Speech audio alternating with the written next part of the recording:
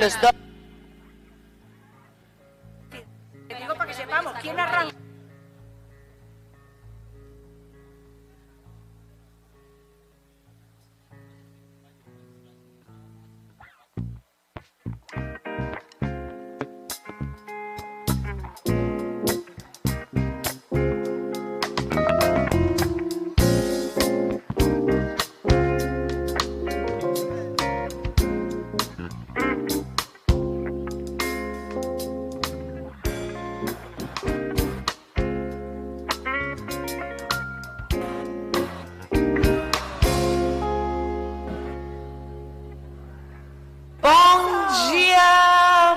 So good morning.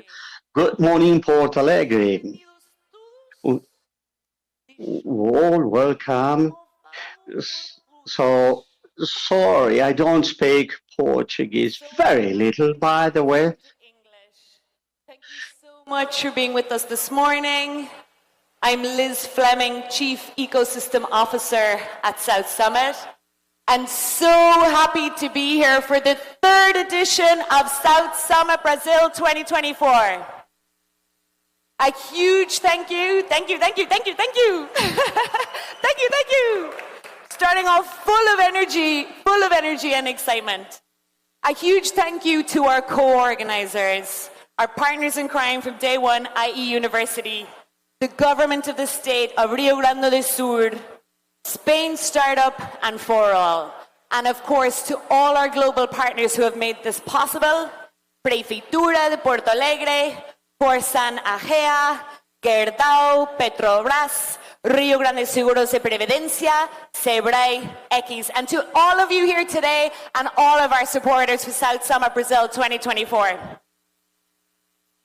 Now, let's kick off. Please join me in welcoming to the stage the people that have made this edition possible. Maria Benjumea, founder and president of South Summit Brazil. Jose Renato Hoff, president at South Summit Brazil. Leandro Marin, vice president of operations at Corsan Agea. Ariel Berti, acting superintendent and technical director at Sebrae. Cesar Saut, VP at Icatao Seguros and president at Rio Grande Seguros de Previdencia. Alessandra Techera, partner and events manager at Petrobras. Gustavo Werneck, todos, vamos, bienvenidos. Gustavo Werneck da Cunha, CEO at Gerdau. Juan Jose Güemes, chairman at the IE Entrepreneurship and Innovation Center. Ricardo Gomez, Vice Mayor of Porto Alegre. Luciana Santos, Minister of Innovation of the Federal Government of Brazil. And Gabriel Sousa, Vice Governor of the State of Rio Grande do Sul.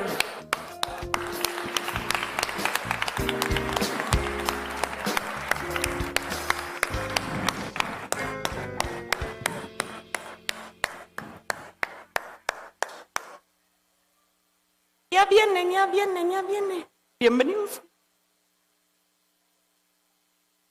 Ministra, vicegobernador. Bienvenidos, bienvenidos. And join me in giving an enormous South Summit Brazil welcome to the co-creators of this edition, Maria Benjumea and José Renato.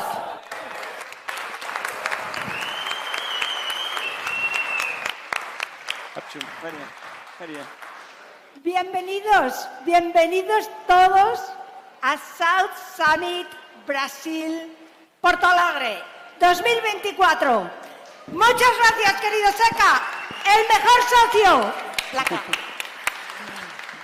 Welcome everyone, bem-vindo a todos, muito bom dia a todos e a todos aí. Muito very welcome to all of you, very happy to share this first day of Summit Brazil 2004, this full house stage, full here with our partners.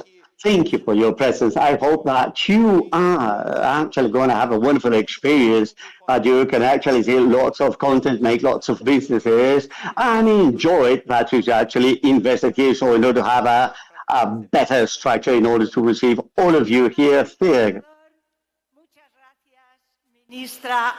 Muchas gracias, Ricardo, viceprefeito. Muchas gracias, parceiros.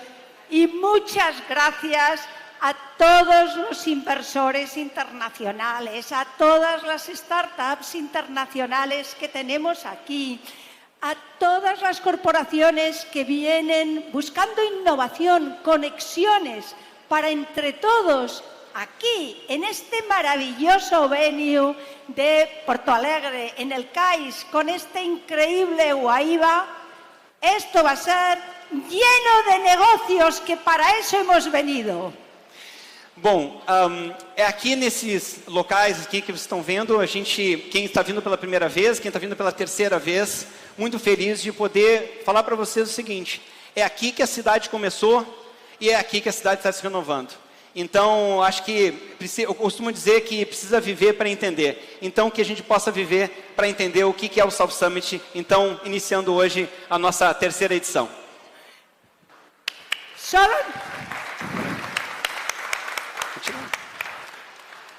Eu falo? Vamos lá. Então, eu queria, para viabilizar essa estrutura, foram feitas reformas de 3 armazéns, e para essa edição, para gerar uma estrutura melhor, maior, para receber, nós conseguimos uma parceria muito importante para a gente poder, a forma de mais um armazém, entregando um legado para a nossa sociedade. Então, eu convido o Leandro, está aqui, para nós queremos entregar uma placa de cimento aí, a parceria, né, com a EGEA, com o Corsan, para poder ter ajudado a gente a viabilizar mais esse pavilhão aqui, mais esse armazém.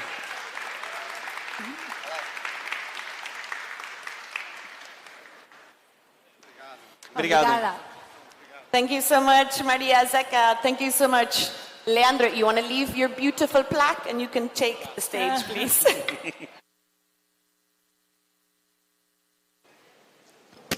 Olá, pessoal, bom dia. Já comecei aqui. É uma satisfação muito grande a gente estar aqui hoje. É uma energia incrível mesmo. A gente tem que vir aqui para ver. Só de ouvir falar, não dá para ter a dimensão do tamanho, da importância e da relevância do evento. A EGEA, que está aí hoje, em mais de 500 municípios no Brasil, operando sistemas de abastecimento de água e esgotamento sanitário para mais de 31 milhões de pessoas, e aqui no Rio Grande do Sul, através da Corsan, em 317 municípios, mais de 7 milhões de gaúchos. A gente está muito contente, muito satisfeito de poder participar. Happy, very satisfied to be participating and give our contribution for this event. That's an event that makes us actually connect with many different subject matters, like innovation. It's very important, such as sewage in Brazil, because of the deficit of investment that we had. Also regarding all part of investment technology, this is an incredible lab to be here within this ecosystem. But we've got all the material, environmental materials, all the water springs for many people of the state. We gather water from the Guaíba River in order to provide water to the people. Sorry. we deliver back a treated sea with that today, lots of that, which is not treated, but it's going to be treated, this effluent, in order to regenerate this river, because it's a wonderful environment that we shower in the whole, we share in the whole state. Thanks, congratulations to the City Hall of Porto Alegre and the organization of the South Summit. I wish you a wonderful event. Thank you very much. Thank you, Leandro. Now we have Ariel Berti, please, Acting Superintendent and Technical Director at Serrelay.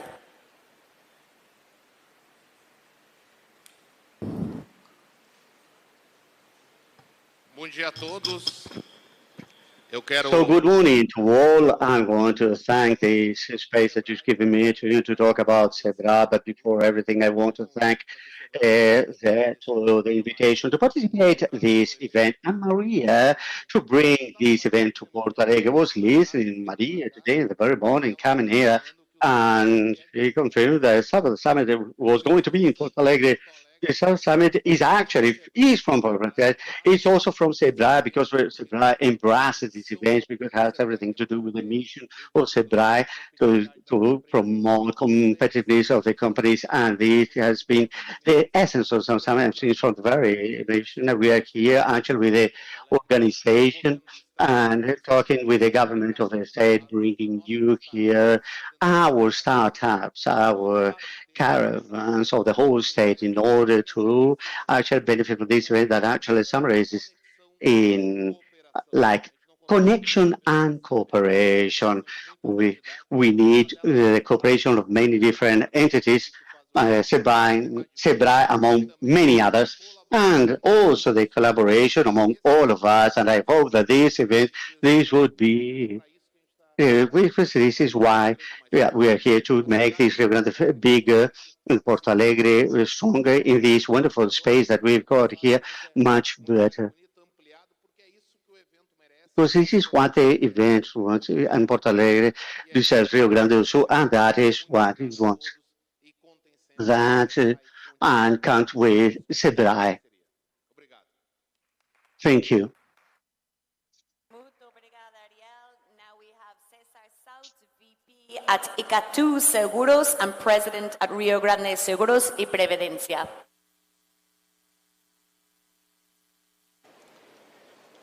Bom dia, gente. So good morning to all. Good morning, Gabriel and Ricardo. It's wonderful to be here. It's impressive. I'm here with two different roles. ICA2 Seguros, a company that its history actually is part of the history of the insurance market in Brazil, and that we innovate from the very beginning. So I think it's very interesting, very impacting, this actually participation with ICA2. The history of our company, we were a technical and innovative company that enabled us to be partners of Banco do Brasil, Caixa Econômica, the Brazilian Savings Accounts Bank, and Banrisul, another company. Rio Grande Seguros made a GAV created in the state of Rio Grande do Sul with 3.5 billion reals last year, born here in Rio Grande do Sul.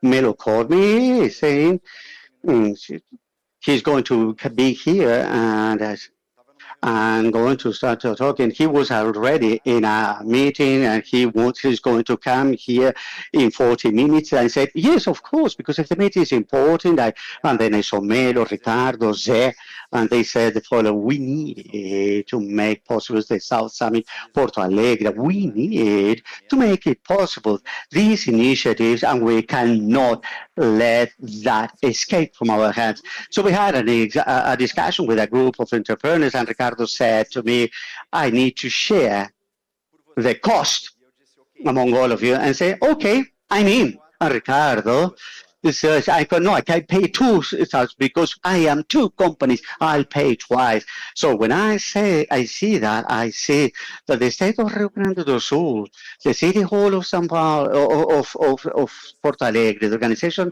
of South Summit is making this week Know that we are not the beginning or the end of Brazil, but it's where Brazil is going to be founded and supported to create networking and structuring, making connections and inspiring.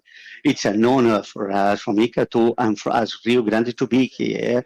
Congratulating, say, Tiago and Maria, the government of the state of Rio Grande do Sul, because this year, Gabriel told me, we came here because we need to here to help for this edition. We need to do it better than last time. So let us go and participate. We came here, we helped Jose and Tiago to bring the best relevant speakers for this session. Thank you very much for the opportunity to be here with you. Congratulations for everything you do, for what you do for our state, for our companies, for our country. Thank you, Cesar. Now we have Alessandra Teixeira, partner and events manager at Petrobras. Nice. Bom dia a todos. So good morning to all. It's an honor for Petrobras to be here, actually pushing forward this partnership. We were willing to participate because this is an environment of innovation that connects with values and the DNA of Petrobras. We've got a vocation in innovation. We believe in transformation, technology, and mainly we believe that these kind of networking and exchanges make us grow, exchanges of knowledge that makes us arrive where we are. We are here actually bringing all our knowledge. We are going to talk about fair energetic transition. We are going to talk about connections for innovation. That's our point of contact with all these ecosystems of startups and institutions that make us all grow. So for us, it's a matter of pride of being part of these discussions and learn with everybody that sits here in Porto Alegre these days. And at Petrobras, we believe that Brazil is our energy, and today Porto Alegre is our energy in this event that's going to bring wonderful results, and above all, huge connections with the beliefs and values of Petrobras. I want to thank the whole organizations, congratulate all the people involved in the organization, and I'm very proud that Porto Alegre is being today the host of such an important event with all these projections. So good event for all and good businesses for all of you.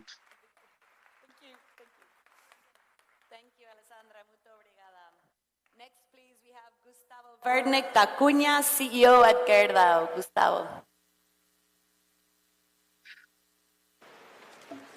Bom dia a todas e todos. So, good morning to all. Many would like to congratulate Gabriel, Governor Ricardo, the Vice Mayor, all the authorities and the organization of the event, and tell that from us, from Gerdau, it's a huge honor to participate once again with partners of this event. That's a benchmark globally regarding innovation. We are actually making 123 years of history. We started our stories in 1901 here in Porto Alegre with a small factory of needles, so a huge history of good moments, and we want to build the next 100 years of a better history even. For those that know Gerdau, for us, the fact of having arrived until here is because of execution. That would be one of the most important things in our history. So I want to invite you today that this event should not finish on these 3 days. We should use the sequence of these events for us to transform, discuss discussions, learnings, businesses, in solutions that could help other companies to grow and build the next 100 years of our history. That's where my words of last year, and I see that during this year, the connections that we created, businesses we opened, the partnerships we made, we were able to create more competitiveness, more performance in our company, mainly regarding on what we can give back to the society, and understand that our company has the proposals to bring, yes, return to our shareholders, but also return for the society. And that's my will, that and wish that this event doesn't finish on these 3 days, so we can translate everything that we've discussed here in networkings and connections that could make the businesses and the society to grow. Thank you very much to all of you that are here today. Thank you. Thank you, Gustavo. Next up, we have part of the family, one of our co-organizers of South Summit in Madrid for the last 13 years, our partner in crime from day one. Juan Jose Güemes is the chairman of the Entrepreneurship Innovation Center at IE University. Bom dia, Porto Alegre. Por terceiro ano consecutivo, Rio For Grande the third year in Porto Alegre, it's actually is the World Capital of Entrepreneurship and Innovation. Thank you very much, Maria, as we say, Lady Startup, and SECA. And I'd like to thank also the government of the state of Rio Grande do Sul, the Ministry of Science and Innovation. I University. Don Diego del Alcázar Silvela, and since then it is the Global University for Entrepreneurs and Innovators. Since 13 years ago, as Liz just reminded, we accompany South Summit, Maria Benjumea and her team in the extraordinary adventure of supporting entrepreneurs from all over the world. Pero tengo que deciros un secreto. A todos nosotros, a quienes venimos de Londres, de Milán, de París, de Madrid, estando con emprendedores, para todos nosotros, Porto Alegre y Rio Grande do Sul es mágico, es mágico. En ningún sitio encontramos estas buenas vibraciones. Muchísimas gracias, Porto Alegre.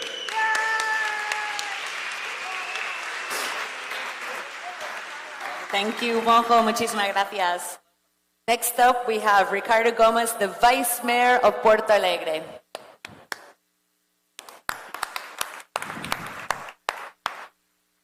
Muito bom dia. Good morning, Zeca Maria. In your name, I want to say hello to everyone that is here today in this very special day. It seems to be a dream to see this warehouse. And if we remember how it was before the first South Summit, and now we have an event center in the city of Porto Alegre. It's not often that we have the comprehension that we are living a changing moment in our life. South Summit is one of these opportunities. We know that the connections that are born here go beyond these 3 days. The businesses that are born here, they will have results for decades. And we know the transformation that we are doing here in the Porto Alegre, in the state and in Brazil, based on South Summit, will not end here. We will be together building the future of our people, of our land. It's a strong connection that 300 years ago, this area, we talked a mixture of Spanish and Portuguese because this was a conflict area.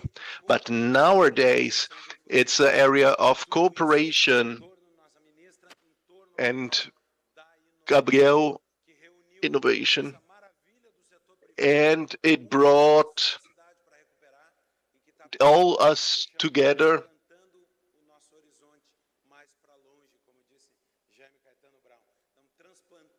We are going forward towards our future. we are doing a huge transformation, a true transformation in our lives, in the innovation of a city, of a state, and of whole Brazil, and maybe the whole world based on the businesses that are born here. Please enjoy what our city has to offer. There are churrasco, but there's also other food.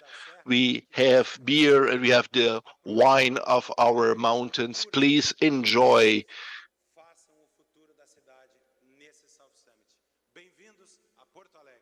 Welcome to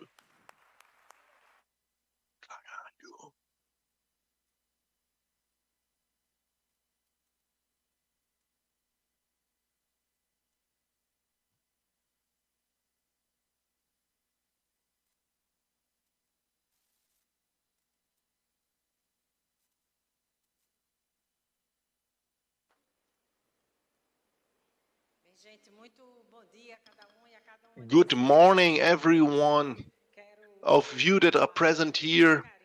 I want thank you very much, Maria, that is founder of South Summit. I also want to thank and congratulate José Renato for this great event in Brazil, the vice governor that visits me, that talks to me. You need to help and know our work. And Gabriel Simone, that is our Secretary of State for Science and Technology, and enabled us to be here in this huge challenge to have this meeting, this event with so many countries. Congratulations for the supervision, for the innovation. We all are happy to be here.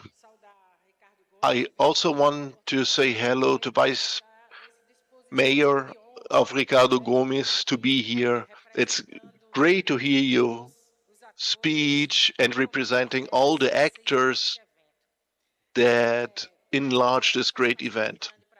It's a huge satisfaction to be in Porto Alegre, in this state that fighted for freedom and it has a lot of common with the state of Pernambuco. And this exchange is very important as well as the business opportunities.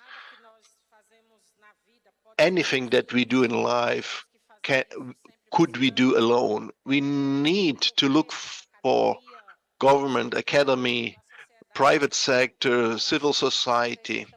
We need to work together, and that's exactly what you're doing here in an event like that.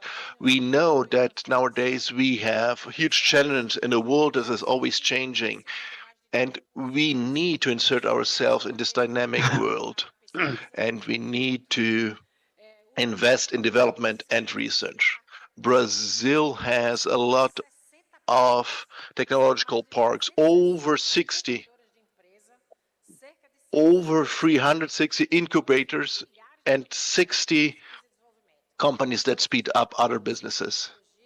Our system for technology and development is strong, is one of the most important in the world. But we need to transform this in businesses and products. And that's why we are here. That's why this interaction is so important. And here we are showing that it can be done. So I will talk about some numbers.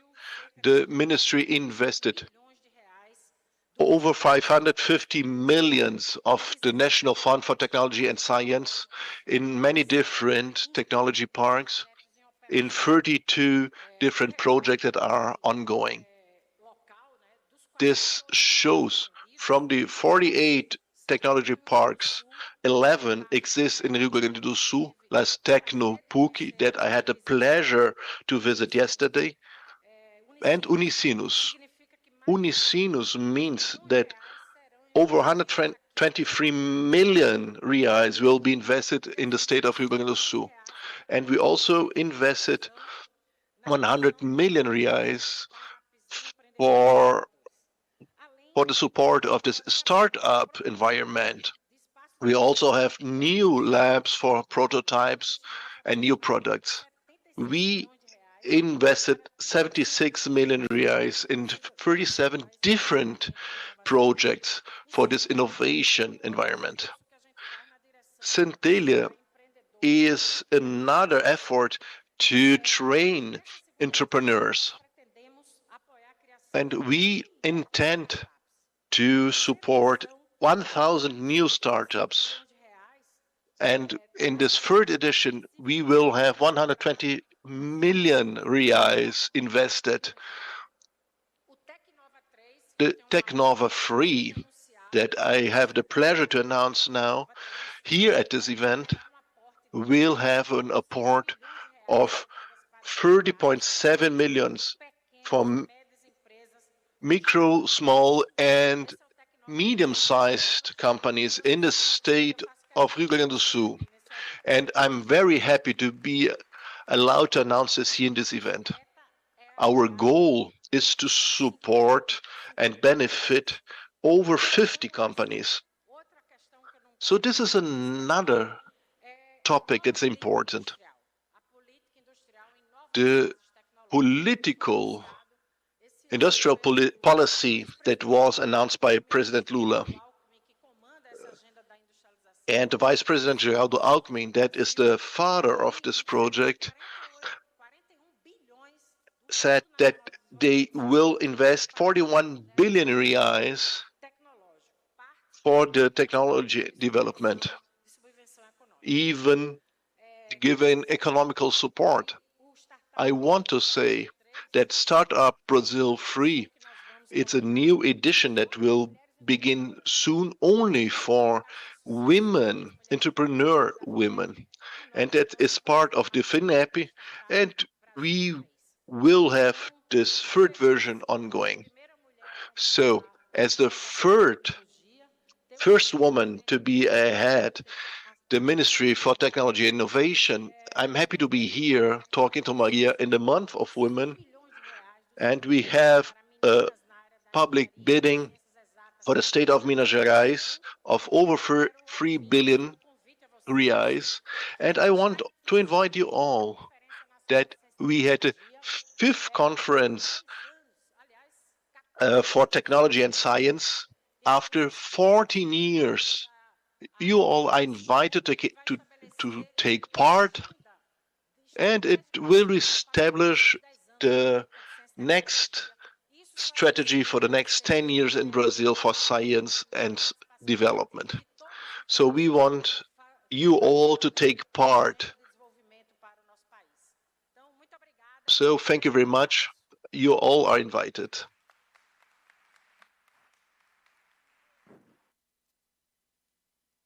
Thank you so much, Minister. What an honor to have you here this morning. We're hugely grateful for your support.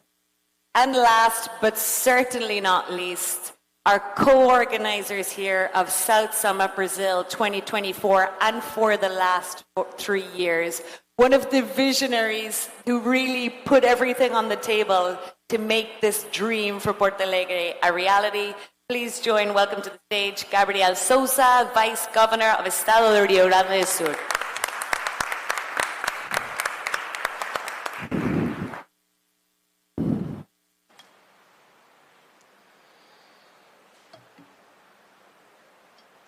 Bom dia a todos. Bom dia a Good todos. morning, everyone.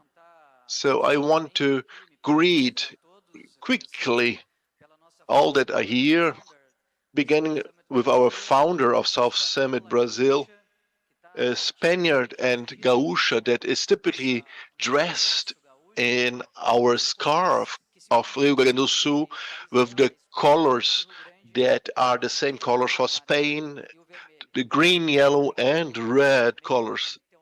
Maria, thank you very much. And in the name of her, in her name, I want to greet all the other participants. And only through our partnership, we were able to accomplish this great dream that is happening. So huge applause for Maria, a Spaniard, a Gaúcha.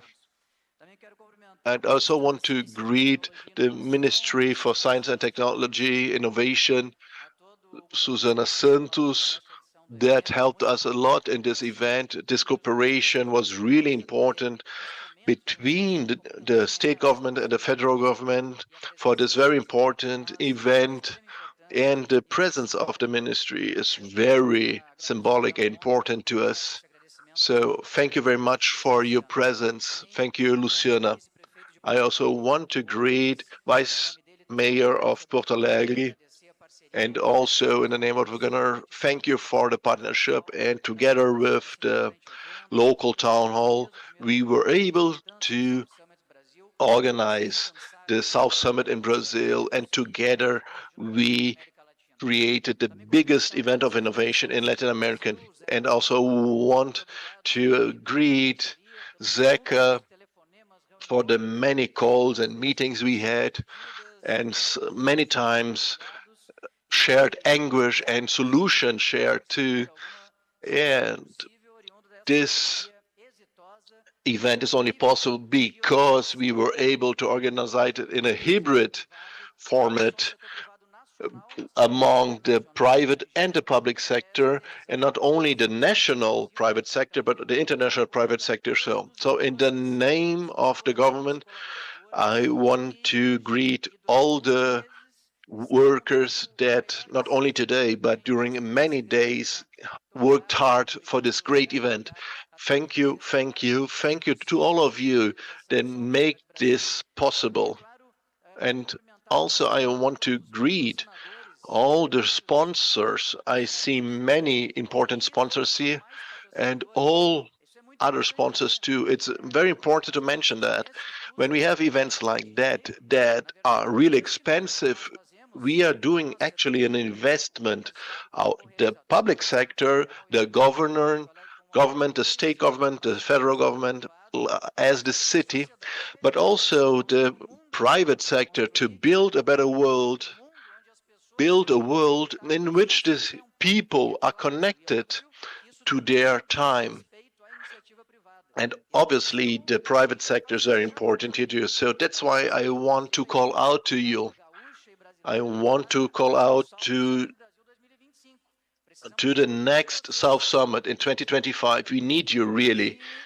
And we thank you for presenting yourself and for you making this event possible. And the South Summit 2025 will begin to be organized Friday night after we finish this event with huge success. Visitors, first of all, I would like to say welcome to Rio Grande do Sul and Porto Alegre, our capital.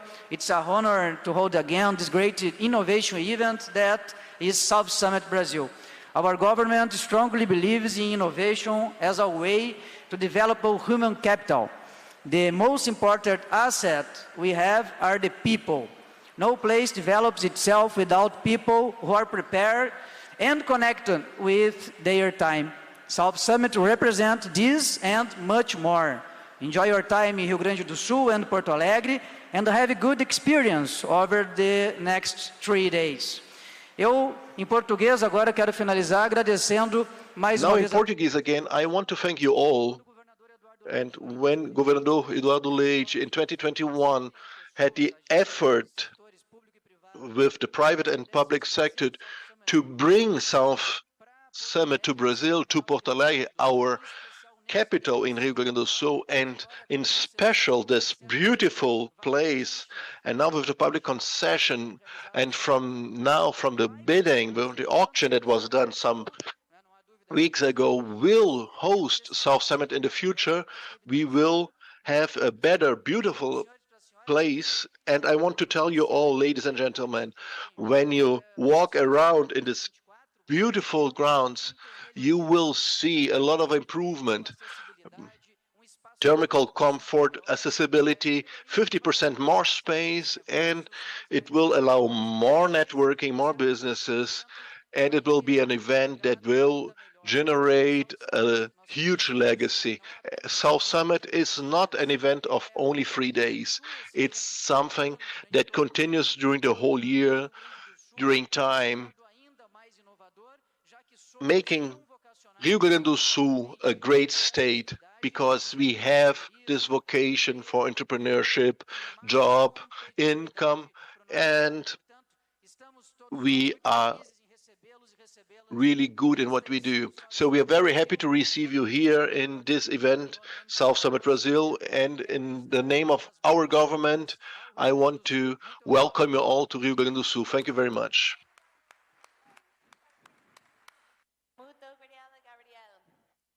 Please be patient with us while we take a family photo and welcome you and joining to the stage, Simone Stulp, Secretary for Innovation, Science and Technology at Rio Grande do Sul, Tiago Ribeiro, CEO, South Summit Brazil, Nacho Mateo, Vice President of South Summit, and Eduardo Loria, Regional Director for South Summit and Latin America.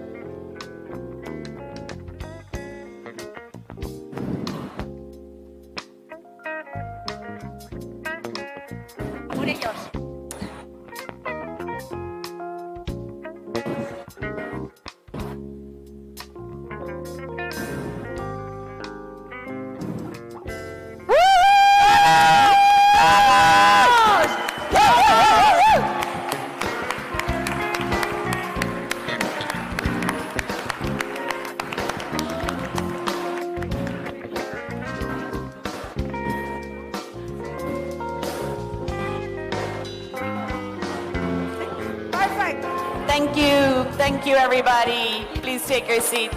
Thank you so much. Thank you so much to our co-organizers, global partners. Thank you, folks. Please take your seats.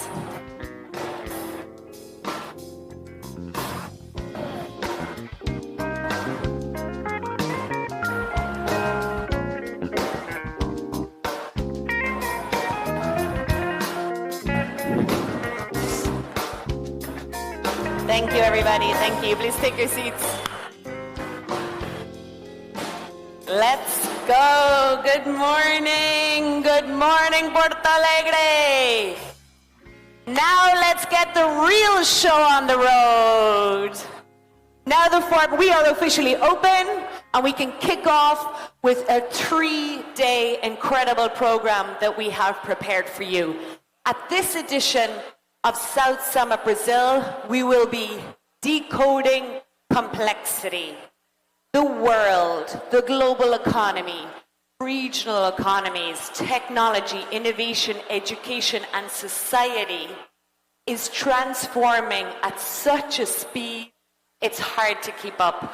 And this is why here at South Summit Brazil 2024, we are decoding complexity. We have 8 different stages with speakers coming from many, many, many different countries. We have over 500 unicorn founders, VC investors, corporate innovators, and emerging startups sharing their expertise with all of you over the next 3 days. Don't miss them. We have 50 startups competing at the next big thing stage over the next 3 days, fighting for the coveted prize. They're already winners because they beat 2,000 applications to make it here today at South Summit Brazil. Of the 500 speakers we have on stage for you these days, 25% have traveled in from outside of Brazil. 125 plus speakers have made the journey to be here. And thank you to all of you people, all of our South Summit community, for investing your time, money, and energy to be here. We hope you achieve all of your goals and do business and deals at this edition of South Summit Brazil, because this is our goal. Quick reminder, in the application, you have simultaneous translation using the QR code and your own headphones. We are a global, multilingual event, so please support the application in using the stimulus transition. And without further ado, let's kick our program off. We are so pleased to have you with us today. Our first keynote speaker is an incredible entrepreneur in her own right, her own homegrown global success story. This entrepreneur is transforming the world of beauty, cosmetics, and nutrition from the inside out. Please join me in welcoming to the stage our opening keynote speaker for South Summit Brazil 2024, Cristina Arcangeli, CEO and founder of Beautyin at Grupo Arcangeli. Woo!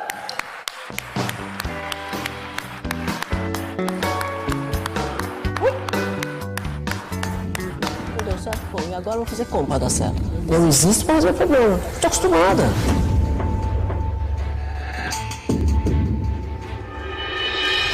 O organismo antifrágil é aquele que está pronto para fazer de um problema uma solução. C'est quelqu'un qui se remet tout le temps en question, c'est-à-dire c'est quelqu'un qui a la curiosité, c'est quelqu'un qui, pour moi, sait sortir de sa zone de confort tous les jours. Quando você acostuma à dor, você fica mais forte para enfrentar a dor do dia a dia, das coisas que às vezes não dão certo. Todo mundo em volta do stage querendo saber que louca era essa que tinha inventado essa história completamente diferente de tudo que se fazia. Porque eu nunca fiz nada na vida que não tivesse propósito e conceito.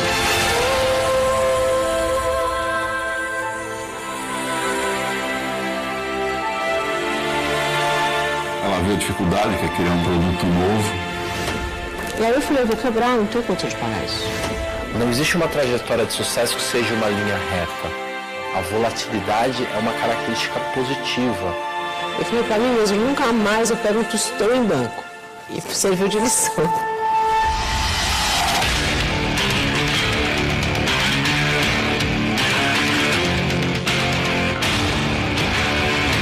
Nunca construí uma empresa de bilhões, mas o que eu tenho é sólido e eu fiz. Fiz sozinho, fiz do meu jeito. E tá aí, eu ajudei as pessoas. Quando você faz bem, bem volta. Eu fiz muito bem para muita gente.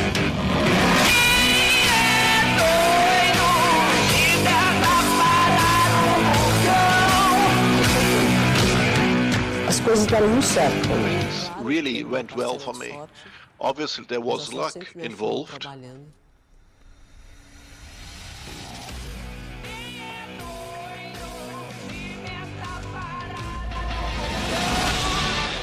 Bom dia. Good morning. Good morning, South Summit. Good morning, Porto Alegre. I'm really honored to be here.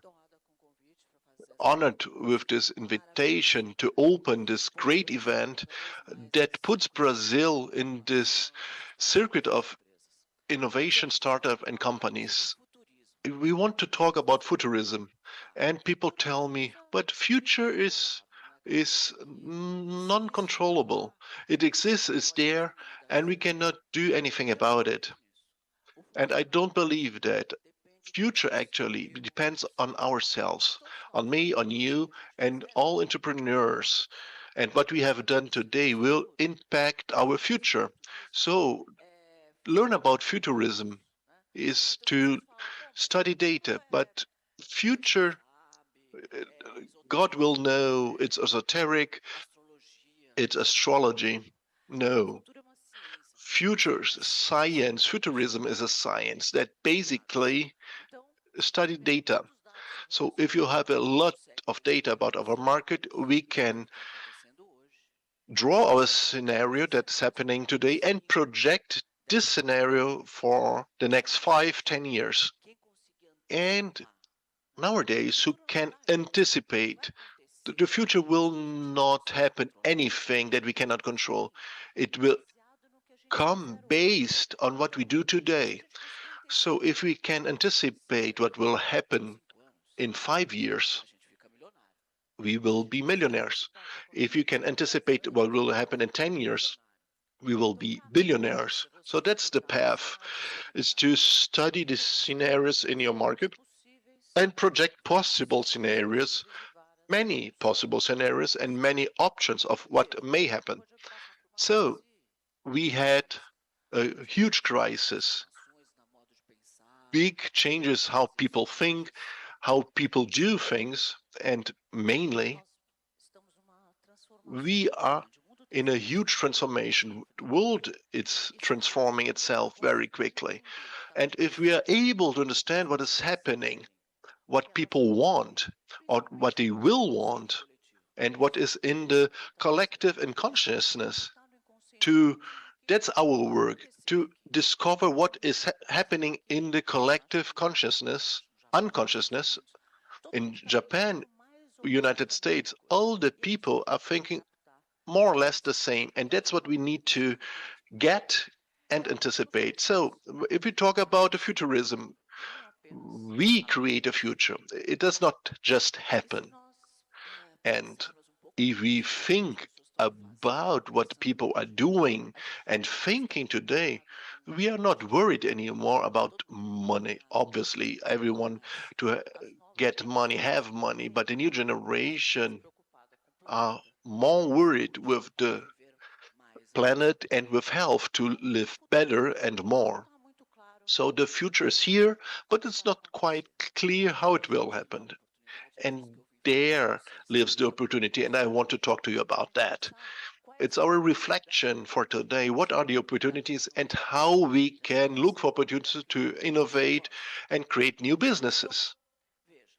Well, so we had a huge transformation in the world between 1968, 1973, where almost everything changed. And now, right now, it's happening the same transformation. Now, between 2023 and 2028, a lot of things will change.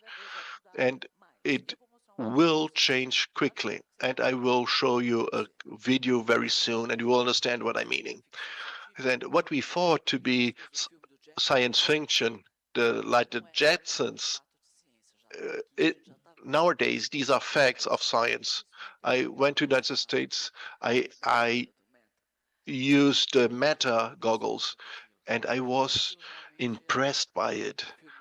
And I really thought it were from the Jacksons. So to be very honest, I have not bought it because I was afraid of the sensation to be caught inside it. A lot of things are happening, and we will see in this video some examples. 3D printing, blockchain, augmented reality, virtual reality, meat being created in the lab, robots doing a lot of things exactly as humans. You have hearts printing in 4D. Israel is printing fruits in 4D, and they are creating and serving biological meat in restaurants. So, and it's a vegetable, biological meat. So these changes will change the interest of people.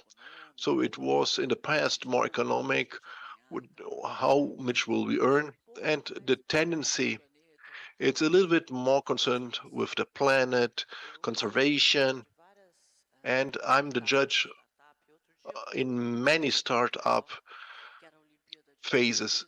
And we had the Entrepreneur Olympics, and the companies, they were teenagers between 10 and 15 years of age, and the finalists were the 7 or 8, 10 startups. 100% of them had a main concern of sustainability, social, economic, and environmental. And so this is a huge concern nowadays, where they want to create a positive impact company with a purpose. And if there was no gain, no profit in the company, the funds would not consider.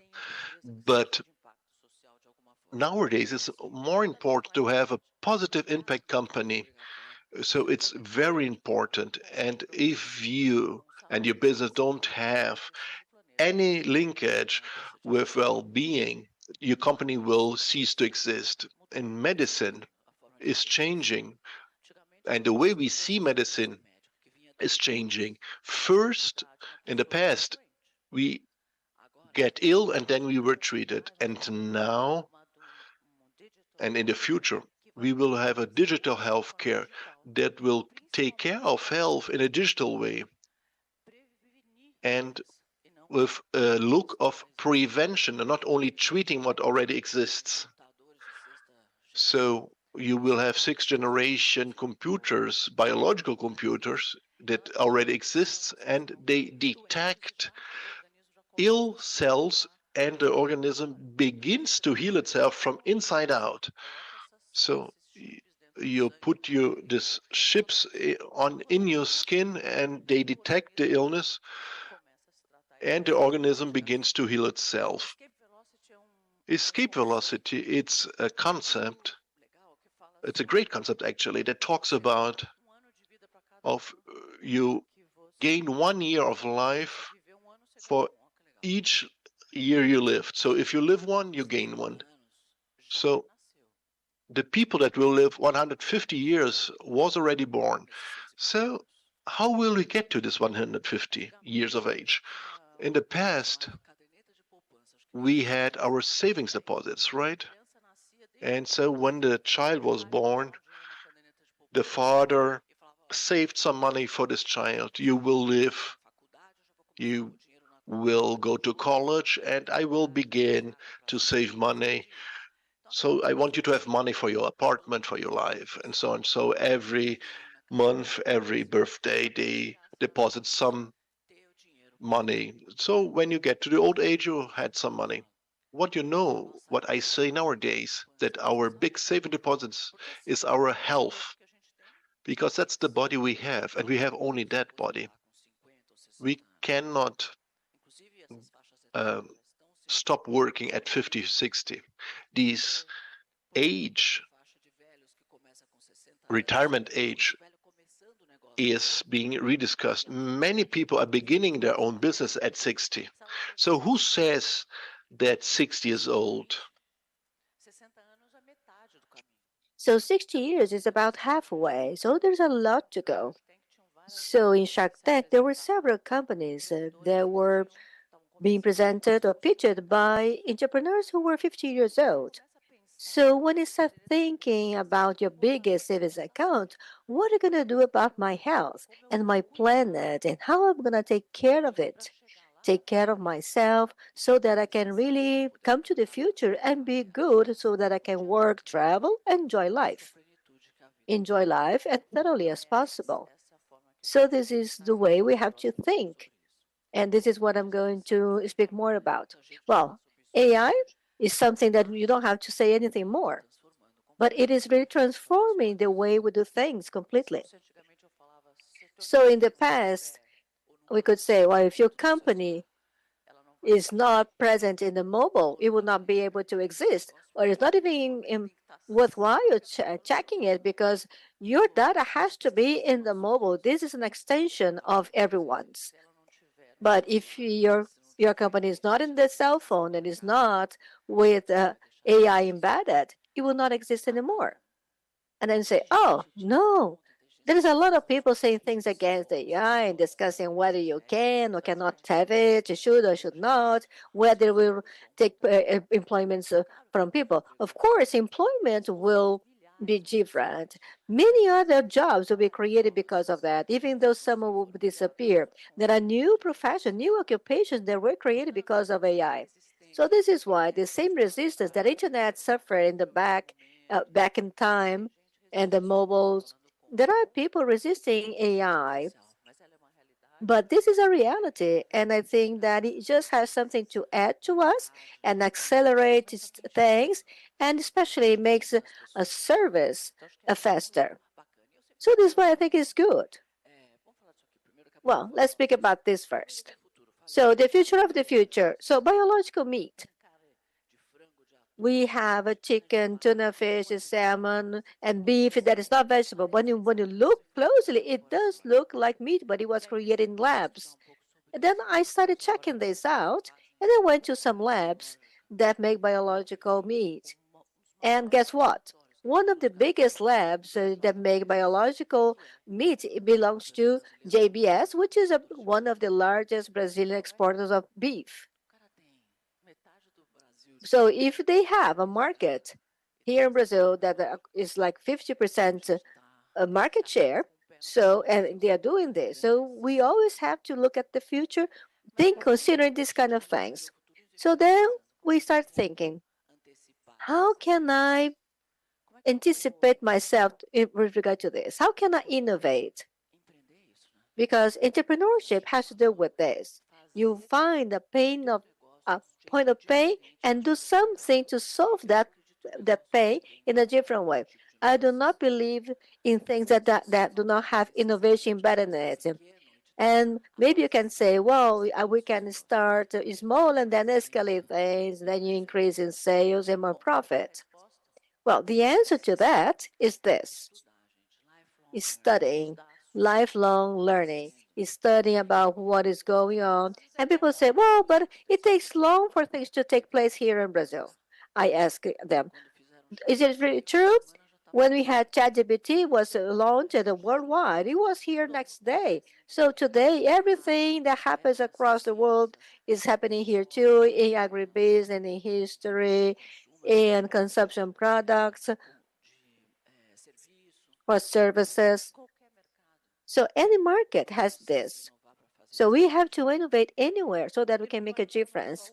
So innovating is not doing something once. So either you innovate on a continuous basis and every day you include something new or some new small changes to your business, or you'll be lagging behind.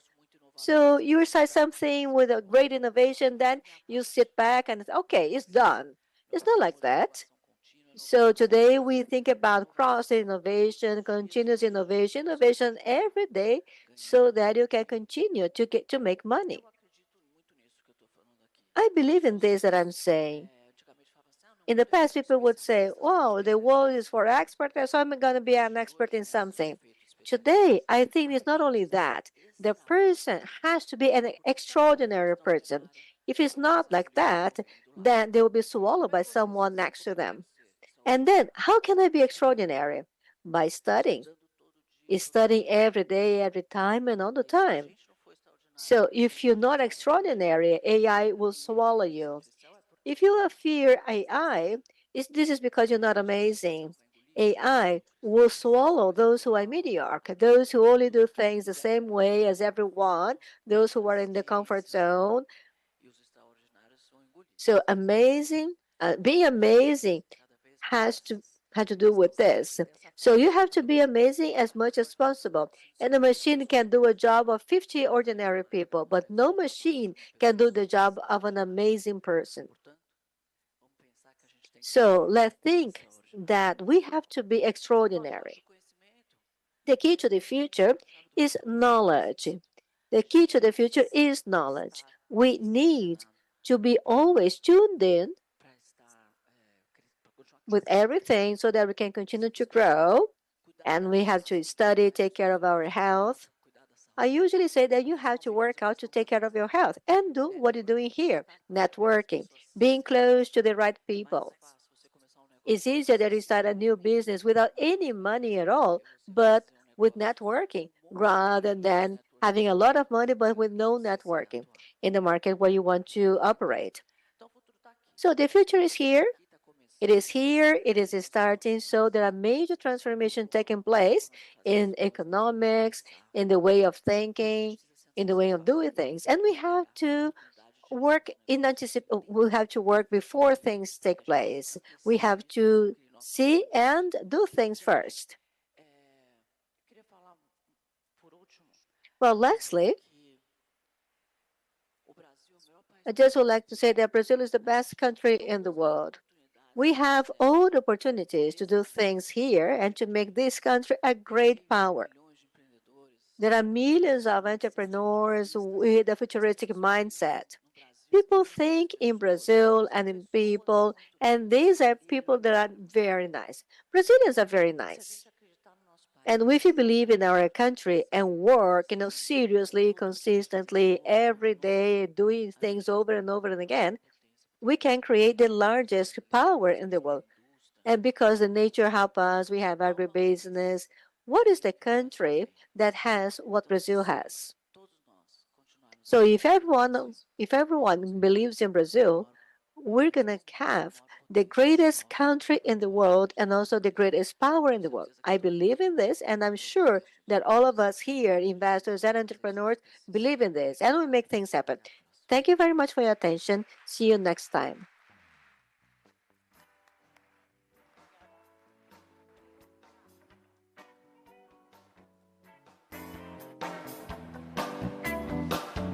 Andrea?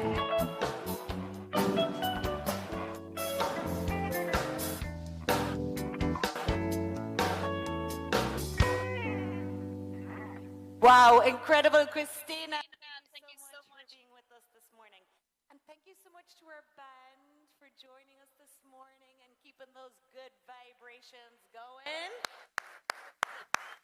As you see, this edition of South Summit Brazil, I have not come alone. I've brought a little friend. And the music is keeping things nice and relaxed, and everybody's happy here. So thank you all for joining us this morning. Next up, moving swiftly along, we have a South Summit Brazil veteran, an incredibly experienced executive at the cutting edge of the global technology economy. Please welcome on stage Eric Day, who's the Global Senior Sales Vice President at Dell, who's going to talk to us about how AI is changing everything. Everything. Good to see you. Eric. Thanks for coming. Bom dia! Tudo bom? Good morning. How are you? It's really wonderful to be back at South Summit. I was here at the premier event back in 2022. Like they said, my name is Eric Day. I'm the Senior Vice President of our Small and Medium Business Practice at Dell Technology. I have been at the company for, it will be 25 years, believe it or not, in July. And the best part of my job is I get to work with the most important evolution and enabler for all of you that are starting new businesses, that are founders, that are entrepreneurs. I've said this once, I'll say it again. There are three most important things for founders. Number one is money. Number two is customers. And number three is technology. And today, I'm going to talk about probably the fastest growing technology evolution in the history of the start of the technology boom, and that's artificial intelligence.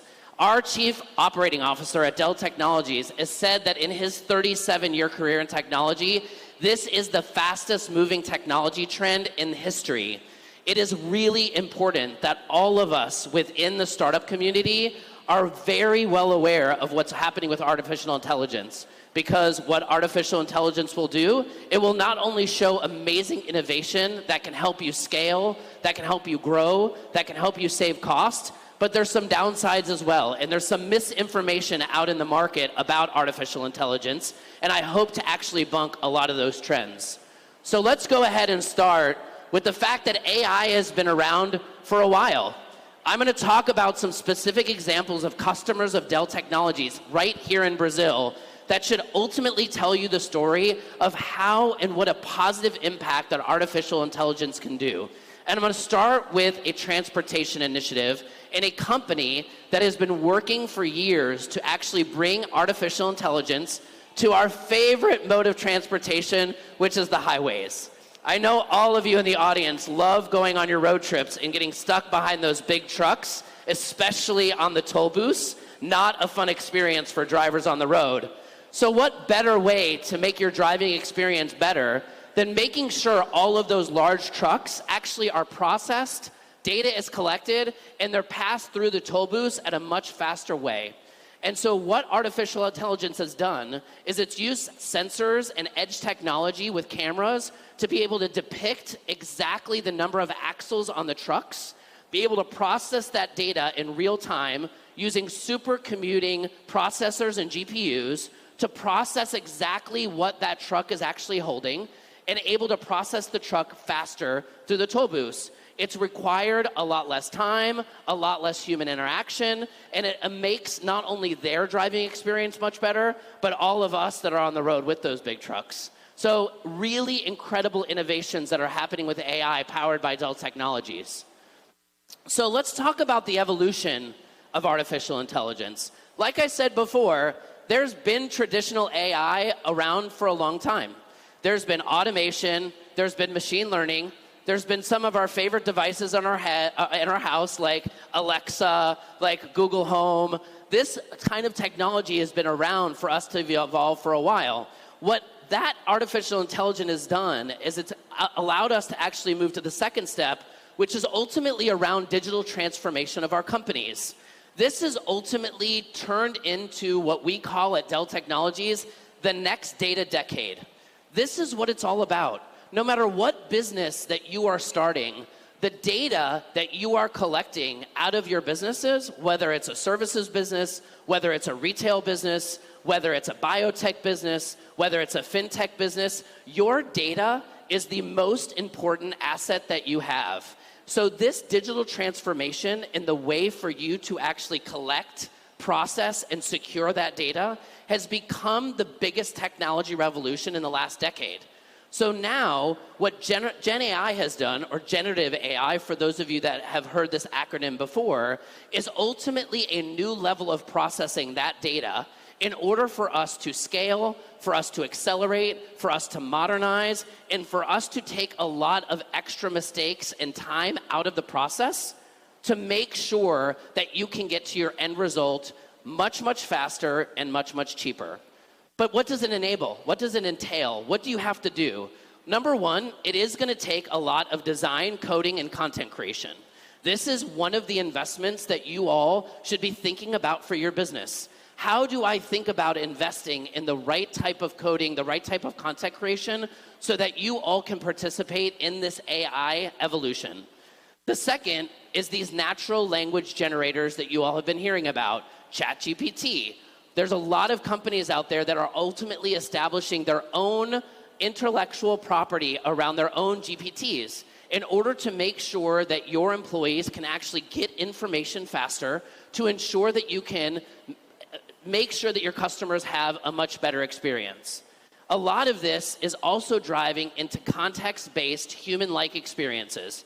We all know that we've all heard around all these bots that are out there, but a lot of these bots and a lot of this human-like experience can be incredibly productive for you and your company, whether that's in customer service, whether that's in sales, whether that's in technical support. A lot of these issues that customers are having are super simple. They can actually be diagnosed and treated within a 5 to 10 minute period. A lot of these content-based human-like experiences can, with the right data, can generate the responses needed for customers to have a much better experience. And when these are actually enabled, customer experience scores are actually increasing. So it not only is making your company more efficient, it's not only taking cost out, but it's also improving your customer experience. Finally, it is going to take heavy parallel processing. We've all, hopefully in this room, have recently looked at the stock market. We obviously know the success that our friends at NVIDIA are having, the success that companies like Dell Technologies are having, because the AI models are taking a lot more heavy processing power. What does that mean? We need more innovation from our friends at Intel to have really strong processing power. Compare that with the GPU power, it allows these models to work at a super fast speed in order for you to actually save that time. The reason that it's accelerated so much in the last couple of years is because the processing power paired with the GPU power is ultimately making this data be processed faster in order for these models to actually work pretty much at your fingertips.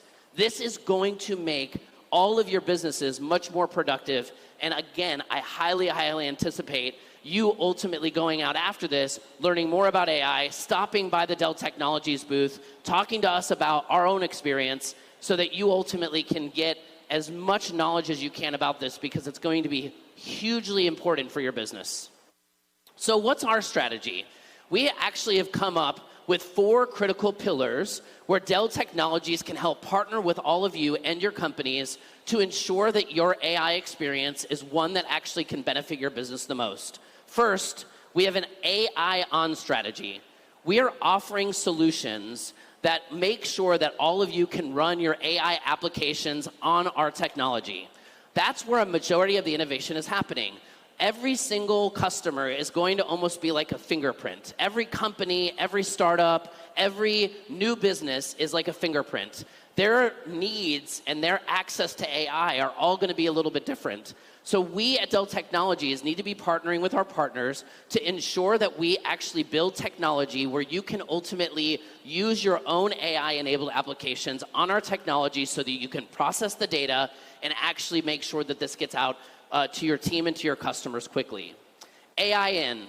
We are ultimately making sure that we are building AI right into our products, ensuring that we can give our customers real-time analytics, intelligence, power management, and telemetry. I always get confused with that word. This is ensuring that you have the right analytics to ensure that you can process all the information so that you can tweak your coding, so that you can tweak your applications to ensure that you're getting the results that you need out of your own AI applications.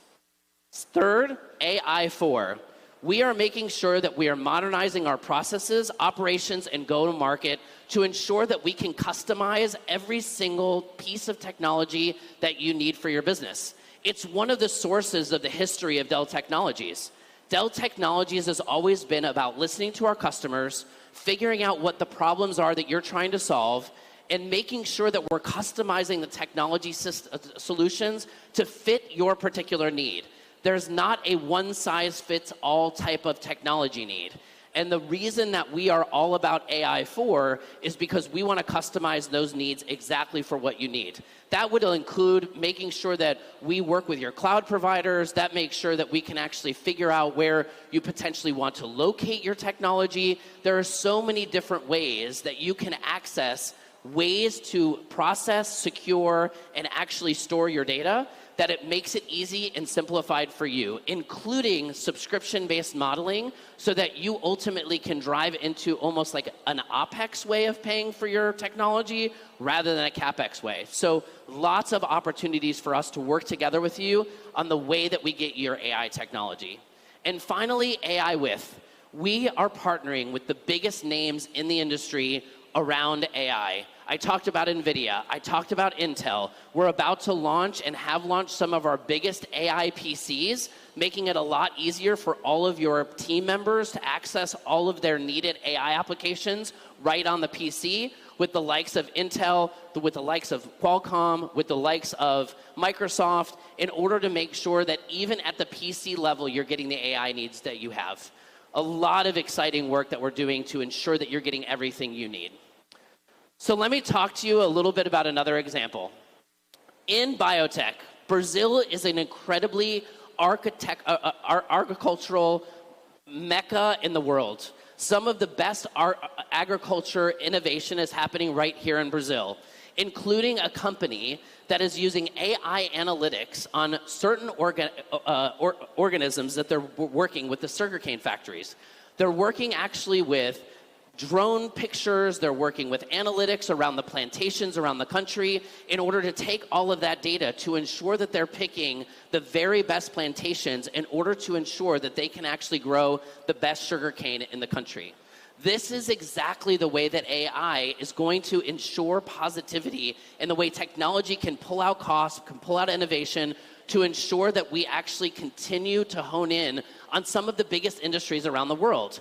Agriculture is one of those. Biotech companies around the world are using artificial intelligence to get the data they need in order to be able to speed up processes to actually make sure that their innovations happen quicker, for them to be able to figure out weather patterns in order to make sure that they can actually have the most success possible across all of those fields.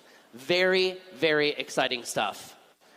So why Dell Technologies in this AI field? A couple of reasons. We have one of the most comprehensive end-to-end portfolios within the technology industry. As I said before, that goes from all the way to the PC, all the way to an entire data center that you might need. We also are in the multi-cloud business. So those of you that are using a lot of the public cloud, we've got partnerships with AWS, we've got partnerships with Azure, we've got partnerships with Google Cloud, all making sure that depending on how you want to manage your workloads and manage your data, we have the end-to-end portfolio that can do that and actually partner with your cloud providers.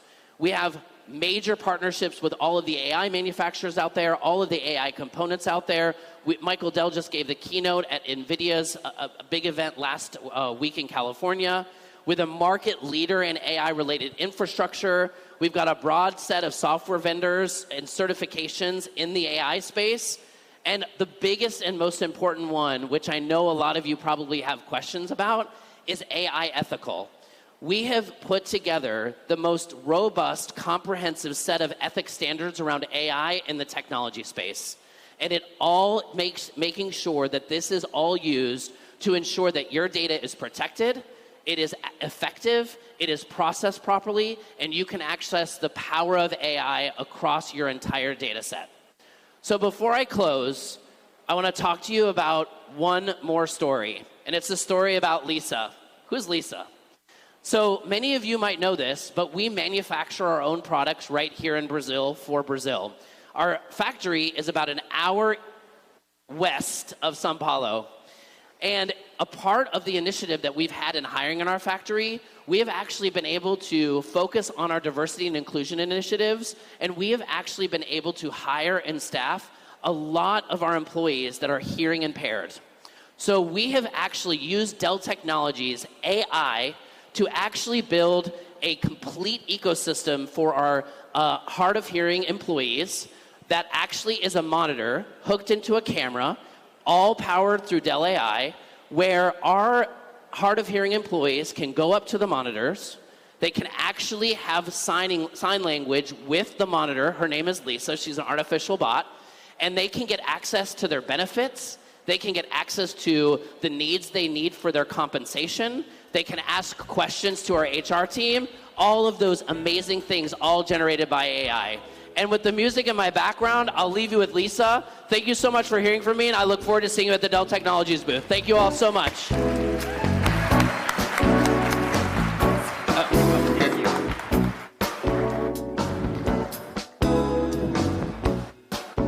Eric, amazing, amazing, amazing. Thank you so much, Eric. Great to have repeat visitors at South Summit Brazil, and fascinating to see how Dell Technologies are implementing these technologies and also offering them to their customer base.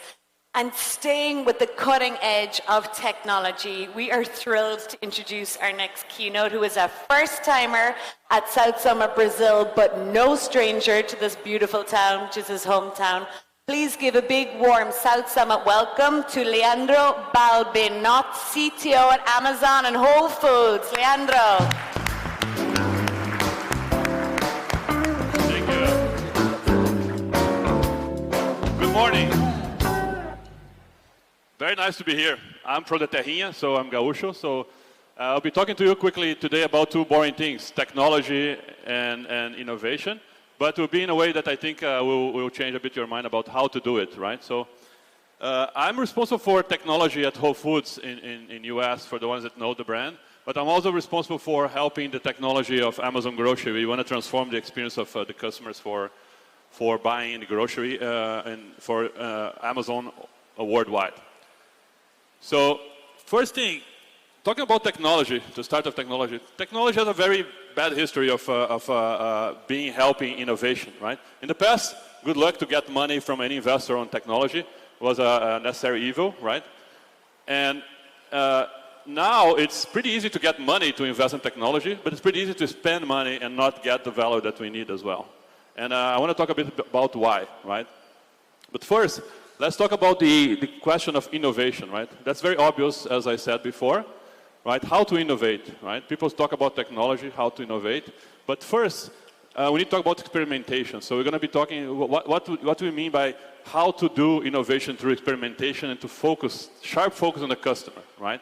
And that's what Amazon does well, and that's what I believe is the right way of doing it as well. So first of all, let's talk about failure, right? So you get the money you need from investors for your startup, you have a good roadmap, you have your CEO of a company, you have the money to invest on the famous digital transformation. Then you come, oh, the first thing, I need you to allow me to fail, right? That's a great start, right?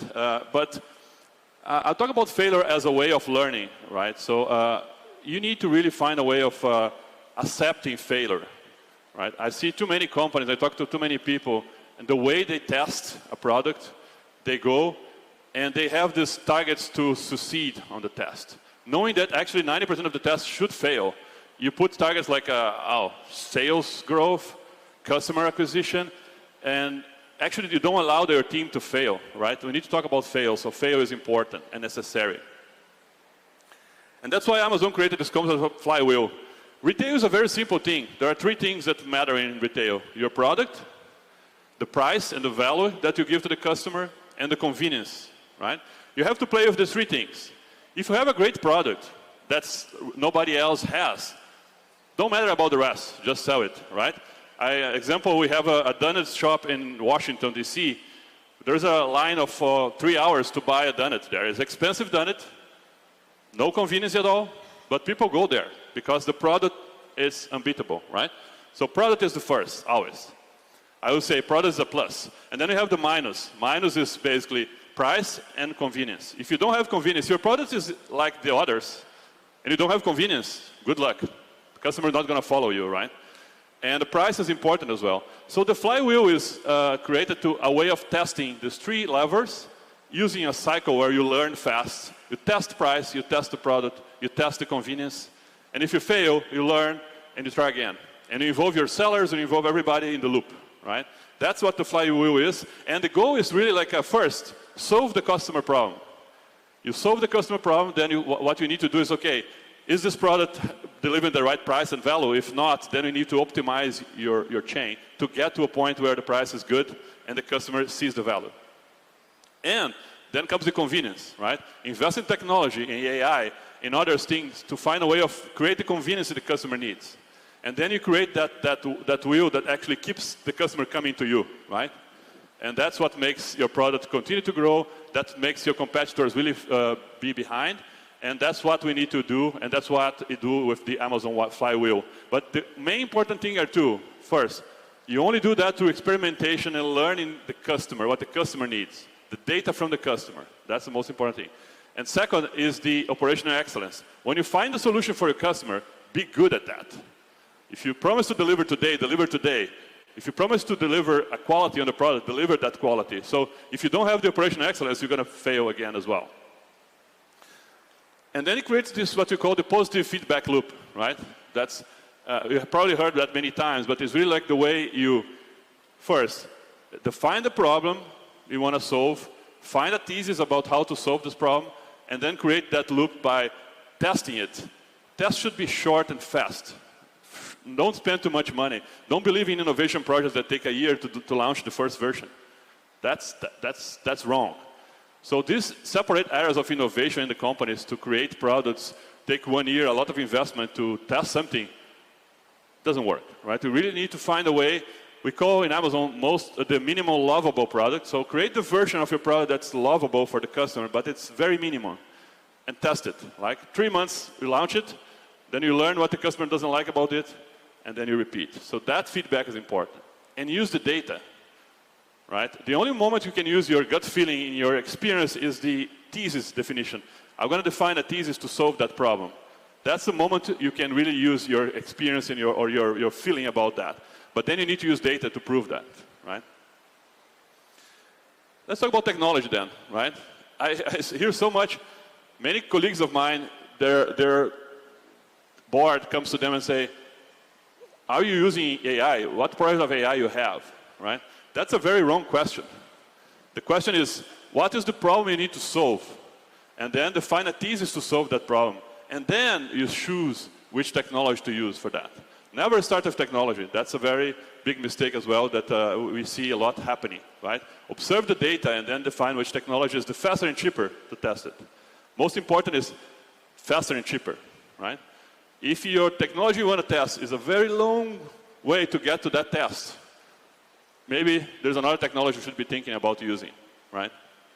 So this is very important, especially this thing about having a solution looking for a problem. That's wrong. Find the problem and then find the solution. That's the right process, the right sequence. And there's a framework for that, as I said. So define the problem, understand, be sure you understand the problem of the customer, and then gather data to validate that. To go and do surveys, go in and test something in the paper, right? I have done many of these tests in the past by having the team going with paper in the store and asking questions to the customer. No technology involved at all. And then you get some data to find your thesis, define your minimum lovable product, and then with that, test it. And then you're going to fail. 70% of the times you launch something, it goes wrong. And then, but you learn. Important is to learn and then continue that follow. And then you have the data-driven decisions where you say, you know, I'm going to pause that. This is not really something that will make it possible. Or I'm going to have to invest too much money and time to test that thesis, and maybe have to change that and pivot that to something else. That is valid for startups. That's valid for big companies, anybody. If you are focused on the customer, it doesn't matter where you are or which product you are creating. You could be in your roadmap, you got your investment, you have your millions to burn, but if you don't burn it in the right way to learn from the customer, you're going to run out of money, and then you start diluting your company more and more, and then actually not focus on not finding what the customer solution is, right? Sometimes it's unlucky as well, you don't have the right timing for that technology or that product, but most of the time it's because you're not listening to the customer and not being able to experiment and fail very fast. So some tips. First of all, 70% of everything you launch fails. Could be a product in your startup, could be a project that you are running in your company, right? You should have that in your mindset. Because sometimes you keep insisting on that success of that test instead of pivoting or changing that test, right? So many money is burned by people trying to acquire customers every time they want to visit their product or access their product. If you are having to acquire your customer every time, there's something wrong with your product, trust me. If it's not organic that the customer is coming back to your product, there's something wrong. So we need to guarantee you understand that things will fail, and then you should allow for fail. If your innovation projects at the end of the year have a success of 70%, something is wrong in your test. You're not really testing the problem. It has to be, the percentage of failure is much bigger than that. Allow your team to fail and learn from the fail. And more important than anything else, data is cruel, but it's true, right? Sometimes you love that product, you love that thing that you have, that idea that you have, but the data is telling you that's wrong. The customer doesn't want that. It's very hard to give up, right? And say, oh, that's my idea. I was so happy when I got that idea. And then you keep insisting on that thing and don't pivot and be stubborn. That's a big mistake. Really, you have to read the data. And if the data tells you pivot, right? Always focus on customer satisfaction. Everything we do should be for the customer. Even that project of AI you do to improve your operational work and reduce manual work and automate, for instance, that has to be focused on the customer, because that impacts what we call cost to serve. And this cost to serve is to serve who? The customer, right? So you have to use AI, use this technology to solve customers' problems. And in this case, the customer problem is the value, the price they pay for your product. So they have to reduce your operational cost to make your price better. Again, it seems very far from the customer, but you're doing this for the customer, right? You're improving the cost to serve. That's a very important thing. And again, avoid artificial results, like, I keep spending millions of the investment I got to acquire customers, because I need to show to my investors that actually I have 10 million customers accessing my site every month. But if it's artificial, you're paying for that, it's not sustainable, right? You need to create a way that actually the customers see that you're resolving their struggles, their problems, and comes to your product or buy your product in an organic way. That's very important. So just recapping this, don't let the perfect beat the good, right? To test, you have to have a good product, what you call minimal lovable product. Don't go to the perfect. I mean, don't try to make a product that's perfect. Again, if you have a project to innovate, or if you have a roadmap in your startup to innovate and create something new, guarantee you can test this every month, every 3 months max. Don't let this thing hang. And don't let also pilots be spread. Like sometimes I had this many times in my past, like we have 20 pilots running in 10 stores each for a year. That's really bad because it's expensive to maintain all that. You cannot scale, right? If you're testing something after a year, you cannot scale to all your stores or all your website or whatever. There's something wrong, right? We need to understand what's wrong. One thing that's very important, it's good to be scrappy and fast, but never compromise customer privacy and safety, right? That's a big no, right? So we need to guarantee privacy and safety are first in any way. If you have to invest more to guarantee that, invest more to guarantee that, because that's very important. Simple is always better. I had a professor at college here in PUC, asked long ago, yeah, too long maybe, he said something that sticks to me forever. It's like, if something seems too complex, it's because it's wrong. The chance that it is wrong is very high. Try to find a simple solution for that. Don't let the complexity kill you, right? And again, encourage scrappy implementation. So really, like, we need to find ways of doing that. And we need to find that expertise that allows for that. Like, we need to find companies that actually have the expertise and use the right technology and the right testing framework to test things. Like, I advise some companies, I'm an investor in some companies, here, even here in Porto Alegre, ON2, where we always try to find this, like, this framework, this testing framework that actually allows us to do this scrappy testing faster, fail fast, learn, without investing tons of money. So we need to find ways of innovate cheaper. Otherwise, you just cannot innovate, because no investor have money enough to pay for this very long projects, right? With that, I leave it for final. So innovation has to come from customers.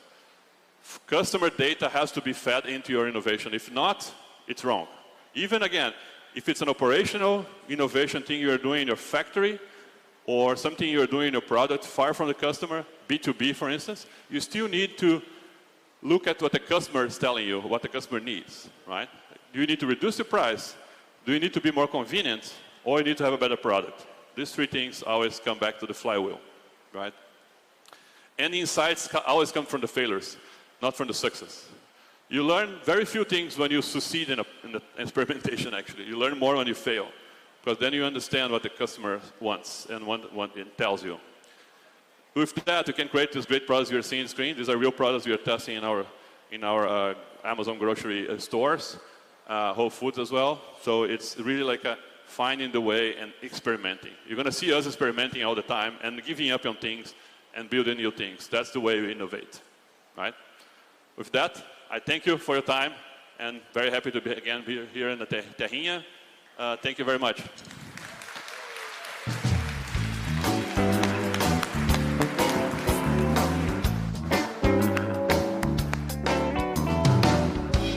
Wow, guys, amazing. Leandro, thank you so much for being with us. Muito obrigada.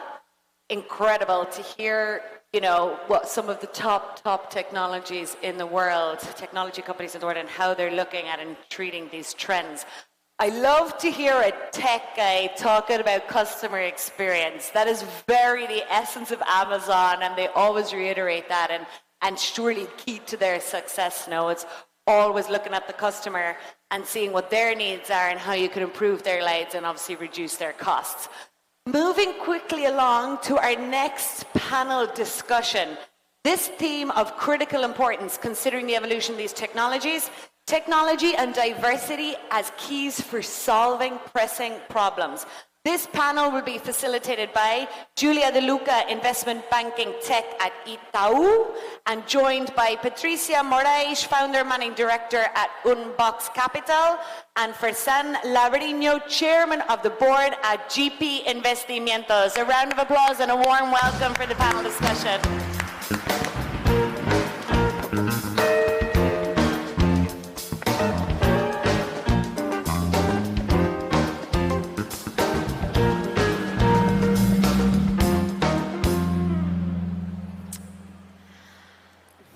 Hi, everyone. Good morning. We're very happy to be here to talk about diversity. I'm going to switch to Portuguese, porque a gente vai fazer esse painel em português. Because we will run this panel in Portuguese, and I believe it will be much more interesting. And to start, I am Julia De Luca. I work in the investment banking team of Itaú BBA, and I'm truly happy to be here today because I am with two great people from the finance world. Patricia went to another side, but it's an honor to be here talking to these two amazing people. Patricia has been at JP Morgan Bank for several years. Today, she's the founding partner of Unboxing Capital, venture capital funding.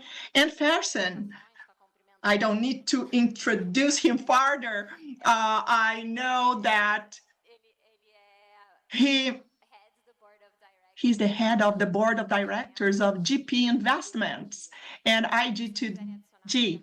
So if you want to add more to your introduction, please do so. I'm from the board of Itaúsa as well. And Fersen and I, we know each other for how many years, Fersen?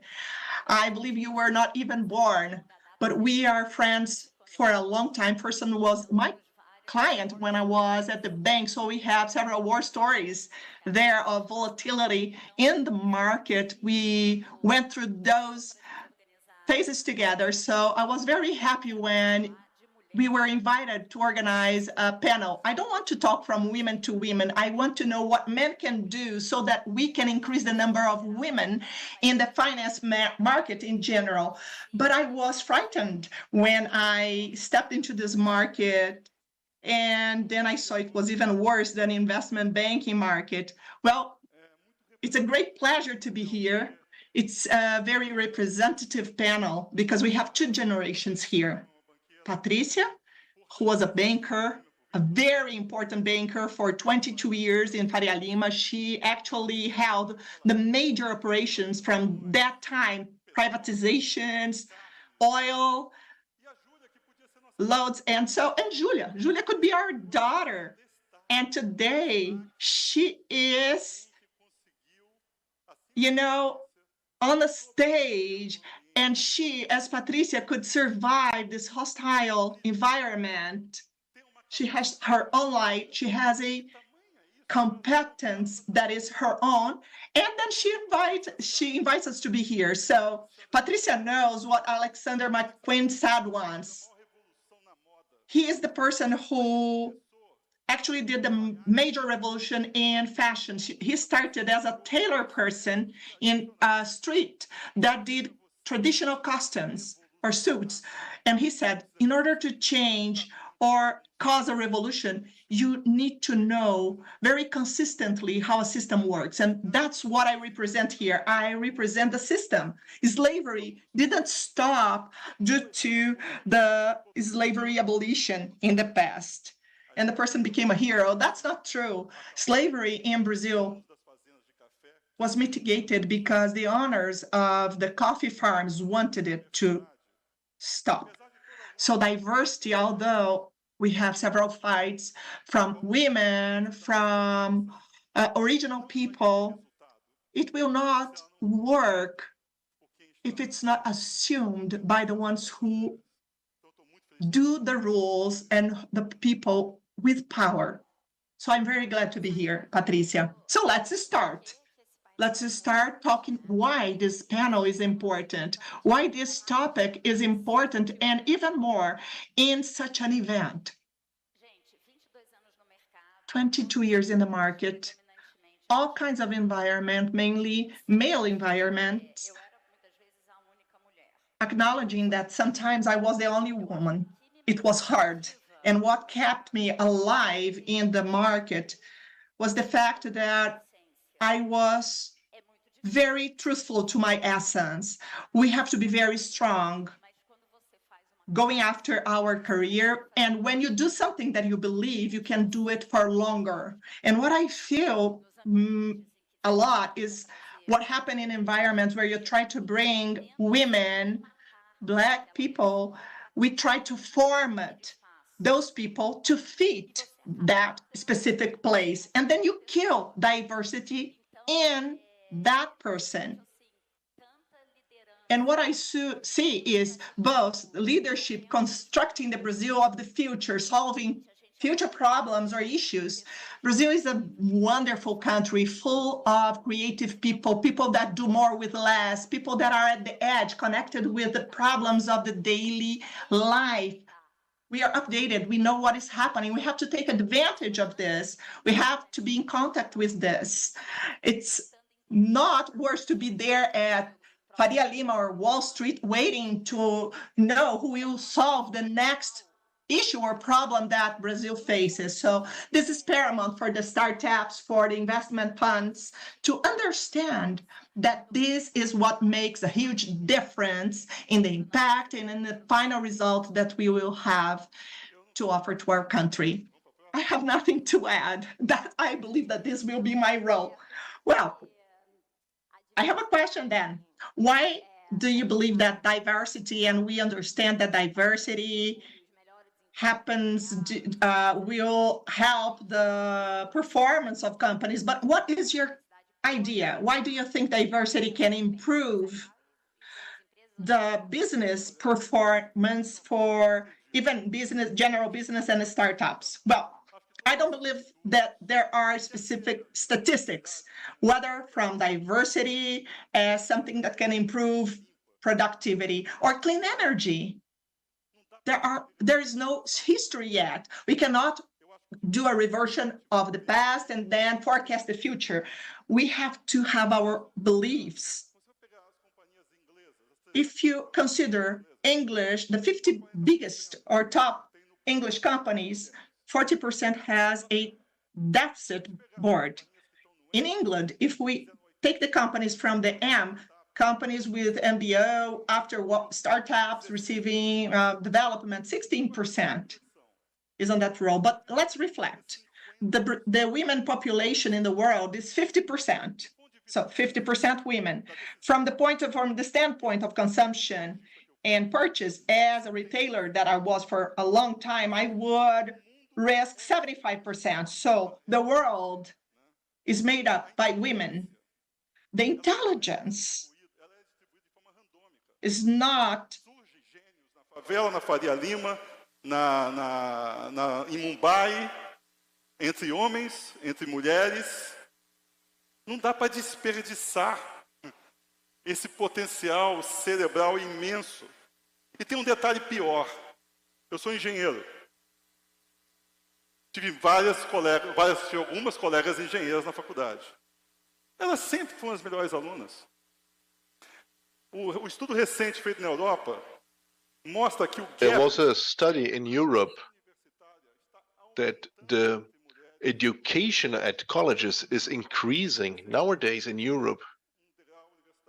73% of women have a college degree. So this is worsening, actually. It's not a social problem. It's an economical problem. We cannot waste this potential. So it's clear. So we are talking a lot of this, and I believe that innovation that comes from bioeconomy, from the Amazon, and the protection against climate change must come from somewhere. And where is this place, the Amazon Pará, that really lives the everyday lives there? Brazil, and we heard it in the first lecture, a lot of people thinking about how to solve problems in many states of Brazil, good people everywhere.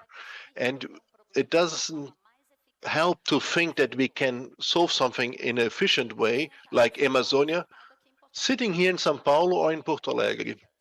What I mean is someone wants really to help to transform Brazil and to innovate on the ecological part, must go outside the bubble.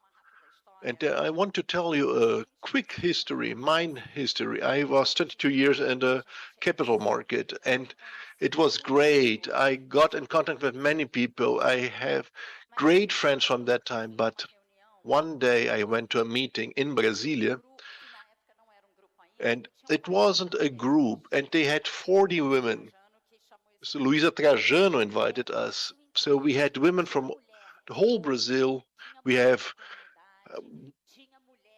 women from NGOs, from the slums, housewives, and entrepreneurs. It was the greatest experience I had in my life. I never had the experience to talk to so many different people doing great things. So one thing that is global, that's great, but we need to begin local to have good ideas, to be efficient, and to go forward. And secondly, and even if our bubble is huge, it's not sufficient. My life was changed after I got to know these women that do it all. Sometimes it's hard. I have a rhythm, the capital market has one rhythm, and the professor has another rhythm, the NGO lady has another rhythm. But I learned so much by understanding the other rhythms. But when you go over this bridge, it's really rich. It's just great. So, talking about innovation, I was talking about environment, and Brazil had two big assets. So first is our biodiversity. 60% of all the living beings on the planet live in Brazil. And secondly, is our human diversity. The Brazilian passport is one of the most valued worldwide. Everyone wants to be Brazilian. The dictator from North Korea had a Brazilian passport. This diversity here, with 200 million inhabitants, a poor country in its essence. But I won't tell you, the world is poor. Part of Europe and part of United States are rich. The rest is poor. So we have the capacity of generation, of innovation, of ideas to solve real problems that can be transferred to the whole planet. India is doing this very well. India is the reference for fintechs in the southeast of Asia, and we can be all that if we accept our diversity as an asset. And instead of creating a company for digital beauty for our friends, do it for real Brazil. Create this company, found this company for the real Brazil. Very well. And we talked a little bit about technology and innovation and how this all talks. So I want to go over to the next question. It's something that I live in my everyday life. And you mentioned the 40 women, and then each woman had his own story and choices they made. But why it's so difficult for women, independently of their career, and I'm not talking about the financial sector, why is it so difficult for a woman to be in their place, rightful place, and have the imposter syndrome? And I feel it in myself. Why is it difficult to occupy your own place? We should not believe everything they tell us. So we grow up hearing that women are not friends of women. That's a lie. And I have great female friends that help me at any time of the day or night. And I'm here today. My husband is traveling, and I have support to take care of my children. So that's a lie that they invented to say women are insecure to show what they know. Obviously, everyone has doubts. So I'm really afraid, a little bit afraid to be on the stage, exposing myself to you all. But we have to tackle that. Some things will go right, others not that much. We should not limit ourselves. I never limit myself based on what other people think about me. So I did my career, I created my career with solid steps. I prepared myself, I believed in it, and I fighted the good fight. Obviously, some people at the beginning of my career said, well, you work so much and then you will get pregnant and will stop working. So, and I thought to myself, well, I will show this good guy who really will stop working. So these are things that you need to do. So please stop thinking about imposter syndrome, because men also have this. And the second thing is you have to do what you believe in. So we doubt our intuition, but intuition is our subconsciousness that is getting everything around us and is taking us into the right direction. So we need to be sure about our values and flexible in our actions. You know what values you have and you know how you do things, and you need to be flexible in how you act to conquer what you want. So you recognize that problems help to find solutions. There must be a reality. A country like Brazil, there is estimation that says there are 700,000 rapes per year, 6 per minute. And these are the reality of women that go to work. So, and that's not only a problem in Brazil. There's an article, there are women, there are men, and the gap between them are enlarging. And this gap between liberalism and conservatives are increasing. The gap between women and men are increasing. To solve these problems in the communities, in companies, you need to use this cerebral capacity that is being wasted. And I want to offer you an example. So for 13 years, I worked in big companies, 75% women, 75% of the clients were women. And there was a specific area that was fundamental for the company. And when we selected people to work there, the women had the best performances, the best grades, they were better employees. And at 28, there was a problem. In my point of view, at that time, I thought it was the call of maternity, but it was not. And it took me a long time to understand what was happening. The environment was so difficult for them that they gave up. They got married, they had the first child, the husband had a good job, and they gave up. So we had a machine for brilliant women to give up. And the cost of this is that we wasted potential. So just using this hook, how do you believe that the presence of female change strategic decisions in the Council of Itaúsa? How having more women in these positions, are the strategic decisions better?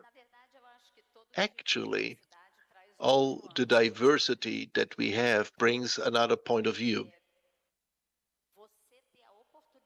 You to have the best of everyone, to have this opportunity coming from different places, the result is better because one is looking at one aspect, the other is at another aspect, and the other person may be looking 360 degrees, because that's my great goal, to see the whole impacts, the financial, on people, on product, on market, on consumers, when we are talking about board. So it's great to be able to do the 360-degree view. And we women are more able to do it than men because we need to be connected to everything that's happening around us all the time. To be in an environment where you have the best of everyone and everyone is coming from a different place, the result will be better. Yes, obviously you will have discussions, and most probably you will not have a consensus. But if you have an alignment, it's just a killing result. When we think about digital and you break barriers and reduce cost, and now that's easier, that business models will be more relevant than technologies. Man is a DOS operational system. Women are Windows.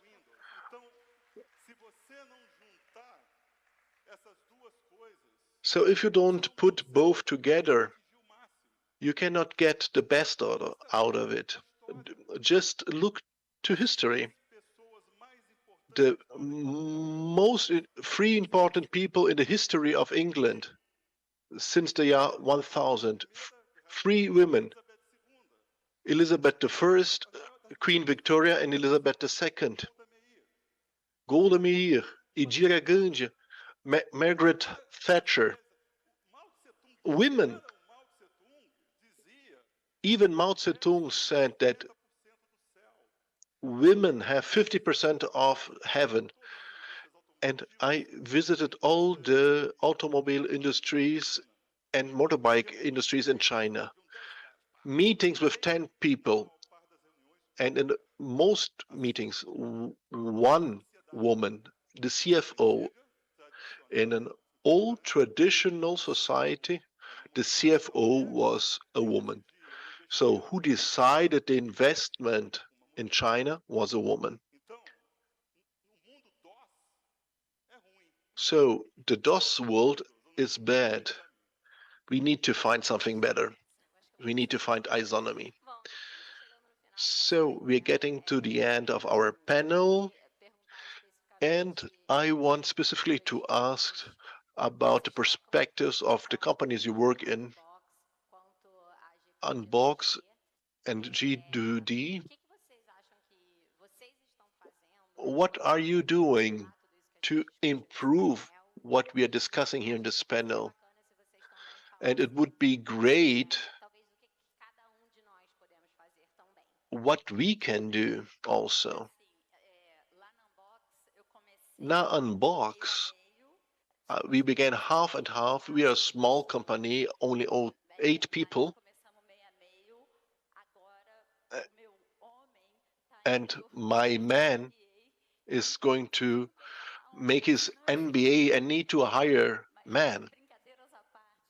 But jokes aside, and I was Fabio Coelho from Google. He has a great sentence because he says, it's just not enough to invite people to the party. You need to call them to dance. And I want to complement this sentence.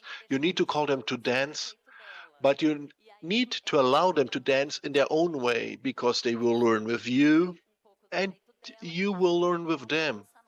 And you will create together a new dance and have a new idea, and you will be innovative. If I force that person to dance in my way, nothing new will happen. And then you will be a factory for destroying diversity. So invite people to dance and allow them to dance in their own way and learn the best you can from them. That's exactly what makes people live longer in diversity. So that's my experience too. We have a company in England. It's called a factory. It's a permanent capital that invests in consumables. And by this definition, diversity is in everything. We have Latin Americans, we have Asians, we have African men, we have European women, LGBTQIA+, there's everything. And what we are looking for companies that make the world better. And this perception that is actually not simple, and that's exactly what she mentioned, to accept to listen, it's really, really difficult. If you're not put your effort in, you're not able to listen. And that's wrong too. So I had two companies, one in Brazil, one in the United States, for hair for black people. One was for hair products, and the other was for menstrual flux. They were founded by ladies, for women that lived in slums, and both were totally lost because the geniality of the product did not have the basic notions and education and the knowledge to manage a company. So I don't have any doubt that the class A and the equity to class Z goes through education. So if you don't have a general decision for education, it's very complex. There's a company in California that was a couple. I don't like couples. I prefer diversity, but I don't want to mix business with private life. I think this is a little bit complicated. And again, what was missing is the educational basis. And we had another case for a company for postnatal services, and only women again, and I'm very hopeful. You are fighting against the system, and you should never give up. But the main topic is that you need to accept that opinion, a tip, makes sense, and in the traditional way, we would only think as the financial market, but this will not work for man.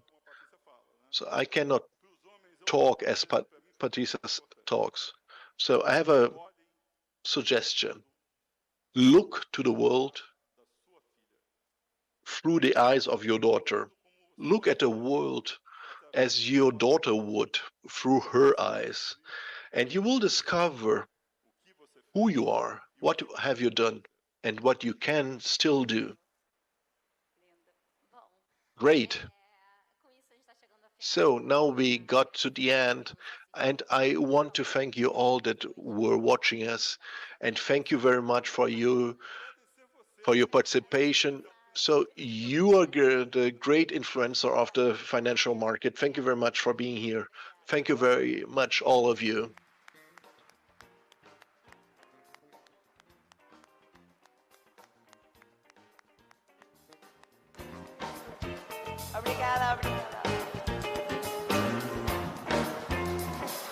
Amazing. Awesome. Guys, thank you so much. You know you're operating in a different world when the investment bankers are here engaging in trainers, jeans, t-shirts. The suits are gone, and they're talking about values-based diversity investing. So refreshing, and we're so glad to have them with us, because this is the place for doing good is good for business. And there's a lot of opportunities here, so glad to have these really powerful investors and venture capitalist investors with us. So moving along, we are now going to talk about Park and Play, exploring global tech hotspots and trends.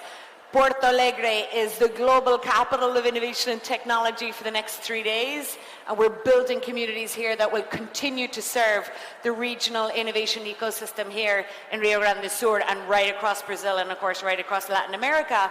But these 4 experts are going to talk about their own experiences and how they're building their innovation ecosystems in the regional context that they operate in. This conversation will be led by our own partner and veteran to South Summit, Jorge Audi, who's Superintendent of Innovation and Development at Tecnopuc, and joining us us today are Carol Stewart, Vice President at Tech Parks Arizona at the University of Arizona, Juan Pablo Suarez Cachon, the Science Director at Tech Park UTPL at Universidad Técnica, and Eva Lund, CEO at IASP. Thanks for being here, guys. It's all yours.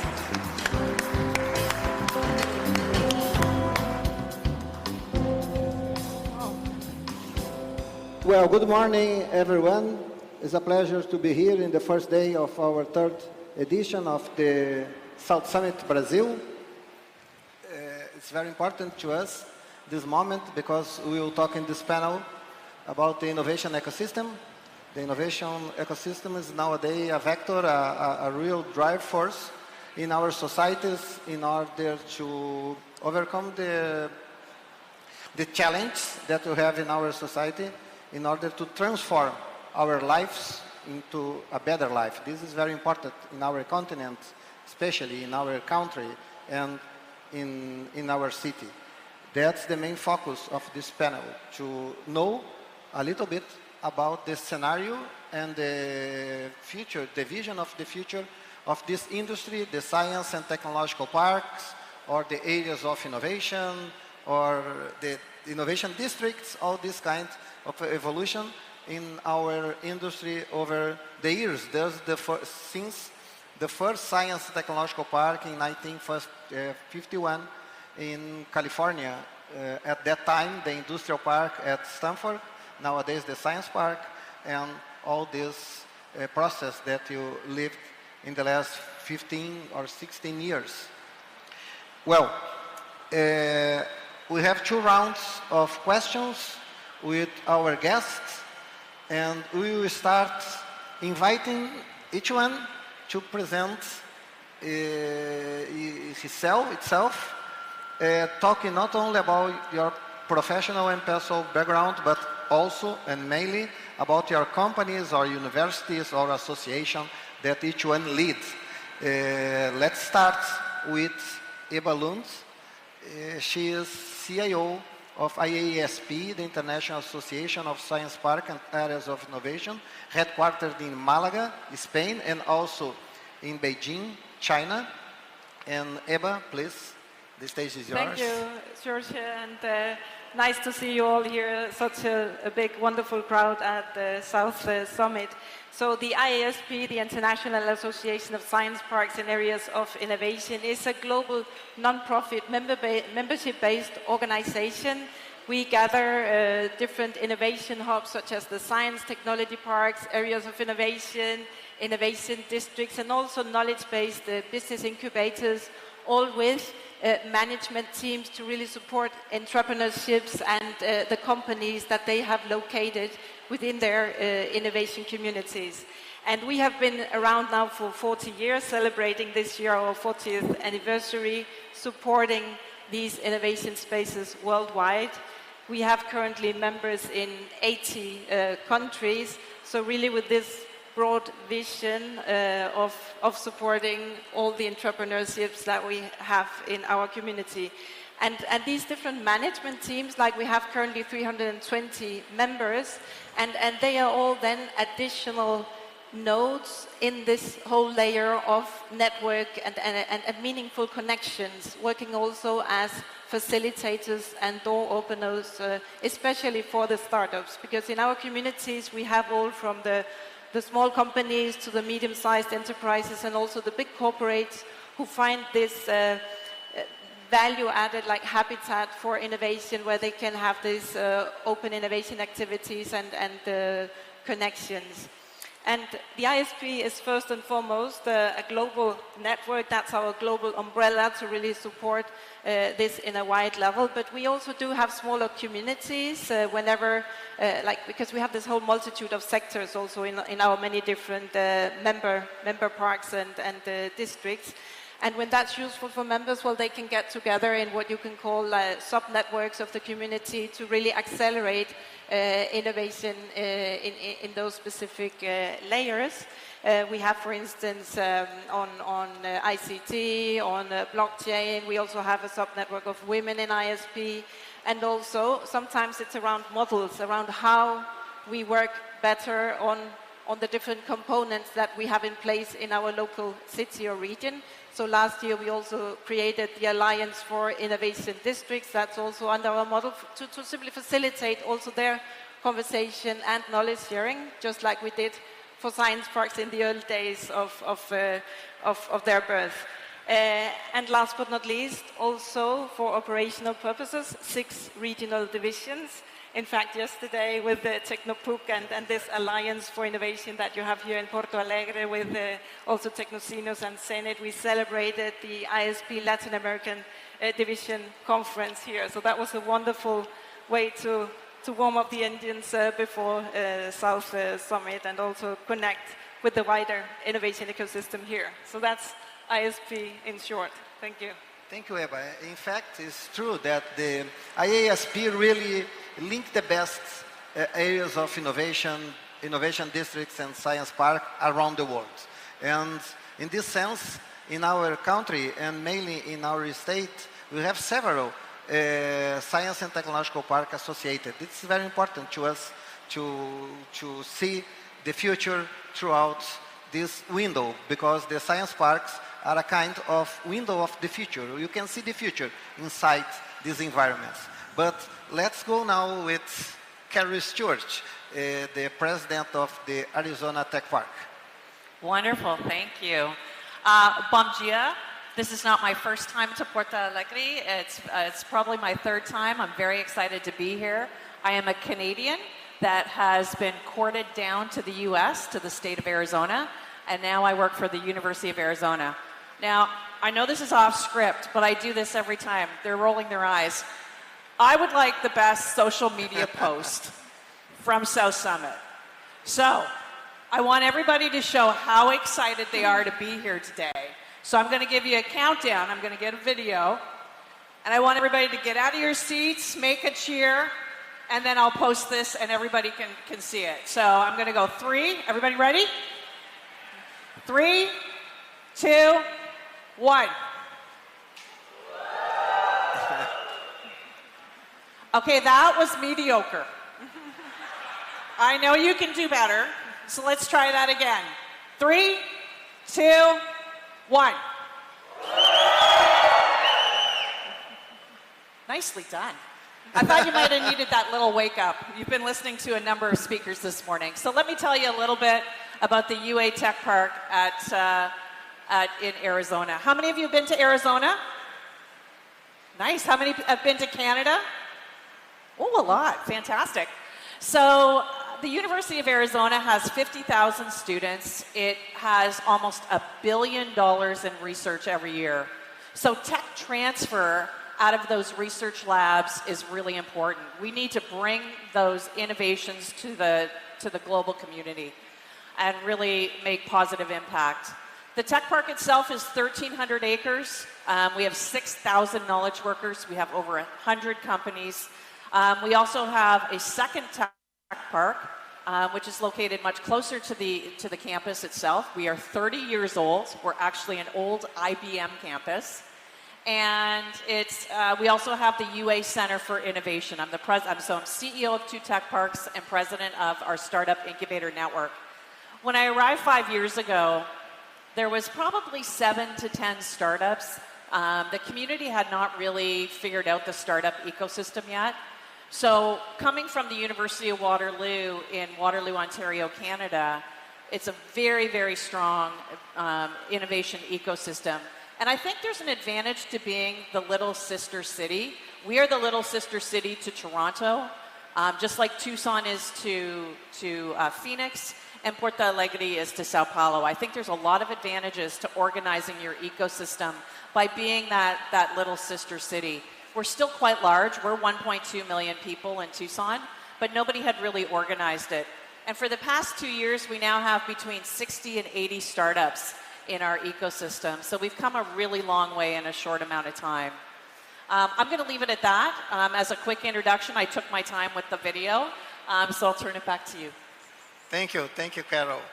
Well, Carol is also, as I said before, the president of the North America division of IASP, and as president of this division, she is a board member also of IASP. Thank you, Carol. Let's talk a little bit more after about the Arizona Tech Park and your role in the North America division of Science Park. Y ahora vamos a hablar con Juan Pablo. Juan Pablo, el director del Parque Científico y Tecnológico de la Universidad Particular de Loja, y estaba hasta ayer como presidente de la división latinoamericana, LATAM, de IASP. Desde hoy, la directora, creo que está por acá en alguna parte, de la división latinoamericana, ¿dónde está ella? Bueno, vi que está por acá. Adriana Faria, la directora del parque de la Universidad Federal de Viçosa, en Minas Gerais, el principal parque de la área de agrobusiness en Brasil. Pero, Juan Pablo, por favor, preséntese y hable un poco de la Universidad Técnica Particular de Loja y también del parque que manejas ahí. Muy buenos días con todos. Para mí es realmente un placer estar aquí. Estoy muy emocionado de poder estar en este espacio con ustedes. Vengo del Parque Científico y Tecnológico de UTPL en Ecuador. Nuestro parque científico está ubicado en una ciudad que se llama Loja, que está en el sur de Ecuador. Es una ciudad intermedia, una ciudad que tiene aproximadamente 200,000 habitantes, y la universidad tiene un rol muy importante en el desarrollo de la ciudad, en la innovación, en ir formando esa alianza, esa cuádruple hélice entre los diferentes actores para que se pueda generar, digamos, un futuro, ¿no? Nosotros entendemos que la universidad, de cierta manera, es un agente que va a acercar el futuro que nosotros queremos para la ciudad a través de esta interacción entre los diferentes sectores, apoyando a la industria y la innovación y generando, digamos, un impulso muy grande, especialmente a los emprendedores, a través de una incubadora que tenemos allá que funciona de manera muy activa, y pues para nosotros eso nos llena de mucha alegría. También contarles que desde mi punto de vista personal, contarles un poco, yo soy biólogo, trabajo en ecología molecular durante muchos años, y en la investigación en ecología molecular siempre he trabajado con interacciones entre plantas y microorganismos. ¿Y esto qué tiene que ver con los parques? Tiene que ver muchísimo, porque el éxito de los parques son las conexiones .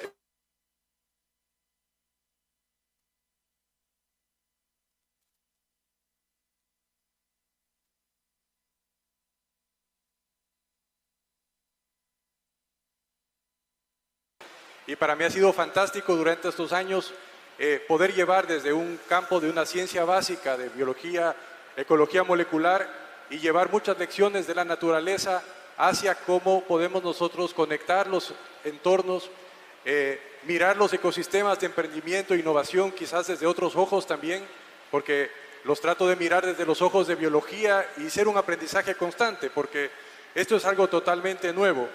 Y este aprendizaje constante, digamos, en el camino nos vamos encontrando con muchos actores que nos dan ejemplos interesantes, que nos muestran cómo hacer las cosas. Y para nosotros, por ejemplo, lo que están haciendo ustedes aquí en Porto Alegre, para nosotros ha sido una inspiración. Este pacto que ustedes han hecho entre los diferentes actores y todo este movimiento en la ciudad, pensando en ese futuro mejor, para nosotros ha sido realmente un ejemplo y una inspiración.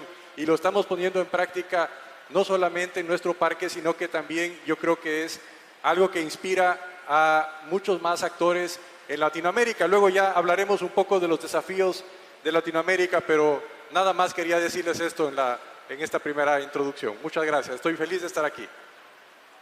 Well, in this sense, Eba, before our second round to talk about the context of Science Park around the world, in North America and South America, as Juan Pablo said right now, I would like to ask you specifically to talk with us a little bit about this journey from the Science Technological Park, university related from the US in the 50s, going around the time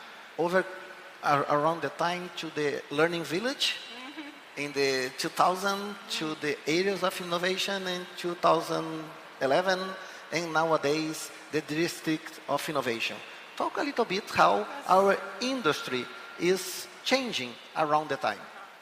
Yes, no, that's a very good point, because as we work to support the managers of all these different innovation spaces around the world, I can just say that in these, like I mentioned, we are celebrating 40 years, right? And we have really been observing, we kind of work as this global observatory also for our members, how they have had this continuous development, also turning into increasingly hybrid spaces. We were originally founded to support the science technology parks as the only actor back then to really connect academia and the marketplace to support entrepreneurship. But in recent years, I would say 10, 15 years, we have seen this rise of many more innovation players who have come to the stage. They're like more animals in the zoo, we could say, right? So actually the ISP as a global network, we broadened our community membership to also include areas of innovation already back in 2012. And that is where we nowadays are really grouping a whole huge pool with diversity, but with a common mission and goal. And that's where we are having also nowadays the very urbanly anchored innovation districts, hubs, also incubators to really accelerate innovation, etc. And that's so crucial, because it opens up to so many synergies and collaborations, and that is what we really need to address societal challenges and be this provider of innovative solutions for society. And as you said, it started already back in 2000, right, with the learning villages, observations of how we turn into these more hybrid, multi-purpose communities, also with the knowledge workers and residential areas even, which we have today in our communities. I think that the good news for us in Brazil is that we have all these kind of animals here. Exactly. We have science, technological parks, university related. We have district of innovation project as in Porto Digital in Recife, the science and technological park from Parque Iguamá in Pará, in Amazon region, from Science Park in Rio de Janeiro, the Federal University of Rio de Janeiro, Unicamp in São Paulo, Sapiens Park in Santa Catarina, Tecnopuc, Tecnocino, Zenith, Caldeira here in Porto Alegre, only to talk in Porto Alegre, you have all these kinds of animals. I think that in Brazil, I don't know if it's the same case in other regions of the world, we know what to do. What we need to do really is to do more and faster than we are doing until now. Well, let's go to our second round of questions. And now I would like to ask you to share with us your thoughts about the context that you have at current times around the world, in North America and in South America, and also your vision of the future of our industry, global-wide, at the North America and the South America. Which are our main challenge that you have in these three different contexts? Let's start again with Eva. Thank you. No, and I just want to add to what you said before. Precisely here in Porto Alegre, we are seeing a very emblematic example, actually, of this type of collaboration with your alliances for innovation. You mentioned also Instituto Caldeira, Cuarto Distrito. There's a whole lot of players, and you have this impressive synergies and collaborations happening, and that inspires also colleagues and peers around the world when we can share this dynamic environment and stories. And that is really important. We have conversations in our community also on how we need solutions for the future, right? The world needs solutions. We have pressing challenges such as climate change. The world is upside down. That is where innovation communities like ours, they can be these solution providers, also because we have in our DNA really to work with sustainability from the early days, long before this reached the headlines. I would say the knowledge-based innovation communities, we had that already as components in our settings. And that is also where we recommend and have as a huge important layer, I would say, in this type of mission and job that we have to support all the managers who are then working to promote sustainable economic development in their cities and regions, but ultimately to support their companies, to support the startups and the entrepreneurs, to really build on this network effect. Because we can start from the local level with each and every science park has so many nodes of meaningful connections. Then to the national level, we have, for instance, here in Brazil, Protec, that many of you will know, to the global level of the ISP. And why is that important? That's because you can really extract huge value from this, because the startups, they are rich in ideas, creative, lots of projects in mind, but they do have shortage of resources. And that is where this type of orchestrated innovation space can really multiply these resources and open doors for the startups, also to get international growth and connections. So that's also an additional dimension there as we discuss innovation and solutions that are needed. Sometimes we also have this focus around the next unicorn, and that's fantastic. But in a community like ours, we also focus a lot on the social dimension, social innovation, because we also do need to make sure at the local level that there will be innovation that is meaningful also for the local citizens. So working with and for the community is crucial to have this kind of co-creation and also the cross-sector collaboration that can come about within a city or region, but certainly also at an international level. So with that, it's simply a huge and big but important mission that we have. Innovation has no boundaries, so we need to work at this international layer, and that's truly our commitment at the ISP with all our members, also joining here today as wonderful examples. So yeah, let's stay committed to that and support innovation worldwide. Thank you. Thank you, Eva. Carol. Great. So as the North American Division President of IASP, I work with Mexico, the US, and Canada.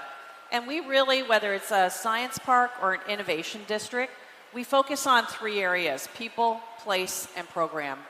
All of those need to be balanced at all times. And so we have a lot of rural areas and so I really look at Brazil as similar to Canada.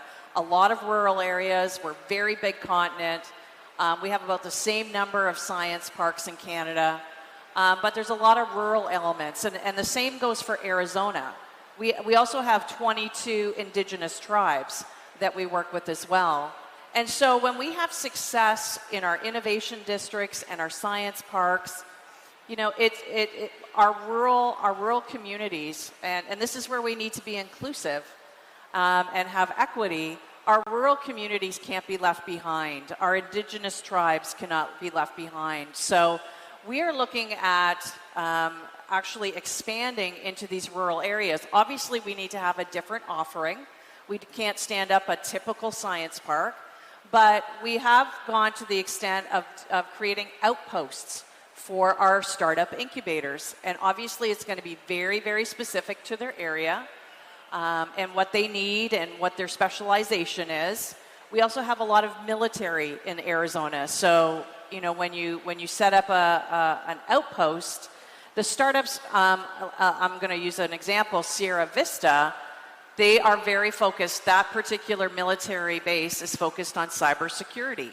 So a lot of the startups that are coming out of that are cybersecurity oriented. So I think we have to make sure that as we are successful, like my park in Arizona, we contribute $2 billion a year to the economy of the state.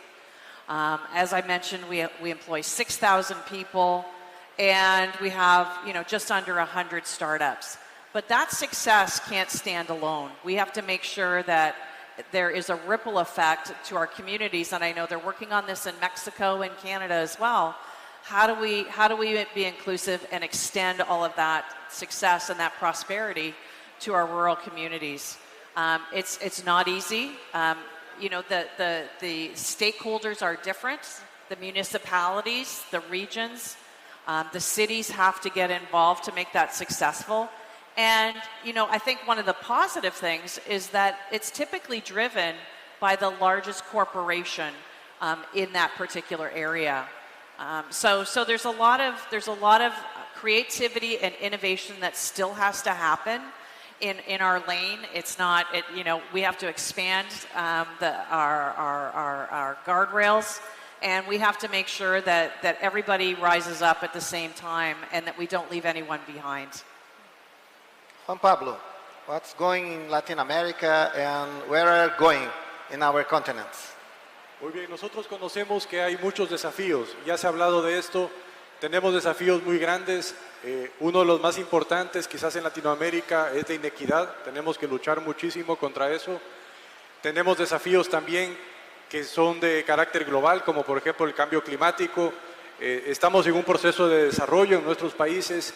Y frente a esos desafíos, yo creo que los parques científicos y tecnológicos, y entendido ahí también todo este concepto de áreas de innovación y iniciativas, digamos, similares, tienen un rol muy importante.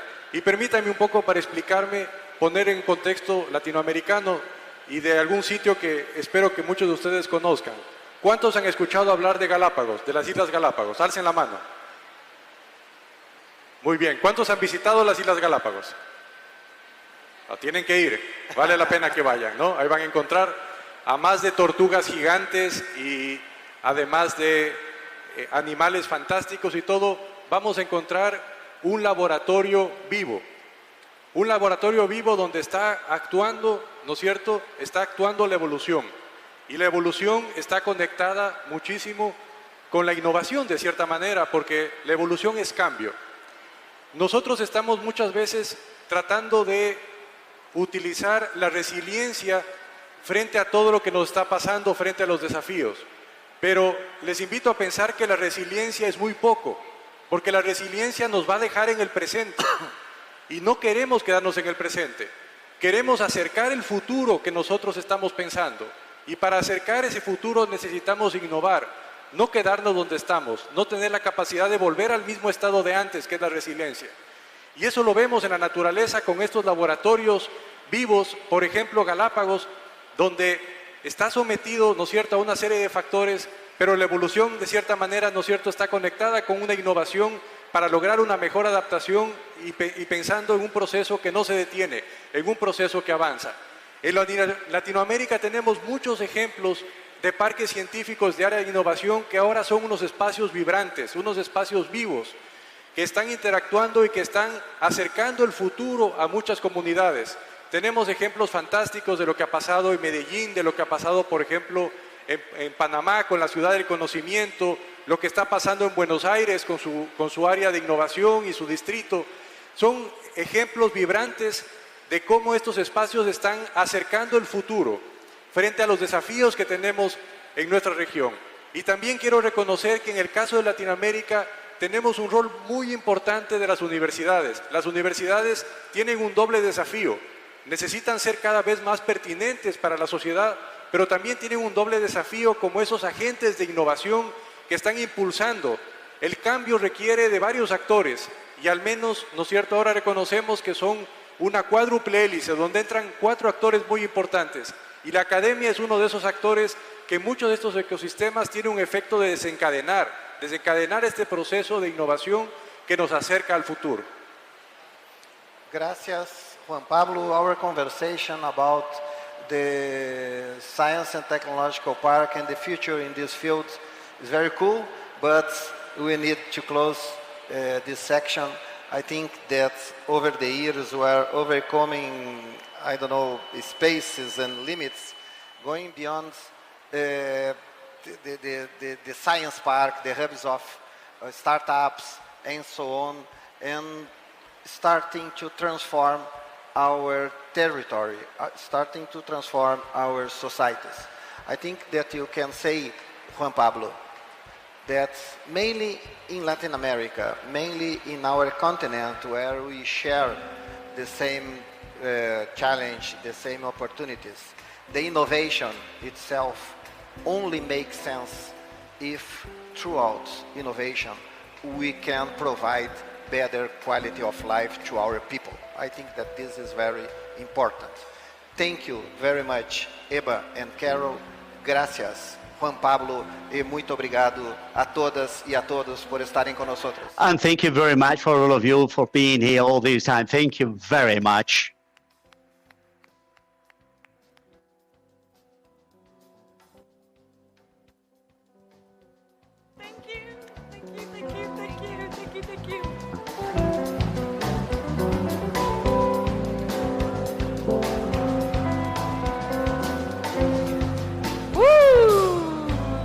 Thanks, guys. Thank you so much. Amazing to learn from best-in-class experience about how they're building the ecosystems. And we are lounging into the second part of the morning. Our next keynote is a very, very, very special guest at South Summit, Brazil. This company have been global partners of ours since day one. We are so honored to have them as collaborators here.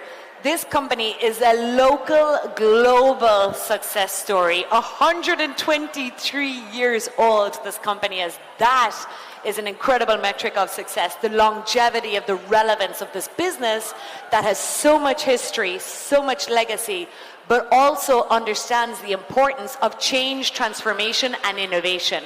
And is looking at this from a human-centric perspective, which I think is so refreshing, by focusing on cultural transformation within the company through its best resource, which is its people. Please give a big warm welcome to our global partner, Gustavo Verdnick, CEO of Gerdau.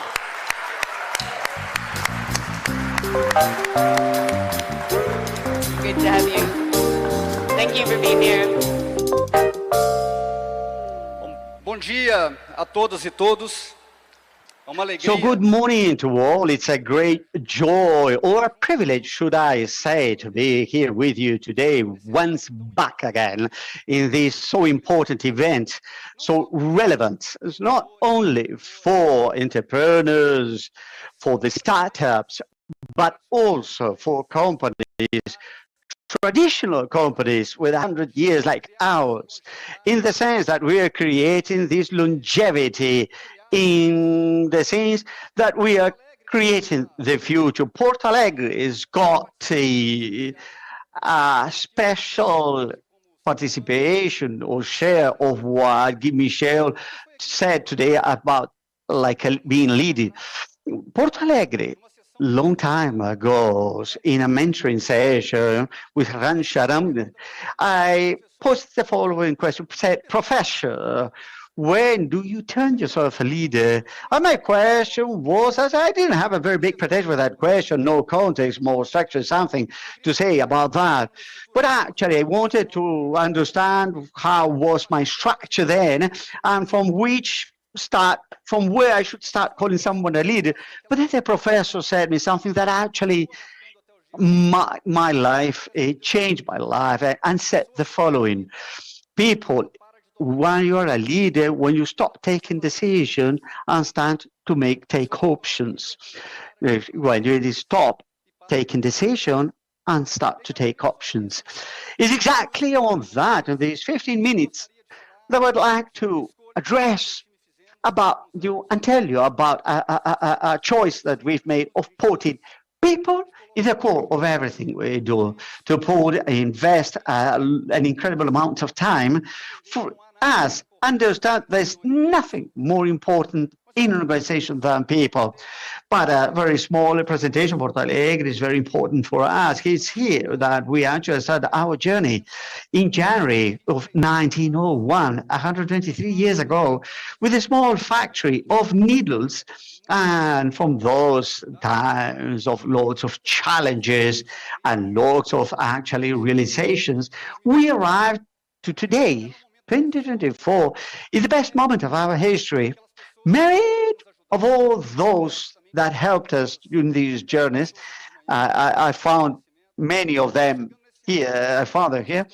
This is the best time of our history, prepared, full of will to build the next years for our company, for Gerdau. So my choice of putting people in the core of everything we do. The decision of actually placing these people and dedicate to them more time than I used to, it comes from a theory that I was defending, that every single areas of knowledge, people management should be the one that has delivered the less of the potential to the organization until today.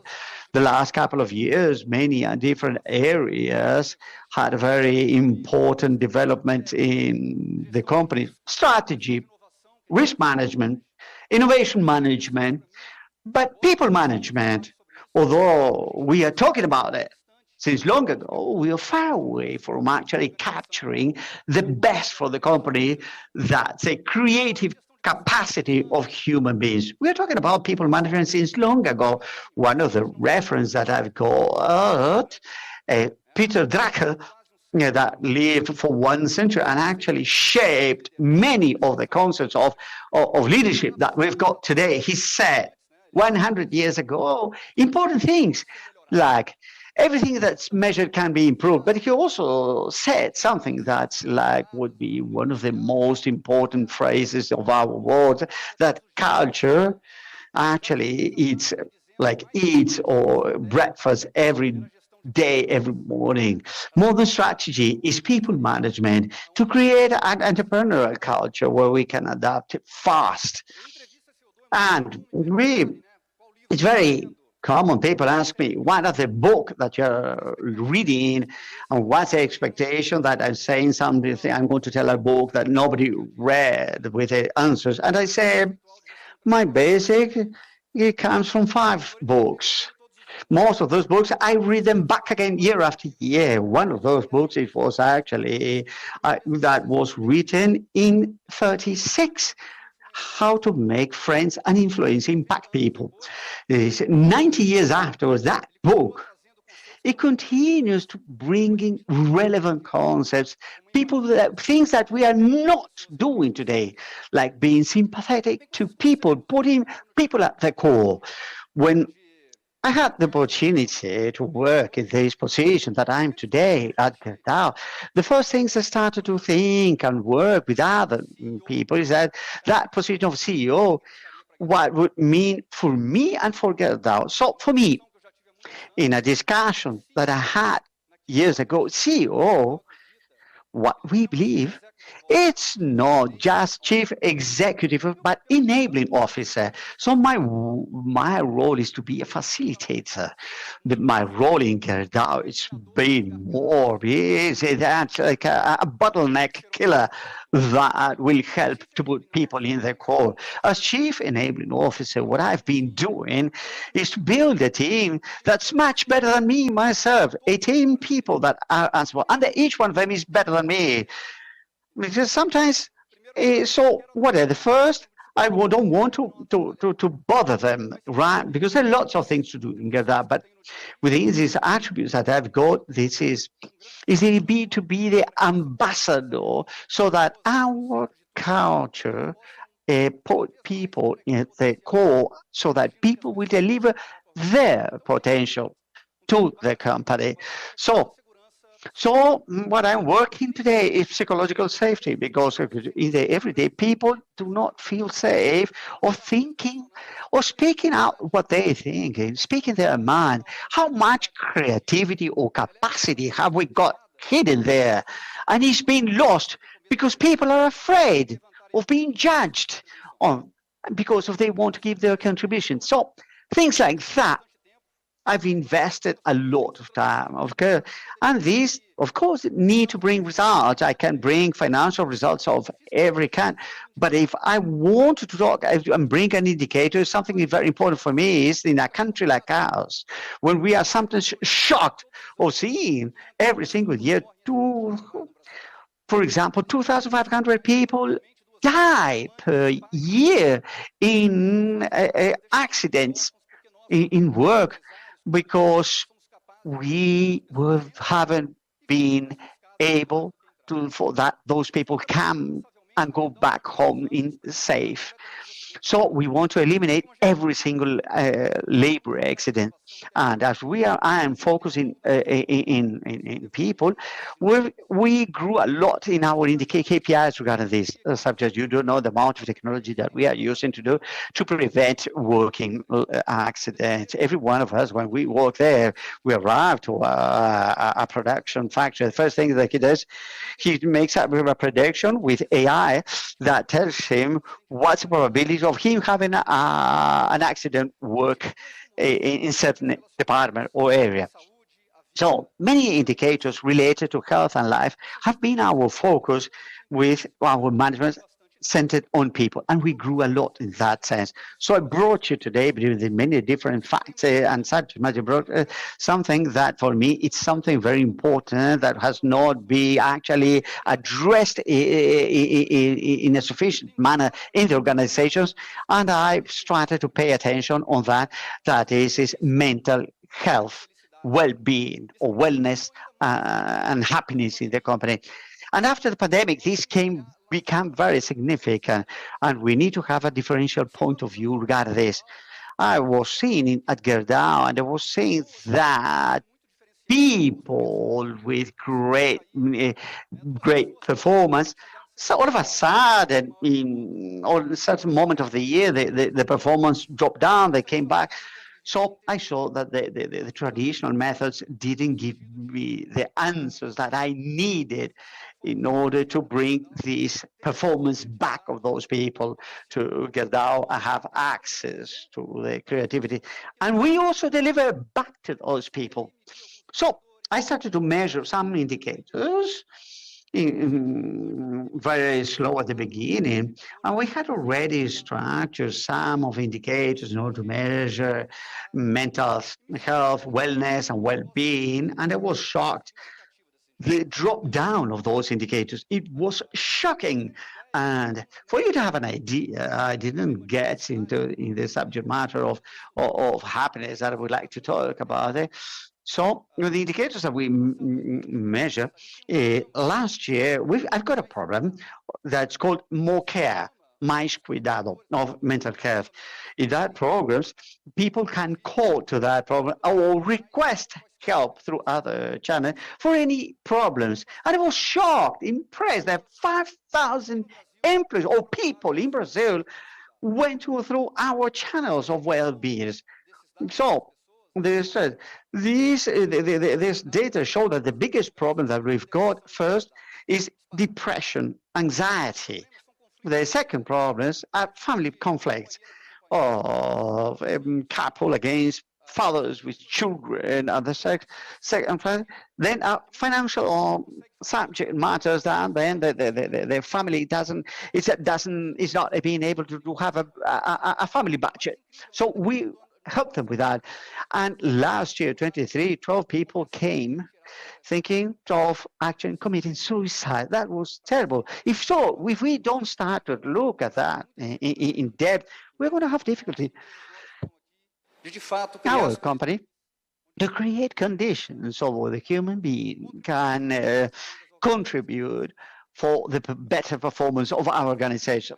So I started to answer then in people that were already thinking about the happiness in the corporations, to understand what's the concept of happiness. Understand that concept is a state concept. Today is the day of happiness. Today was published the ranking of the happiest countries in the world.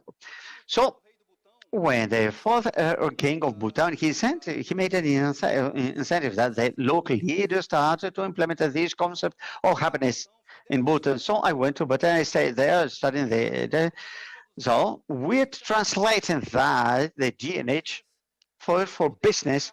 So in order to push forward this kind of subject matter in our organization, happiness at level of state measures the quality of spirituality, of sleeping, the perception people have regarding the conditions that you put in your company.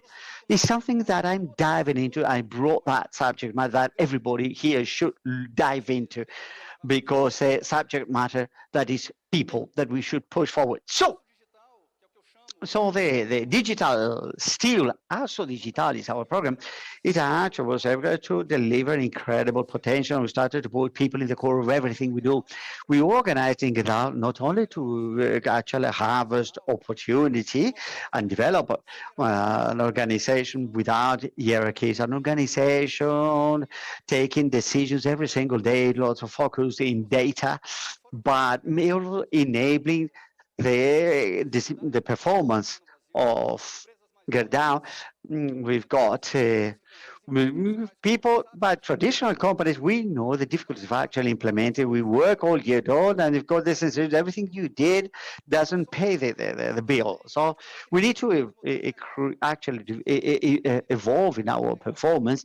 I'm very happy to be here in Porto Alegre and find our people from Randon. That together with Randon, we create a new business model, absolutely disruptive, and we are the best company of renting heavy machinery in Brazil, something that wasn't in Randon, but that's absolutely different business model.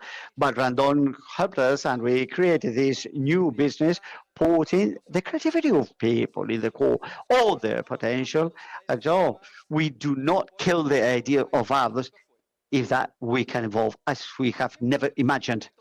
So I'm a little man, so let's go my last slide. We've discovered as well that the more we invest in people, the more we put people in the core of everything, the more we create conditions to develop that, give that back to the society.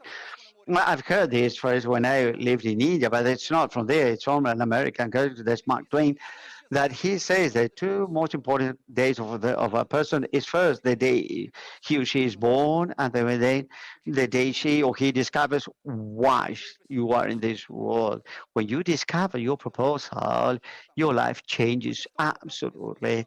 And management focused on people makes that our employees starting to discover why I'm here in this world and use Gerdau as a platform of social transformation. We've got the biggest investments of our history. We've got programs in housing to contribute the people that don't have adequate housing, but also in business models. I do lead this on Falcone that I suggest that you could hear. They will be here. We're making transformation like this in a favela in Sao Paulo. The transformation not only from a physical point of view, with all the sewage and infrastructures and conditions they face, a favela where 100% of people of the children are at school and the fathers have employees, and people more engaged, more using Gerdau as a platform to express their proposal. We can actually improve not only our financial results, but also through our legacy, address big social problems of our country. Thank you very much. I remain available for whatever you might need.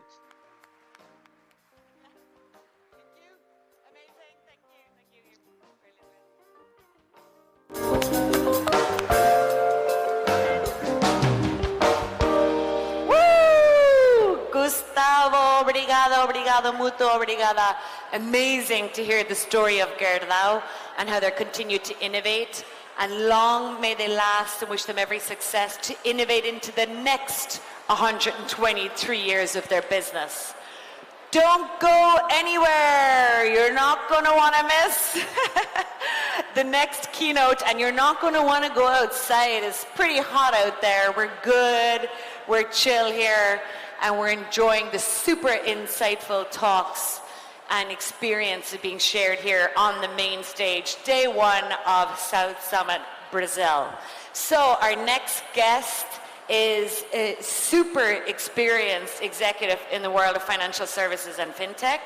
This individual is going to talk to us about how the complexities of AI are unlocking business opportunities in the financial services sector. Another of our global partners without whom South Summit Brazil would not be possible. Please join me in welcoming to the stage Elisabetta Tavares, the Administrative Director at Banrisul. Thank you. Thank you very much. Thank you for being here.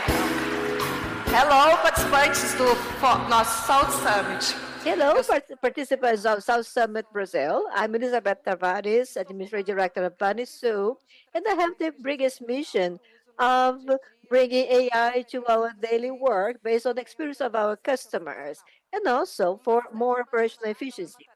As you can imagine, this is not something simple. Every company is going towards the AI so that they can improve their business and add value. Now, let's start with some questions. So, what are the most critical things related to machines? Have you already thought sometimes about the risks and benefits of using machine in your decisions? And what are the impacts, cultural and psychological impacts of the human interaction with AI systems? And how can we promote and develop AI in companies when we have so many what or buts? These are very complex questions to answer, and we can have many other ones. These are questions for which we do not have a question, and maybe we find them along the way. So this is a period of a certain great uncertainty in companies. But we are certain that the implementation of AI is something that is inevitable. So AI is among us. So we have to work with it. When we go to Banrisul, it is a centennial bank that is seeking modernization with the use of AI, we can see there are several questions on a daily basis. This has to do how to implement it, what are the complexities involved, and if our strategies are appropriate to implement or to achieve our desires and goals. There is something very relevant, and this has been the target of many of our talks across the world. What is the future of employment or the work? What will happen with people with the use of AI and the constant digitization of processes? There has been a debate in this field that we have seen recently in the filmmaking industry. You've heard about the strike in Hollywood, about the risks of employment. Actors concerned about their rights of voice and image, and actors and actresses that have in their will saying that they do not want to become a hologram after their death. This is a complex debate, but it has to be debated. So what you can see here in Hollywood is just an example. We also had something about in New York, with the New York Times that was suing ChatGPT because of the use of its content. And also an award that was given to a picture taken by an AI machine. So human relations and AI is something to be discussed. In terms of human relations, and then we bring it to the finance market, we have to think about our relations with our clients and how can we use hyper-personalization while we also keep human assistance. And how about the eye-to-eye contact in banks? Are banks going to close down all their branches? Banrisul is a bank that since 1928, well, nearly 90 years of existence, we have a 9,000 headcount or employees and nearly 4 million clients. And our discussion has to do with uncertainties, costs, and what we're going to do so that we can really go into this new generation. And what are the tools we're going to use? We don't have answers to that, but we know that we have to experiment, test, implement everything. But we also have to bear in mind issues like regulation. This is something very important in the financial market. We are a highly regulated segment, but we have new players coming in that are not so regulated. Everyone discusses regulation across the world, and regulations are not standardized. So this is why we have a long way to go with this. But, banks have already been using this for a risk credit transactions. So safety is something that is very known to banks, and this is part of our reality. But now, what is new is how can we use AI to add value to safety? We also have to consider use of sensitive data, and everything has to do with the use of data. But cost, as I said before, involves complexity. What is the infrastructure necessary for that? How many people would be necessary to keep this safety? We have to change the culture, and people have to consider this, and yet they have to speak about AI in companies and also learn how to use it. And above all, we have to create value. Evolution also depends on the decision on creating value. Banrisul, for a long time, has been seeking new pathways to operate with AI. We also want to find the right way to follow. There is just not one way. There are several ways for you to follow. When we started with this discussion in our bank some time ago, we saw that there was a big need to get more information about AI. As you know, Banrisul is a public bank. So we have employees that have been working there for a long time and they have passed the general exams. And we also have to implement initiatives to work together with everyone. So the first step given was this: mapping our use cases. Seems to be simple, right? Identify use cases, but it was not. In our task to that, we also needed to train people according to their needs so that they could really get to know the use cases that were applicable to AI. Right now, we also have realized that there had already been many initiatives that could also be used for this. One of them was the use of our accelerator, Veritech. We have a number of startups that are accelerated by the process, and they can contribute to this process. So this is why we started with this, by identifying user cases and also training our people according to methodologies, and especially creating the use of a multidisciplinarity. We have a structure of boxes, managements, directors, but it doesn't work for you to work with AI. In this case, we have to work transversal or cross-sectionally. So we have to have people from public service, IT, and human resources working together to make things happen. And this is what Veritech provided us with. After identifying the first use cases, then we had to test them, then ratify and implement them. So this is why we took another pathway. We started to use Navi and our partnership of entrepreneurship with Itapuk. So we started to work on the how. So training the squads of AI so that things could take place. But this is not even enough. When we started implementing the user cases and see the options, we could see that everything was big in the company. So it was not possible to have a centralized decision-making process. So companies and colleagues and different departments started seeking different tools and also taking their own initiatives to make things easier for their work. Not all of them are geared to improve the experience of the client or operations, but just to make things about their daily life by using AI for projections, predictive matters, and things like this. So with this, we mapped the needs and created the radar tool. So with this, we could put together everything, all the initiatives that Banrisul has, so that we could make the best use of them. So you can say, well, this is so well organized. This is how it is in the real world business. The different departments are taking different initiatives here and there, but then you have to join efforts and promote synergy so that everyone can work together. I'm here to speak about collaboration.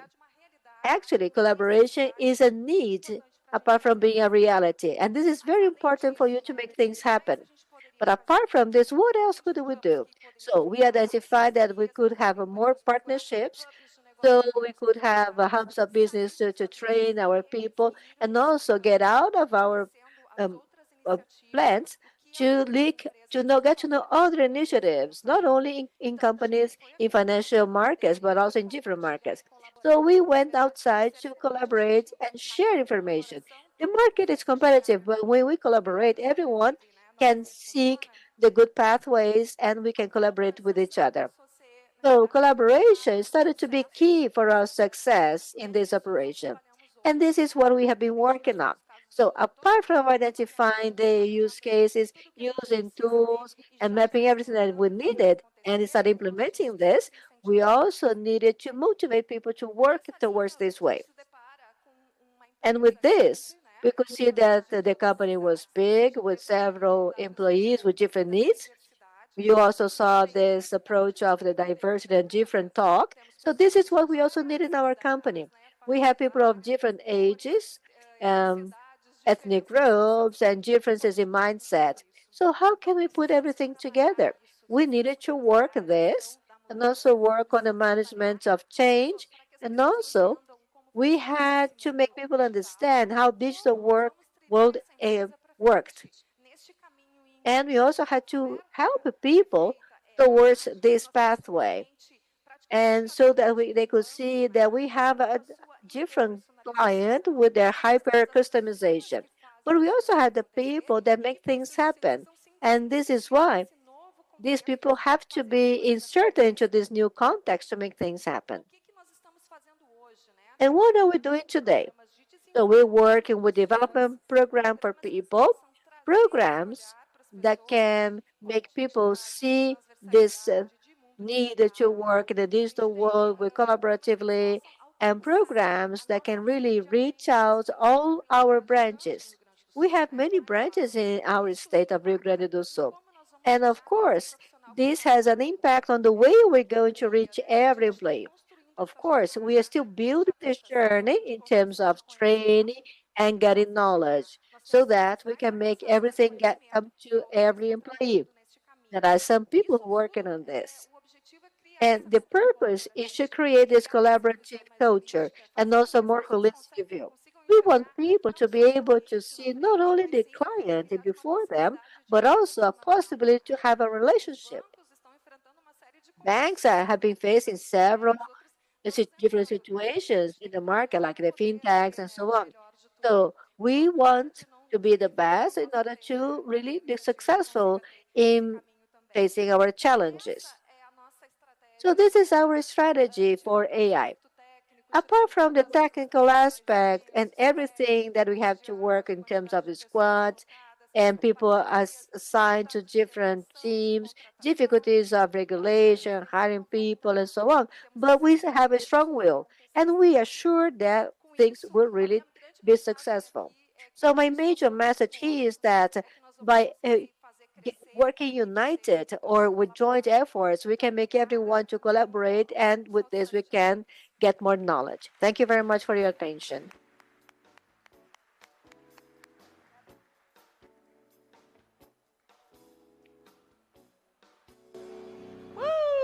Amazing, Elisabetta.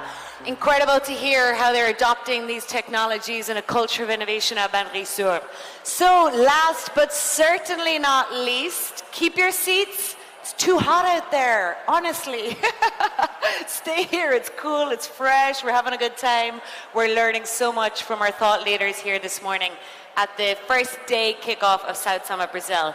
Next up, we were talking about how entrepreneurship is the golden key that unlocks innovation. And this is core to all of the opportunities and strategies that we're discussing here at South Summit 2024.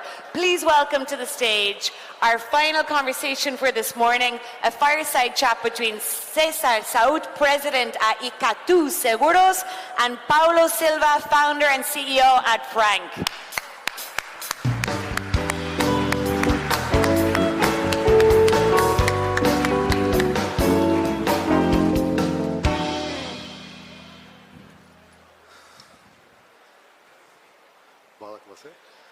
Bom, gente, vou começar e... Well, I think that I may start. We have, a script to follow.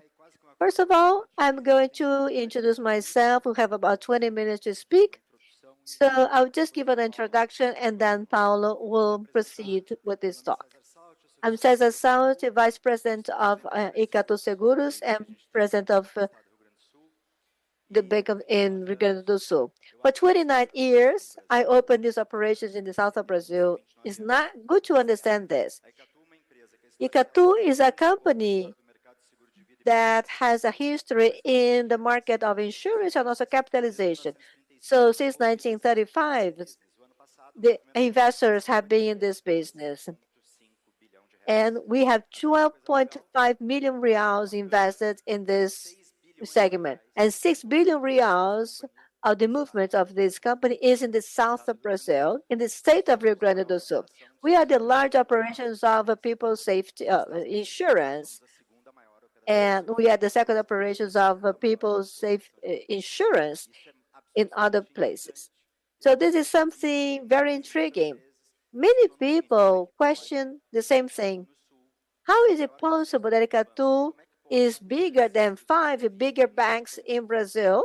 And how can you make all this business in the south of Brazil? It can be bigger than the major banks.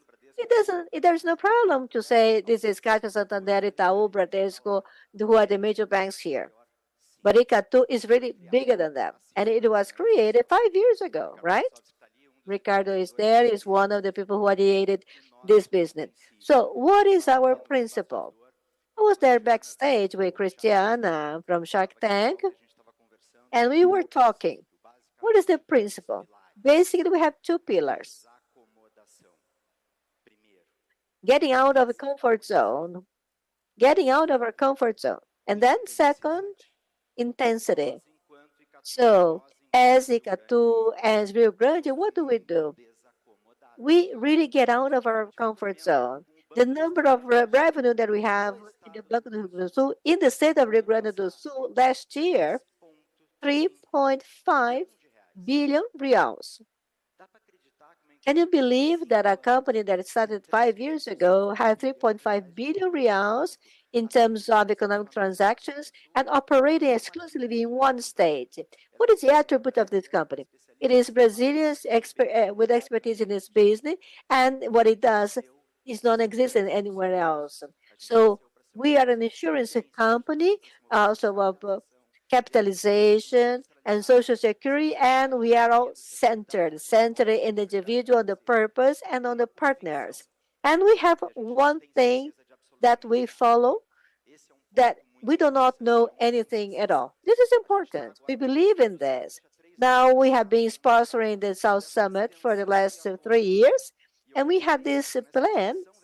When we had this plan, and then the local government and other people from the private sector came in touch with me to speak about this, and I said, we are in. Why we are in, or why we wanted to be in, and why still in this business? Because we have to uninvent ourselves all the time. Sebastian, my friend, he says a lot of this. We have to uninvent ourselves and reinvent ourselves all the time. So this is kind of an exercise of humility, and this is a priority in our company. All the time, you have to understand that there are no absolute truths. And you also have to be picky, because when you have intensity plus being very detail-minded, creates someone that is very, very boring. So either do you know a salesperson that doesn't have any opinion to give and doesn't have intensity? We were talking backstage with Christiana, and she was saying the following. Well, the secret of success in your mind is the following. It has to do with intensity. So if the difficulties of new generations is because they lack intensity. So I'm going to repeat something about Rio Grande do Sul. Not more than 5 years ago, there was a big debate in the market to see who was going to establish an insurance company in Rio Grande do Sul, and people said, this doesn't make sense. So how is this public-private relationship? And then we said, well, these guys are good, but we need time. Time plus purpose will generate results. So, and what is the motto for us? 82. We paid dividends this year, and last year we paid 3 times dividends. And this is a rule of thumb for us. When capital is above the 90% of your needs, then of course you just pay the dividends. So we pay dividends 3 times last year.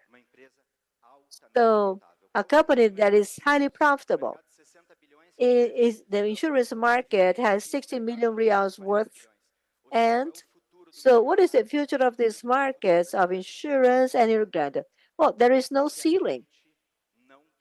If we do not want to rob market and invent market. So this is this is how I set the stage. We have a very robust operation in the market, very dedicated, and we want to be the best in what we do. But we also have partners.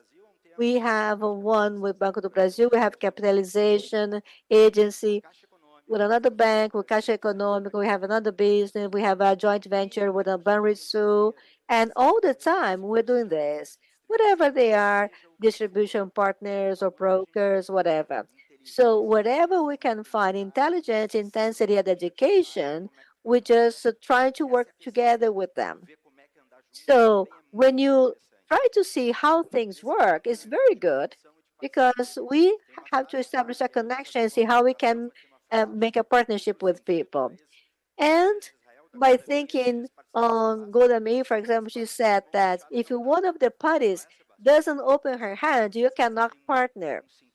So this has a very broad meaning, especially now. But it's good to bear this in mind. We make it partnership so that the parties can effectively have something good, and then they can have a purpose attached to it. And then along the way, I've known Paulo from Frank. He's also from Rio Grande do Sul, but he's living in Santa Catarina State. But he has something different. He created a platform that takes a person who worked in the bank, and then this person can continue to sell financial products through the platform. So his business has 4,000 salespeople, and last year he had more than 1.8 billion reals to the market. So he structured himself with technology. He put up a team that is good. Daniel Ferretti is here. He participated in it. And then with this team, he went into the market to build a pathway. And then you stop to, now let's listen how we can work together. So now I said what Icatu is. I mentioned our principles and values. And now I'll pass the floor to my colleague here, to Paulo. Thank you once again. Thank you for the invitation. It's very good to be here. Well, this is kind of weird. When I started with Fred, after 30 years in the financial market, we stopped to say, well, I think that we can create a new market that is totally collaboratively. Imagine a place where banks, fintechs, insurers, and brokers will not only compete, but collaborate so that we can have a distribution model that's totally different.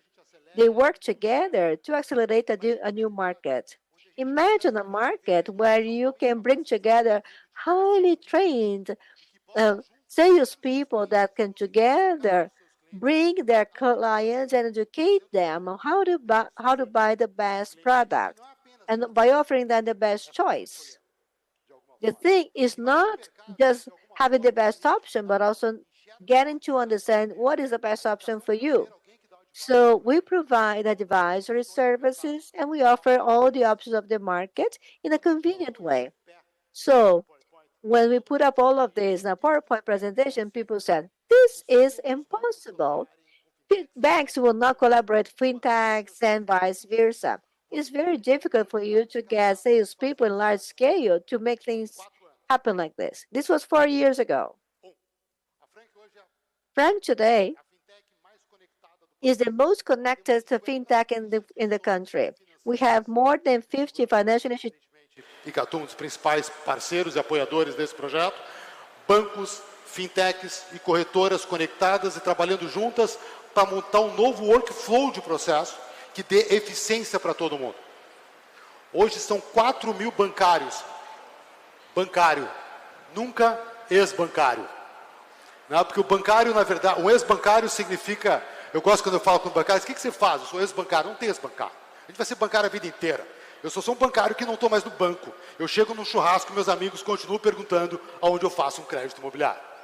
Então, assim, a gente junta 4 mil bancários, para vocês terem ideia, com idade média de 45 anos, vindo de todos os bancos do Brasil, espalhados em todos os estados brasileiros, com média de 20 anos de experiência. Olha o valor que isso tem para a sociedade. O conhecimento que esses caras têm e experiência para poder sentar com o cliente e poder dizer para ele, se ele é pessoa física ou jurídica, qual o caminho a seguir. No ano passado, nós trouxemos para a Frank 40 mil clientes, de novo espalhados pelo Brasil inteiro, entre pessoa física e jurídica. Tivemos mais de 10 bilhões de originação de crédito, 1,3 bilhões de crédito, sem concentração, onde todos os bancos ganharam ao mesmo tempo, em 4 anos. A expectativa desse primeiro semestre é dobrar, já no primeiro semestre, o que a gente fez no ano passado. Por que eu estou trazendo isso? Reparem que colaborar com competidores não é fácil. Se trabalhar numa grande empresa com vários departamentos e tentar coordenar já é difícil, você colaborar quando você tem diversos players que até então são competidores. But collaborating where you have competitors to create a new market is not easy. But then, when you put together several minds to create the same ecosystem, so this is power. At Frank, we have people that suffer, and then you fit things together because you have several minds working to find the best place. So this is a company that is based in Santa Catarina, but started in Porto Alegre. And now we have branches everywhere, and we have consolidated our work in many places. And somehow we have created a new market. And ICA2 has been a partnership that has been incredible. Frank doesn't have a product. Frank doesn't have a salesperson, and we do not have a client. We just organize the market. So basically, we get the salespeople or managers of high potential from banks, and today we have 4,000 managers connected to Frank, and 30% of autonomous agents in Brazil work with brokers with all the products are transacted through Frank. So basically, they have been our clients. I provide service to them. We provide the best workflow, best negotiation, infrastructure, marketing, and of course, a lot of technology and training. And we basically work with financial institutions so that they can understand this new market and what is the lead they are bringing to the market. They have a highly qualified credit, high potential of credit. So this is why all the workflow to be designed for this is completely different. And you cannot create just one for each bank. So we have been trying to find the best workflow for each case. And of course, everything is much easier for the end client because they have options to choose. They choose the manager.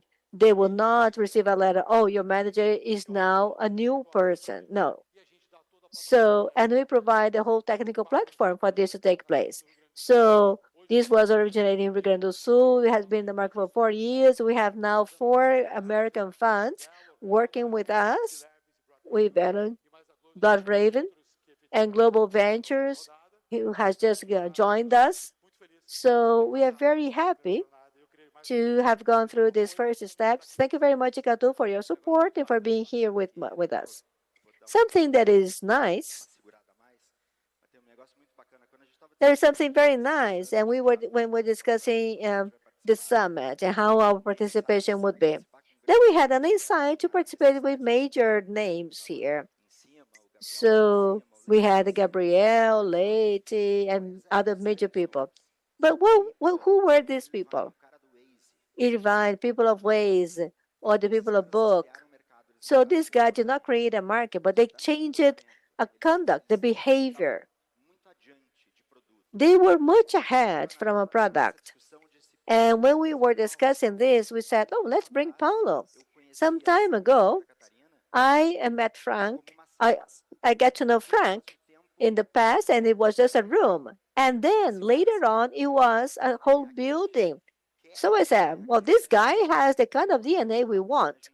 And today is very good to see in an event like this that we have been disrupting things. We bring something that was something impressive in the past, like Waze or Booking, but they were not unique. And now we can see that there is something that was created here and can definitely be amazing. We believe in this because we believe in the potential of our market, in our city, in our state, and we also believe in this country. So if there is any message we want to leave here is, do go for new businesses, entrepreneurial, be entrepreneurial. And when you have any questions, remember that there was an insurance company that was created in the state of Rio Grande do Sul, and in 5 years, with the right partnership and the right association, could become the second largest insurer in Brazil when there are more than 100 effective operators in this market. Thank you. Thank you, everyone.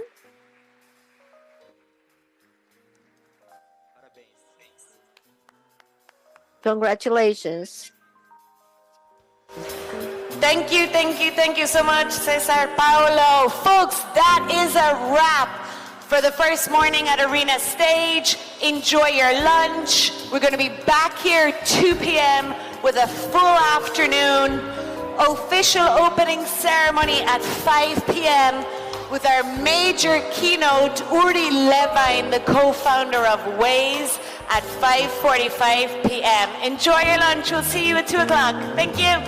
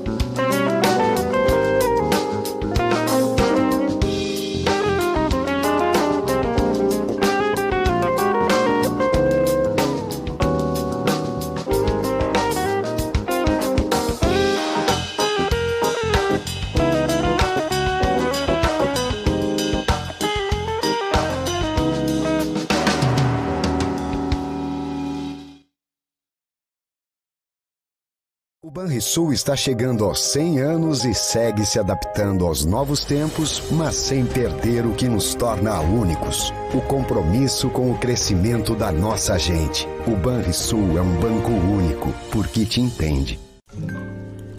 Sayuri, mais de 360 horas de treinamento e conselheira de primeiras viagens.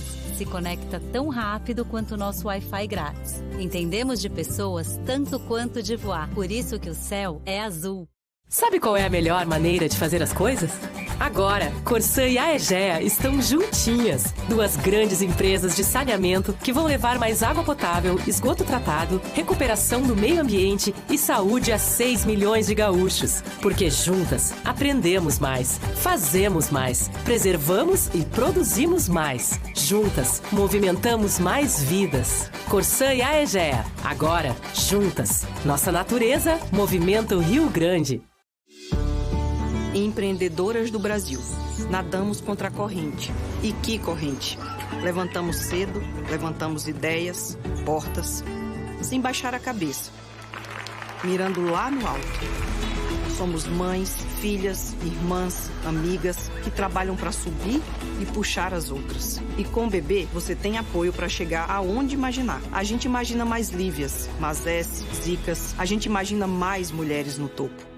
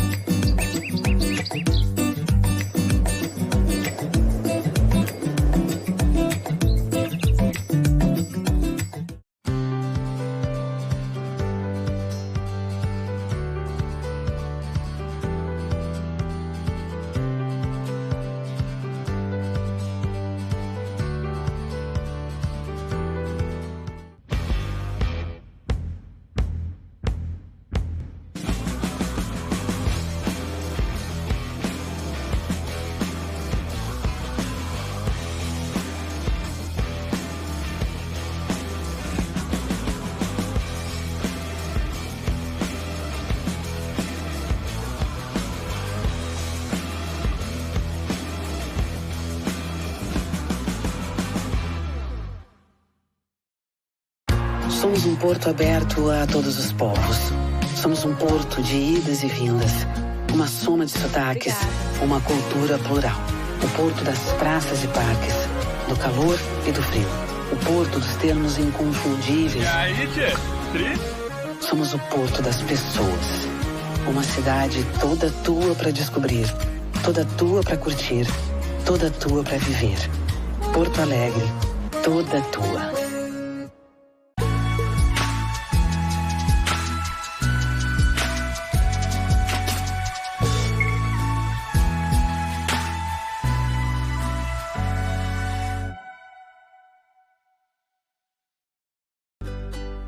Olhei para o relógio, procurando a precisão, e vi que todo mundo precisava de oração. Então eu descobri que para tudo ter sentido nessa vida eu precisava proteção do seu amor. Vou lhe dizer, assim como a cigarra, a primavera, eu espero a nova era, eu preciso de você. Nada pode parar os inovadores. Os que não dão um passo maior que as pernas, dão saltos para o futuro e que sabem que uma ideia transformadora está apenas a uma conexão de distância. Pois para quem inova, o impossível não é uma possibilidade. Assim, é Sebrae X, que conecta pessoas, empresas, parceiros e ideias para fomentar e promover a inovação que transforma. E isso é só o começo. Vamos juntos rumo a esse infinito de ideias que, por sinal, é logo ali. Futuro. Feitos que constroem um futuro melhor, um futuro inovador, inspirador, conectado e inclusivo, com valores que fazem a diferença. Puxar as outras. E com o bebê, você tem apoio para chegar aonde imaginar. A gente imagina mais Lívias, Mazés, Zicas. A gente imagina mais mulheres no topo.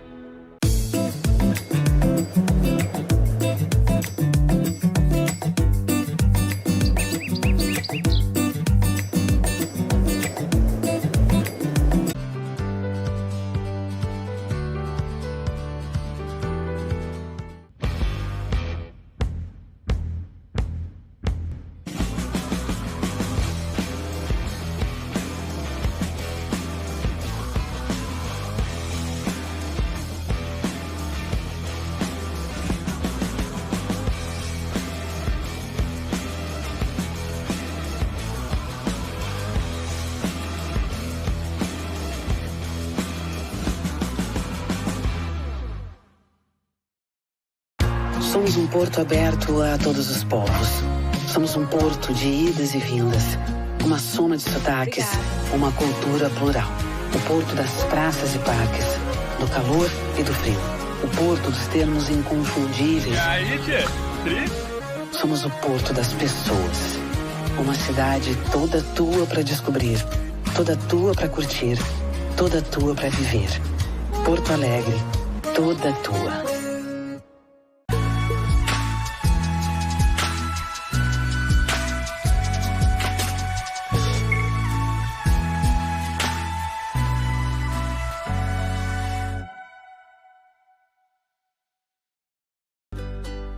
Olhei para o relógio, procurando a precisão, e vi que todo mundo precisava de oração.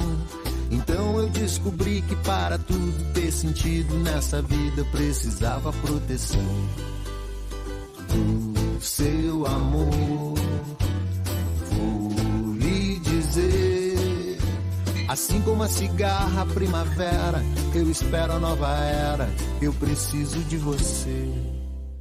Nada pode parar os inovadores. Os que não dão um passo maior que as pernas, dão saltos para o futuro e que sabem que uma ideia transformadora está apenas a uma conexão de distância. Pois para quem inova, o impossível não é uma possibilidade. Assim é Sebrae X, que conecta pessoas, empresas, ideias para fomentar e promover a inovação que transforma. E isso é só o começo. Vamos juntos rumo a esse infinito de ideias, que por sinal é logo ali. Sebrae X, conexões para inovar. Podem ser aqueles feitos extraordinários que marcam a história. Podem ser os feitos cotidianos que impulsionam o presente. Na Petrobras, os feitos das mulheres protagonizam nosso passado, nosso presente e principalmente nosso futuro. Feitos que constroem um futuro melhor, um futuro inovador, inspirador, conectado e inclusivo, com valores que fazem a diferença. Feitos de força, feitos de determinação, feitos de coragem, feitos de liderança, feitos de mulheres.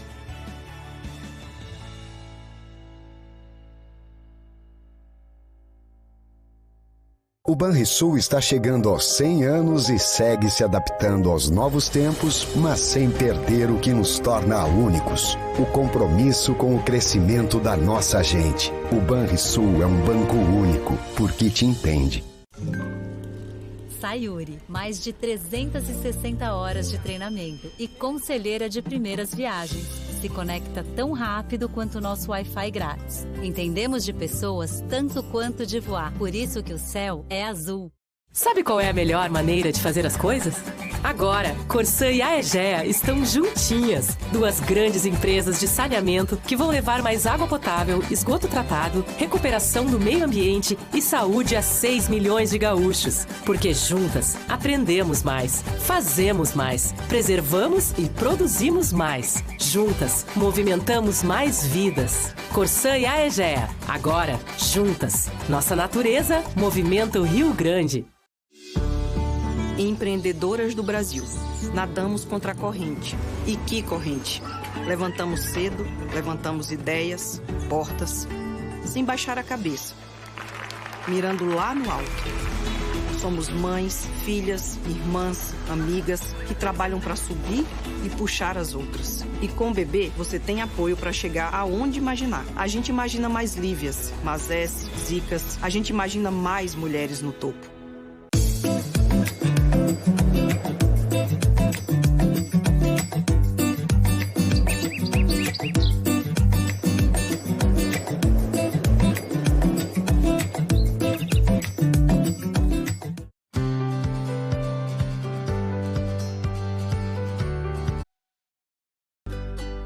Olhei para o relógio, procurando a precisão, e vi que todo mundo precisava de oração.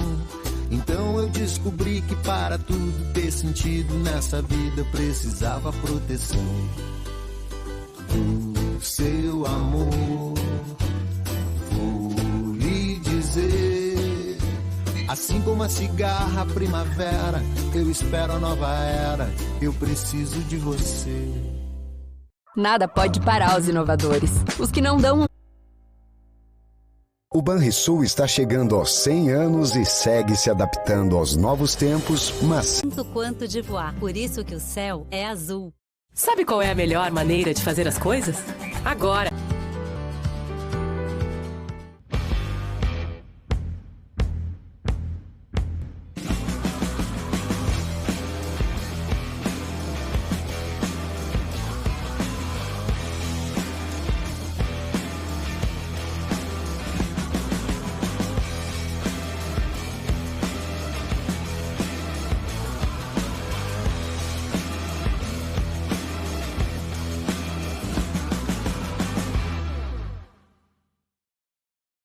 Somos um porto aberto a todos os povos.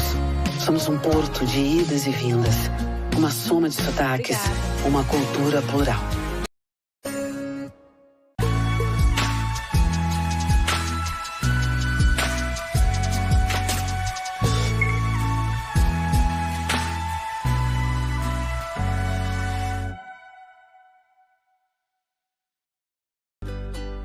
Olhei para o relógio, procurando a precisão, e vi que todo mundo precisava de oração.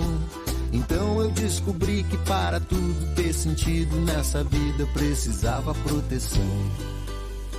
Do seu amor, vou lhe dizer, assim como a cigarra a primavera, eu espero a nova era, eu preciso de você.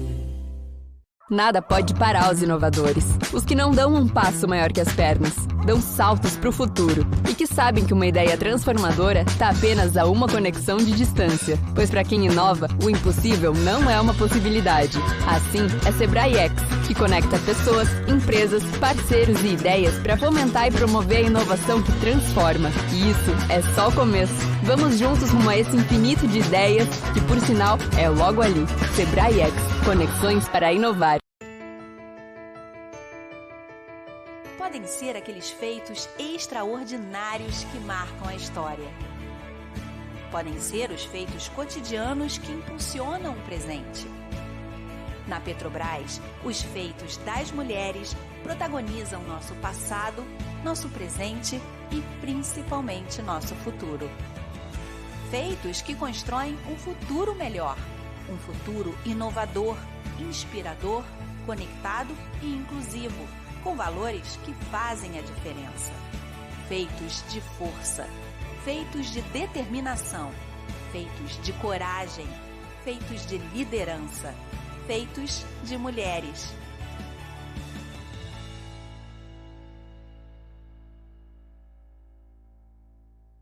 o Banrisul está chegando aos 100.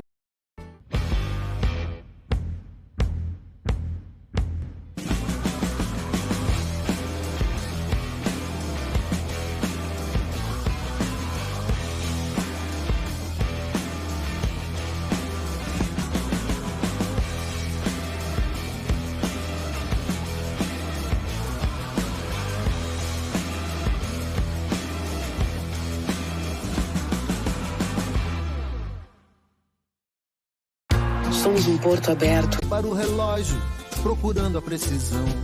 E vi que todo mundo precisava de oração. Então eu descobri que para tudo ter sentido nessa vida precisava proteção.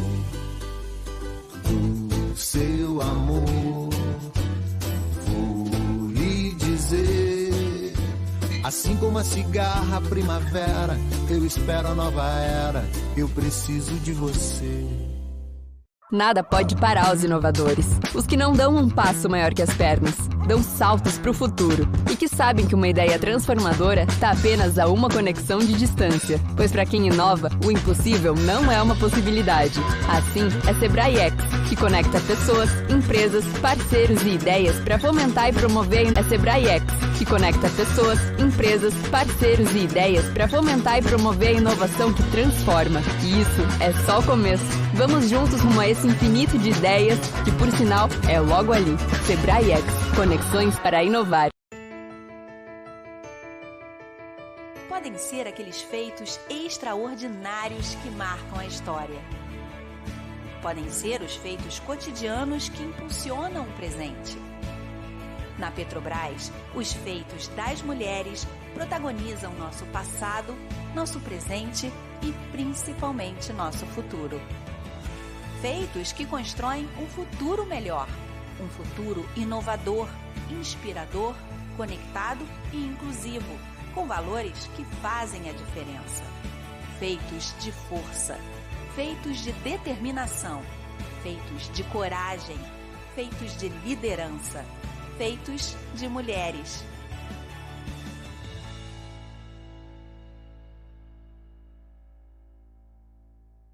O Banrisul está chegando aos 100 anos e segue se adaptando aos novos tempos, mas sem perder o que nos torna únicos: o compromisso com o crescimento da nossa gente. O Banrisul é um banco único, porque te entende.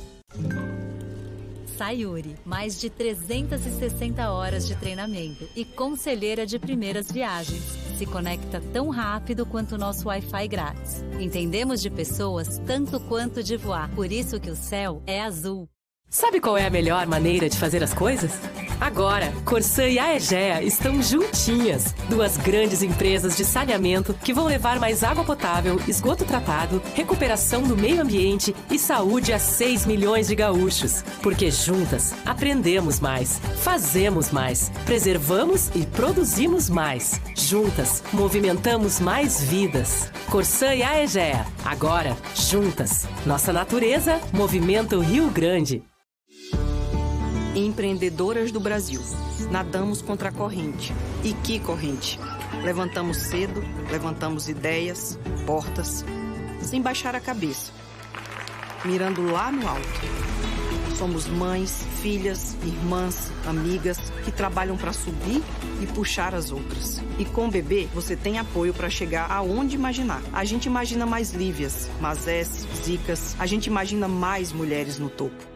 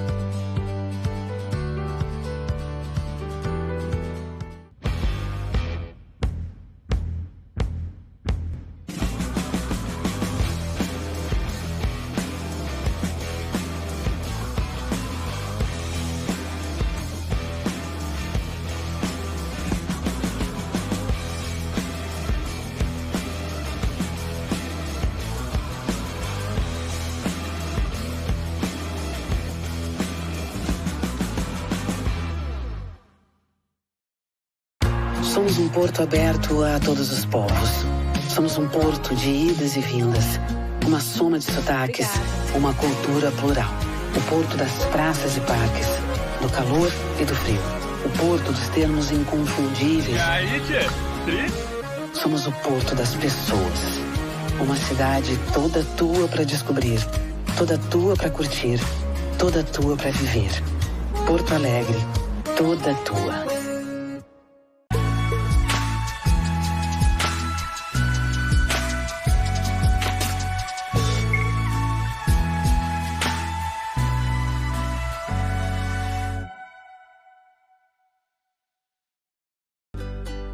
Olhei para o relógio, procurando a precisão, e vi que todo mundo precisava de oração. Então eu descobri que para tudo ter sentido nessa vida eu precisava proteção do seu amor. Vou lhe dizer, assim como a cigarra, a primavera, eu espero a nova era, eu preciso de você. Nada pode parar os inovadores. Os que não dão um passo maior que as pernas, dão saltos para o futuro e que sabem que uma ideia transformadora está apenas a uma conexão de distância. Pois para quem inova, o impossível não é uma possibilidade. Assim, é Sebrae X, que conecta pessoas, empresas, parceiros e ideias para fomentar e promover a inovação que transforma. E isso é só o começo. Vamos juntos rumo a esse infinito de ideias que, por sinal, é logo ali. Sebrae X, conexões para inovar. ser aqueles feitos extraordinários que marcam a história. Podem ser os feitos cotidianos que impulsionam o presente. Na Petrobras, os feitos das mulheres protagonizam nosso passado, nosso presente e principalmente nosso futuro. Feitos que constroem um futuro melhor, um futuro inovador, inspirador, conectado e inclusivo, com valores que fazem a diferença.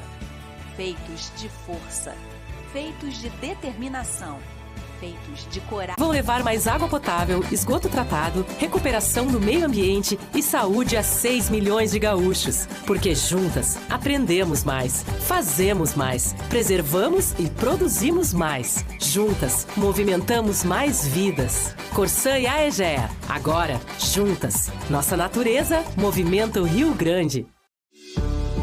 Empreendedoras do Brasil. Nadamos contra a corrente. E que corrente?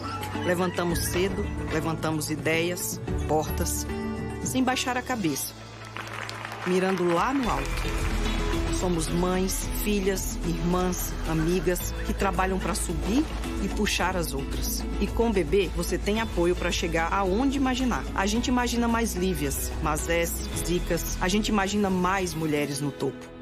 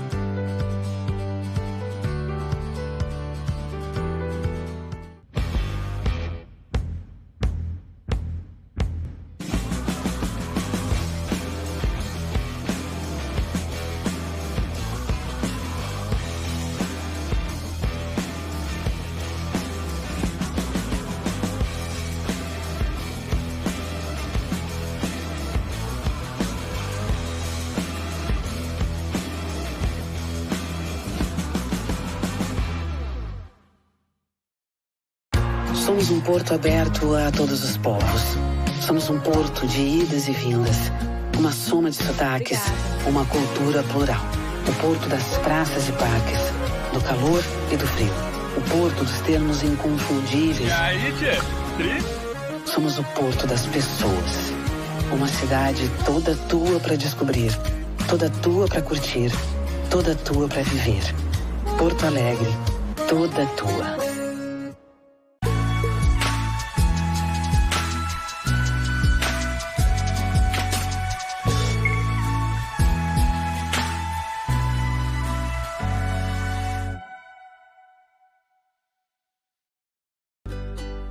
Olhei para o relógio, procurando a precisão, e vi que todo mundo precisava de oração. Então eu descobri que para tudo ter sentido nessa vida precisava proteção do seu amor. Vou lhe dizer, assim como a cigarra primavera, eu espero a nova era, eu preciso de você. Nada pode parar os inovadores. Os que não dão um passo maior que as pernas, dão saltos para o futuro e que sabem que uma ideia transformadora está apenas a uma conexão de distância. Pois para quem inova, o impossível não é uma possibilidade. Assim, é Sebrae X, que conecta pessoas, empresas, parceiros e ideias para fomentar e promover a inovação que transforma. E isso é só o começo. Vamos juntos rumo a esse infinito de ideias, que por sinal é logo ali. Sebrae X, conexões para inovar. Podem ser aqueles feitos extraordinários que marcam a história. Podem ser os feitos cotidianos que impulsionam o presente. Na Petrobras, os feitos das mulheres protagonizam nosso passado, nosso presente e principalmente nosso futuro. Feitos que constroem um futuro melhor, um futuro inovador, inspirador, conectado e inclusivo, com valores que fazem a diferença. Feitos de força, feitos de determinação, feitos de coragem, feitos de liderança, feitos de mulheres.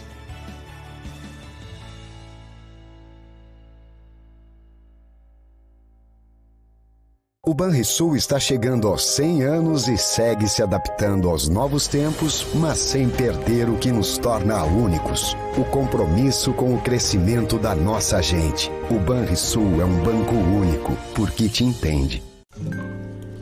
Sayuri, mais de 360 horas de treinamento e conselheira de primeiras viagens. Se conecta tão rápido quanto o nosso Wi-Fi grátis. Entendemos de pessoas tanto quanto de voar. Por isso que o céu é azul. Sabe qual é a melhor maneira de fazer as coisas?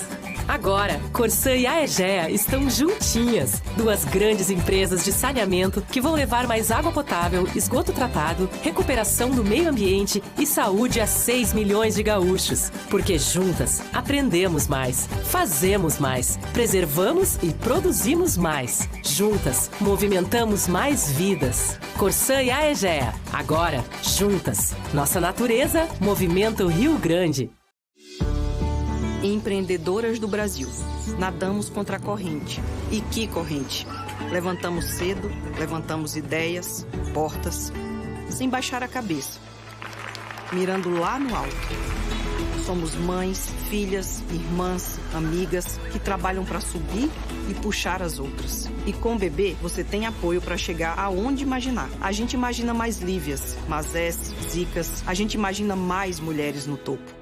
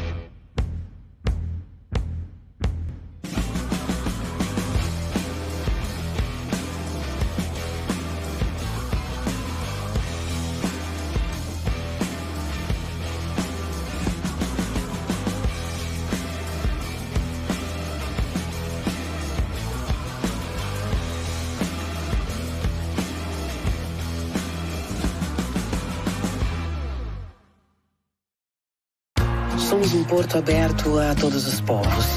Somos um porto de idas e vindas. Uma soma de sotaques, uma cultura plural. O porto das praças e parques, do calor e do frio. O porto dos termos inconfundíveis. E aí, tchê? Somos o porto das pessoas. Uma cidade toda tua para descobrir, toda tua para curtir, toda tua para viver. Porto Alegre, toda tua.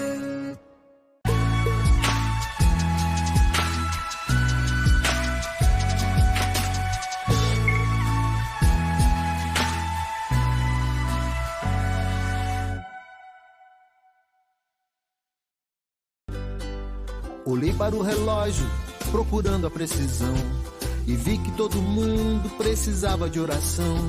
Então eu descobri que para tudo ter sentido nessa vida precisava proteção do seu amor. Vou lhe dizer, assim como a cigarra, a primavera, eu espero a nova era, eu preciso de você. Nada pode parar os inovadores. Os que não dão um passo maior que as pernas, dão saltos para o futuro e que sabem que uma ideia transformadora está apenas a uma conexão de distância. Pois para quem inova, o impossível não é uma possibilidade. Assim, é Sebrae X, que conecta pessoas, empresas, parceiros e ideias para fomentar e promover a inovação que transforma. E isso é só o começo. Vamos juntos rumo a esse infinito de ideias, que por sinal é logo ali. Sebrae X, conexões para inovar. Podem ser aqueles feitos extraordinários que marcam a história. Podem ser os feitos cotidianos que impulsionam o presente. Na Petrobras, os feitos das mulheres protagonizam nosso passado, nosso presente e principalmente nosso futuro. Feitos que constroem um futuro melhor, um futuro inovador, inspirador, conectado e inclusivo, com valores que fazem a diferença. Feitos de força, feitos de determinação, feitos de coragem, feitos de liderança, feitos de mulheres.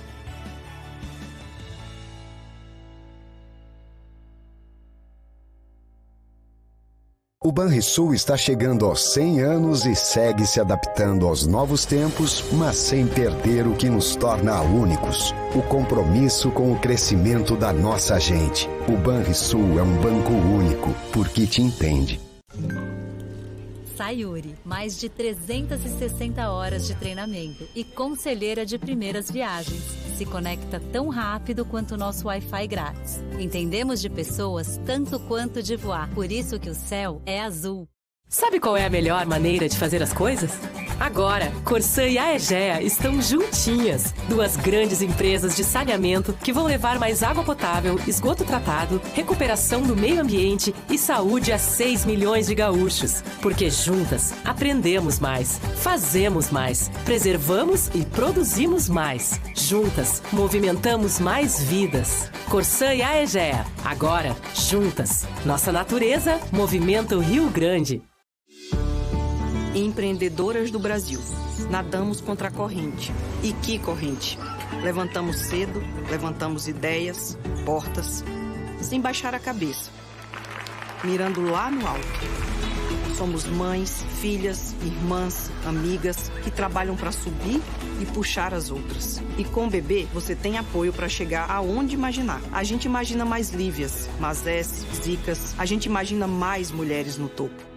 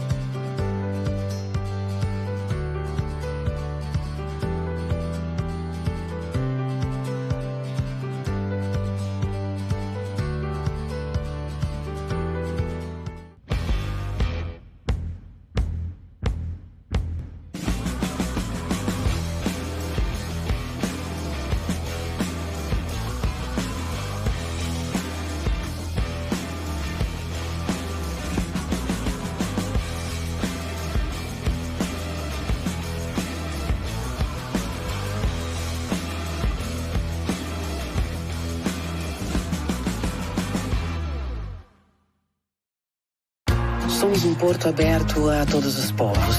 Somos um porto de idas e vindas. Uma soma de sotaques, uma cultura plural. O porto das praças e parques, do calor e do frio. O porto dos termos inconfundíveis. E aí, tchê? Somos o porto das pessoas. Uma cidade toda tua para descobrir, toda tua para curtir, toda tua para viver. Porto Alegre, toda tua.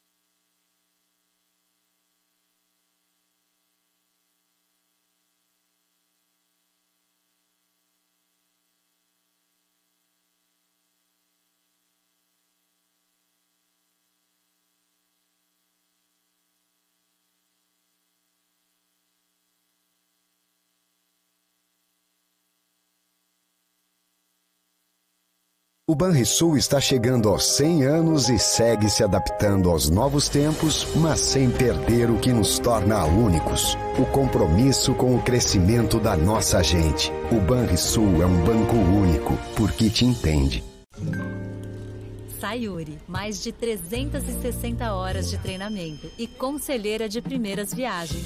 Se conecta tão rápido quanto o nosso Wi-Fi grátis. Entendemos de pessoas tanto quanto de voar. Por isso que o céu é azul. Sabe qual é a melhor maneira de fazer as coisas? Agora, Corsã e a Egea estão juntinhas. Duas grandes empresas de saneamento que vão levar mais água potável, esgoto tratado, recuperação do meio ambiente e saúde a 6 milhões de gaúchos. Porque juntas... This morning we saw some excellent discussions about the keys to innovation, people at the heart of business, problem solving, and much more. Now we are ready to have an afternoon full of ideas about innovation and business transformation. And everybody here is with us. It's really a pleasure. First, some reminders for you. On this stage, we have simultaneous translation in English and also in Portuguese. Place the QR with the access code on the screen. We are going to put here somewhere. For those who didn't have time to attend on stage, we have the lectures available in the app. So everybody can listen, everybody can accompany with us. For the first fireside chat in this afternoon, Unlocking Global Potential, Uruguay as your startup and innovation hub, I call to the stage Sabrina Sauxteliskis. She is Executive Director at Uruguay Innovation Hub.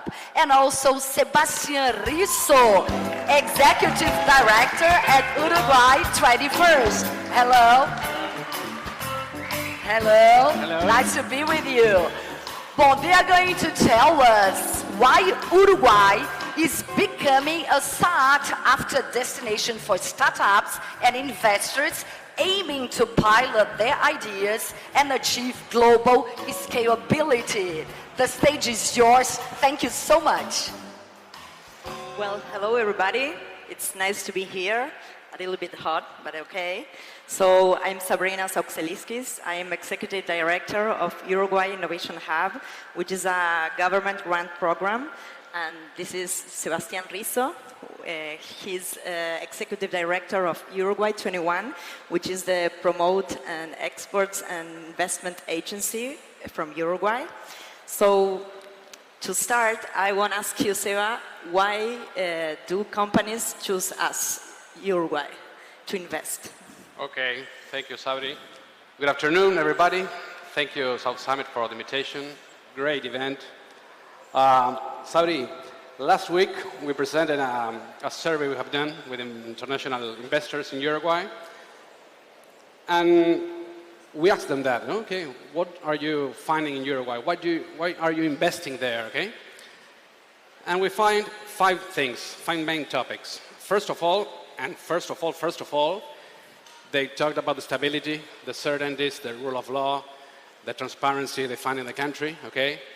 I don't know if you know, but Uruguay ranks first in several rankings in the Americas, I may say, together with Canada, in terms of democracy, low corruption, rule of law, civil liberties, press freedom, etc. So when they want to invest, in a stable country, a country with the clear rules, and no matter who's in government, who's in office in the government, no political issues, no social issues. So that gives companies the stability they need. Secondly, they talk about the benefits, okay, being in Uruguay, not only tax benefits, but doing business there, okay? They talk about the easiness for doing business. We may talk about the tax benefits in a while, but Uruguay is very easy for doing business. We have one single tax system. You may operate in the currency you want. You may invoice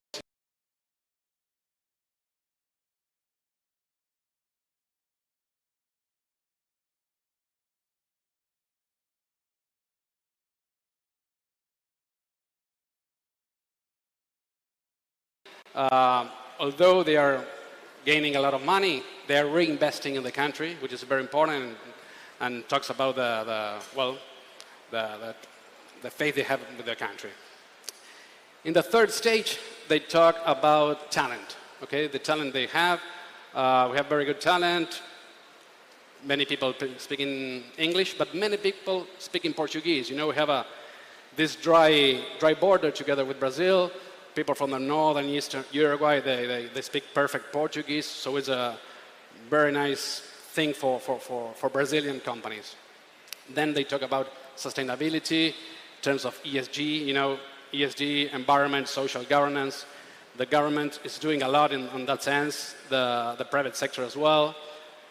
I know in this summit we have the founder of the ESG movement, so it's very important. And on the fifth place, they have quality of life, okay? You live very well there in Uruguay. Montevideo ranks first in Latin America as the best place where to live. And companies are sending expats to Uruguay, and they want them living in a safe place with no huge problems, let's say.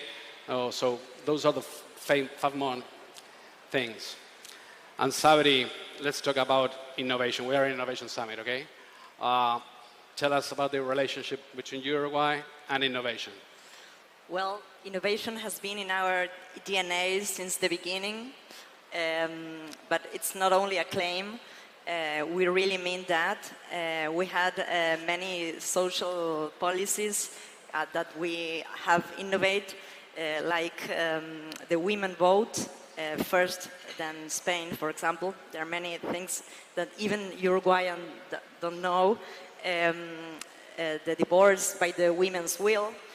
We were innovative in terms of education. We were one of the first countries that delivered public, free, and non-religious education for the whole population.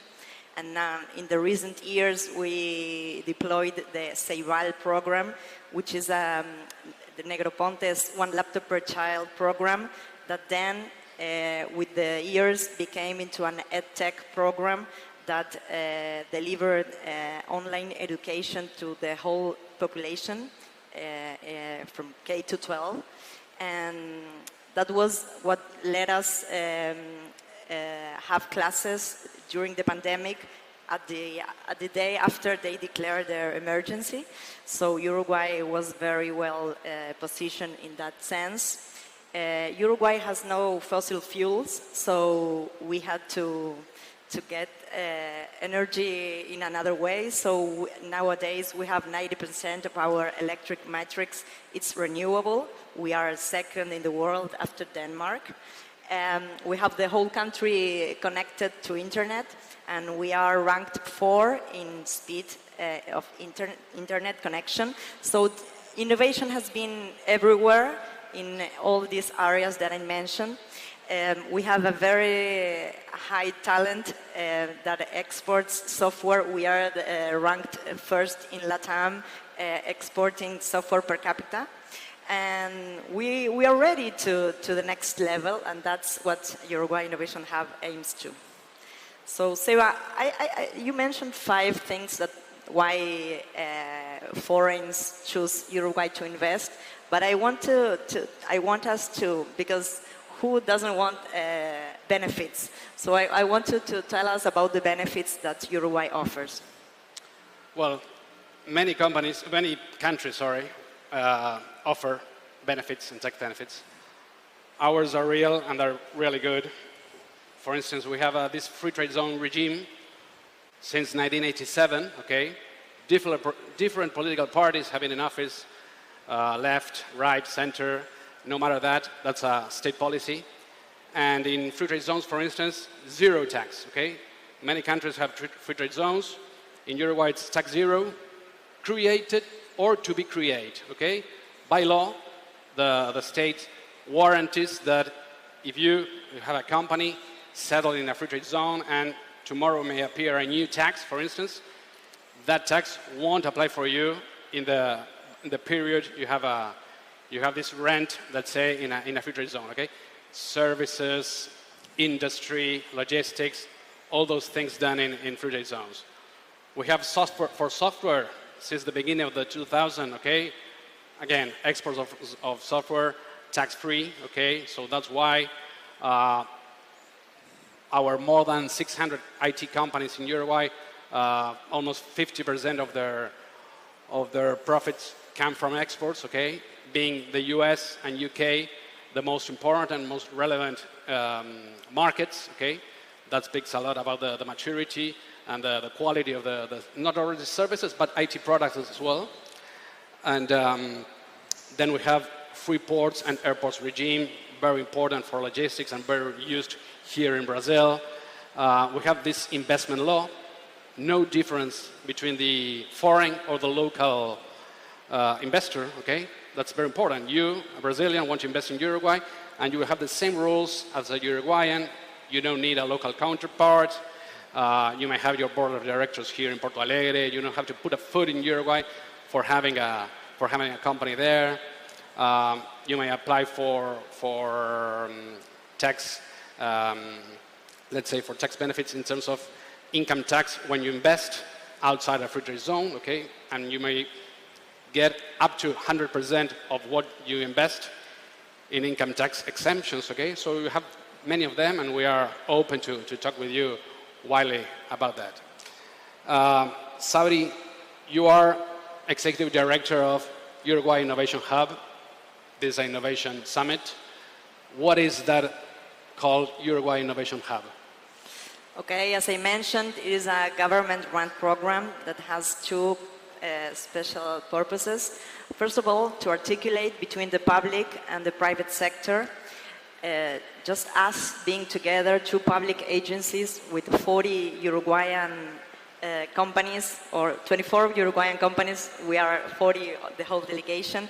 This is a proof of what Uruguay has to offer. In Uruguay, you can call everybody and everybody can relate to contact you whatever you want. So we articulate between the public and the private sector, and also we want to internalize Uruguayan companies to go abroad and also to welcome foreign startups, founders, enterprises that want to come to Uruguay to go to the world through Uruguay. Because as we are a very small country, 3.5 million people only, Uruguay, it's not a market. Uruguay can help you to be like your first step to go, for example, to LATAM. As Seba mentioned, we have very good talent and many people speaking Portuguese and English. So we offer like the two ways to welcome companies from abroad and to help Uruguayan companies to go outside. And we have many tools. We are launching an accelerator program. We just selected our accelerator.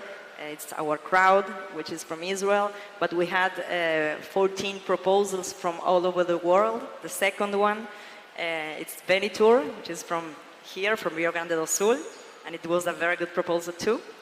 We are launching a company builder program for biotech companies, and in both programs we are co-investing in the best enterprises. We are launching also a matching funds program which aims to help investors, VC and angels. We are co-investing with them in startups in 3 verticals, in deep tech, in biotech and in green tech. We also have an open lab network. And I can mention, for example, we received last year the AI Microsoft Lab, which is the only one in LATAM open to the whole ecosystem, not only for Uruguayan companies, but also for companies from outside. Actually, we offer like 100 artificial intelligence sprints to accelerate processes, and 70% of the sprints are from Uruguay, but 25% are from companies from abroad that come to Uruguay to accelerate those processes. And well, we have New Lab, which is an American, from the US, an American platform that works Right. with open innovation. Yeah. Well, Lupe is here from Lupe, ULEB. if you want, you can talk with her later.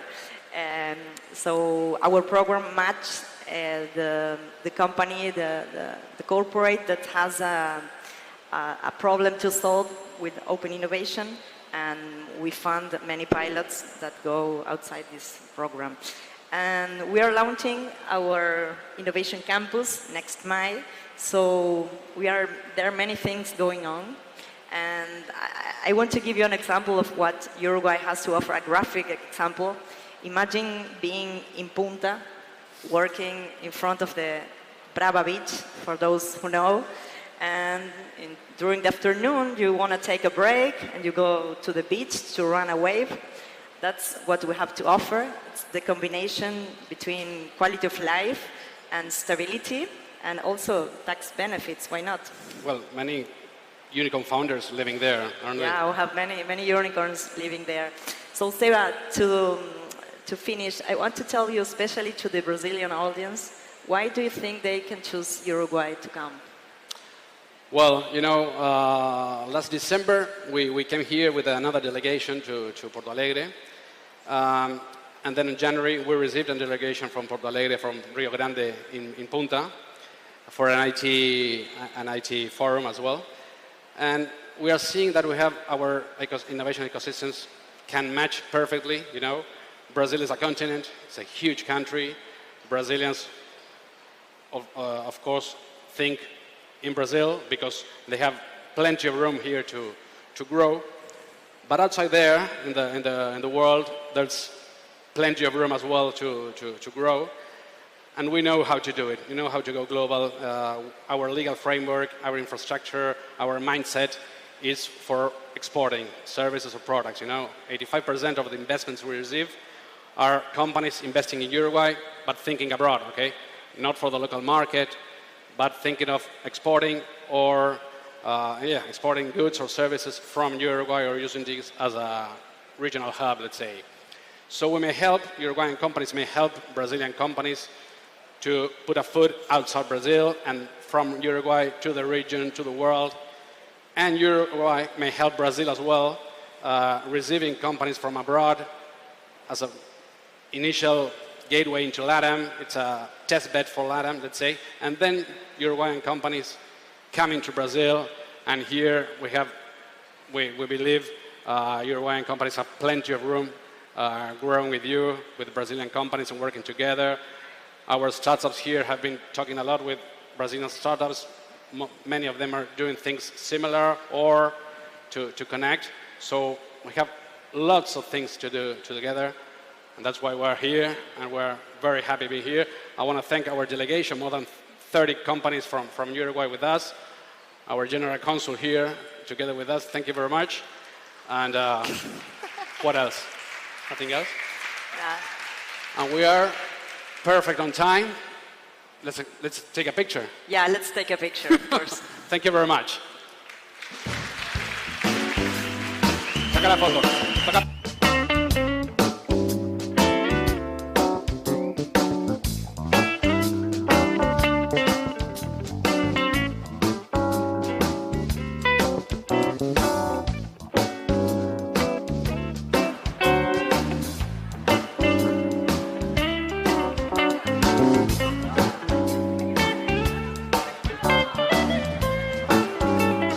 Okay. Thank you so much. Thank you. It's okay with the flag, no problem at all. Thank you so much. Let's go to the next keynote. It's the role of technology in building accessible societies. The journey of this young social entrepreneur, one of Argentina's most respected tech businessmen, into developing tools to empower more than 400,000 disabled people all over the world. So come here, Mateo Salvato, CEO and co-founder at Asteroid Tax. Hello. Thank you. The floor is yours. Thank you so much. Thank you. Hey guys, what's up? All good? Oh, come on. All good? Is it like 36 degrees outside? Are we cool anyway? We're not? I'm not. Well, let's hope that we have a good time. Thank you all for being here. Thank you, South Summit, for inviting me. My name is Mateo Salvato. From far away, I know I look like I'm 15 years old, but I'm 25. At least that's what I was told. I was born a few weeks ago in Buenos Aires, Argentina. Argentinians in the house? Argentina? Sí? Muy bien. Let's not talk about football, okay? Let's try not to do that. Let's not make more people hate us, if possible. So really happy to be here. I come from Buenos Aires, as I'm saying. And when I got the news, the very exciting news, that I would be able to give this little keynote here at South Summit, I was thinking, well, what would I like to share with you, right? Like, what would be the main goal of this keynote if it goes well? That it may not, but if it goes well, I'd like to do a talk, a conversation. Of course, I'm going to tell you who I am, right, and what I do, so for you get to know me. But the main idea of this conversation is to talk about you, about us, about entrepreneurship, about Latin Americans, about how we all have a great chance to change the world for others from where we are, right? But let me start from the beginning. I want to tell you briefly, of course, pretty brief story of my life, why I'm here, what I do, and how I think that probably will build lots of bridges between us, right? So, my name is Mateo, 25 years old, Buenos Aires, Argentina, and since I was, well, I still am a little kid, but when I actually was a little kid, like 4 or 5, I was always in love with technology, as probably many people here.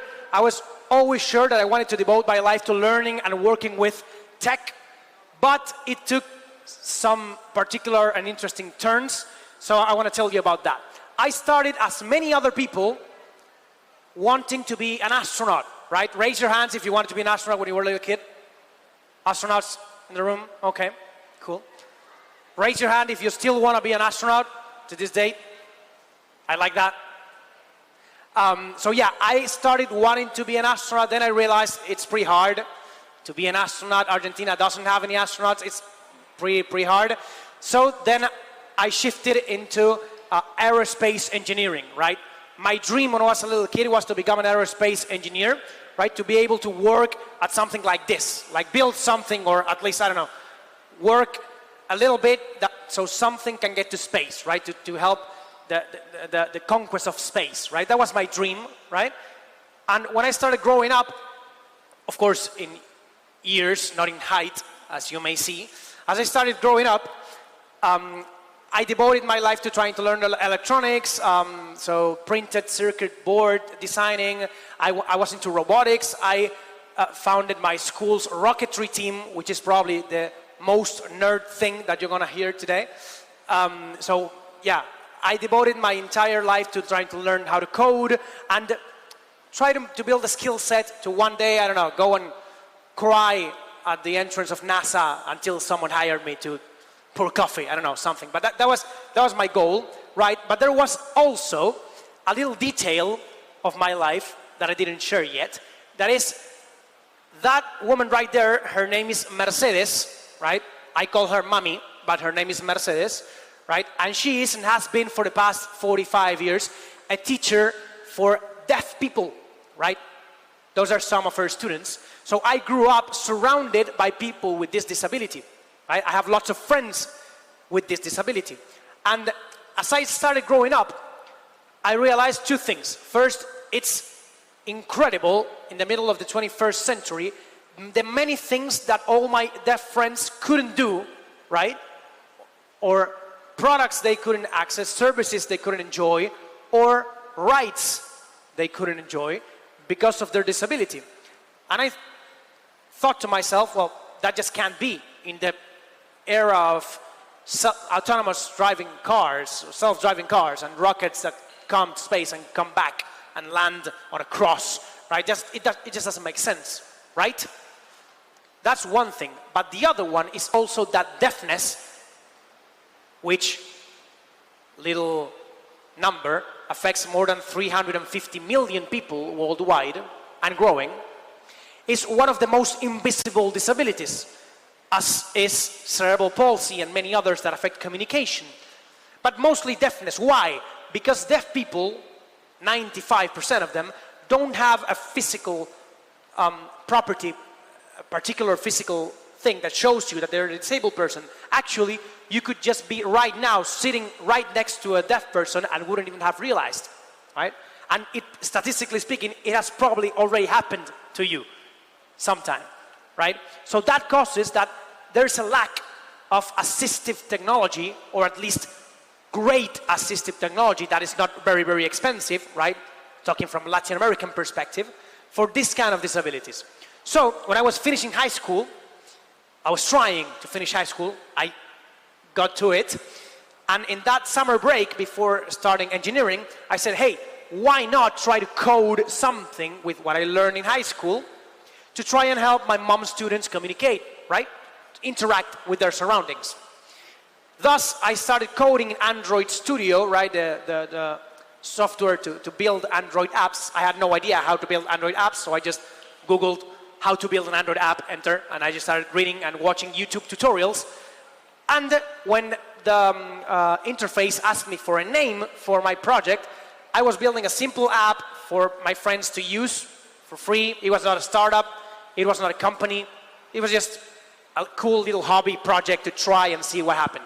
So I just put the first name that came to mind, and that was Háblalo. For non-Spanish speakers, that's like to speak up, right? So it's the easiest name I thought about. It was actually Háblalo, because of course I'm from Argentina, but then I said, hey, let's try to make it more international. Háblalo, and that's it, right? I was thinking, who cares about the name if no one is going to use this, right? So that's how my first project was born. It was a really, really simple and ugly app that had 5 features, 4 didn't work, and 1 worked like halfway, right? But it was a good idea. So I invested my weekends and free time outside, like trying to avoid or ignore my crisis from studying engineering and trying to have a project at the same time. Many of you know that feeling probably. So I started putting time into it. Then I started a full-time job. So I was living with my parents, of course, so I could use that money to fund this project. We didn't have any investors, of course, because it was just a simple thing by a 18-year-old guy in Buenos Aires. So I just started putting money into it, hiring 1 developer part-time that could help me code the app. And well, let's jump on time, if I may, 7 years from that moment, 7.5 years from that moment. And today, Háblalo is used by 400,000 communication disabled people, right? So people with deafness, ALS, cerebral palsy, aphasias, and many other difficulties that affect particularly verbal communication abilities or hearing abilities, right? So 400,000 active users. Of course, it's a much more professional product because I don't design it or code it myself, as you might think. But it grew not only in numbers, it also grew in geography. We are in 75 countries of the 5 continents. Mostly, of course, the Americas are our biggest market of users, but I have no idea how we have users in Bangladesh. Don't ask me, but there they are. Who knows? So yeah, it crossed the world, right?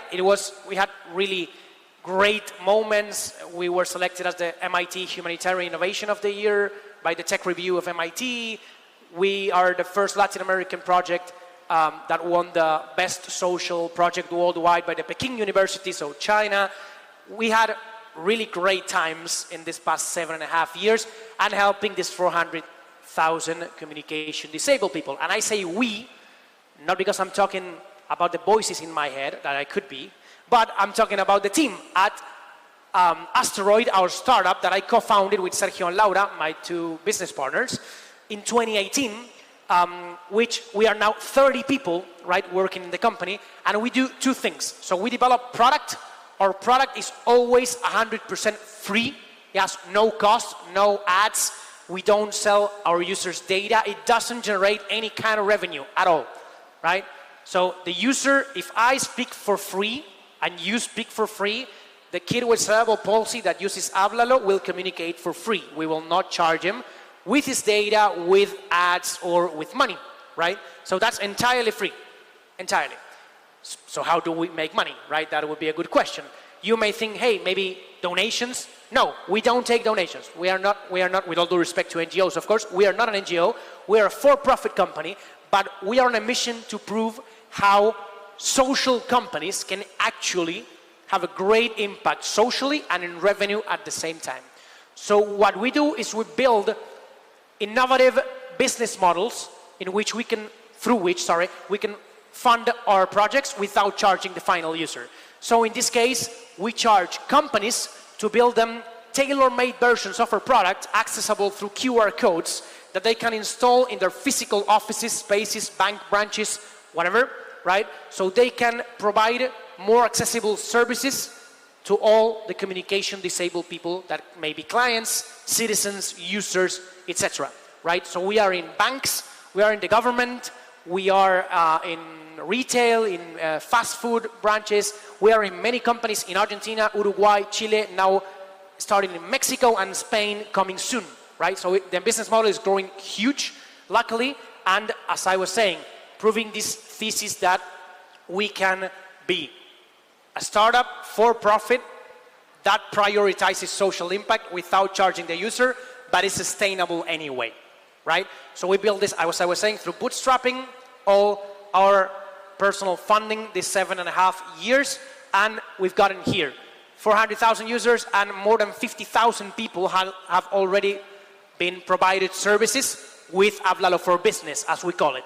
And of course, developing much more. We are developing new solutions, new products for people with different disabilities or needs, and new business units. We are developing Háblalo for education, for universities, because universities for disabled people don't exist in most cases, right? And there are a few around the world, right? We are also developing Háblalo for events, so this kind of moment can be absolutely accessible. Háblalo for employment, to be able to hire more disabled people, and much more. So we are 30 people team in Buenos Aires working to try and change the standards of communication worldwide. That's our goal, right? But I said this was not a talk about me. So you may be thinking this Argentinian guy lied to us, right? Maybe, but not entirely, right? Because I wanted to tell you all this to get to this point, right? Up until I was 19, this, if you ask me, hey Mateo, what's changing the world for you? I would describe this situation. That's the only thing I talked about. Elon Musk, SpaceX, Blue Origin, NASA, all those things. But if you ask me now, Mateo, what's changing the world for you in an image, I would choose to show you something more like this, right? Of all those 400,000 people that today can access a service, talk to a friend, talk to their kids, because of a free Android or iPhone app that they downloaded on their phones, made in Buenos Aires, right?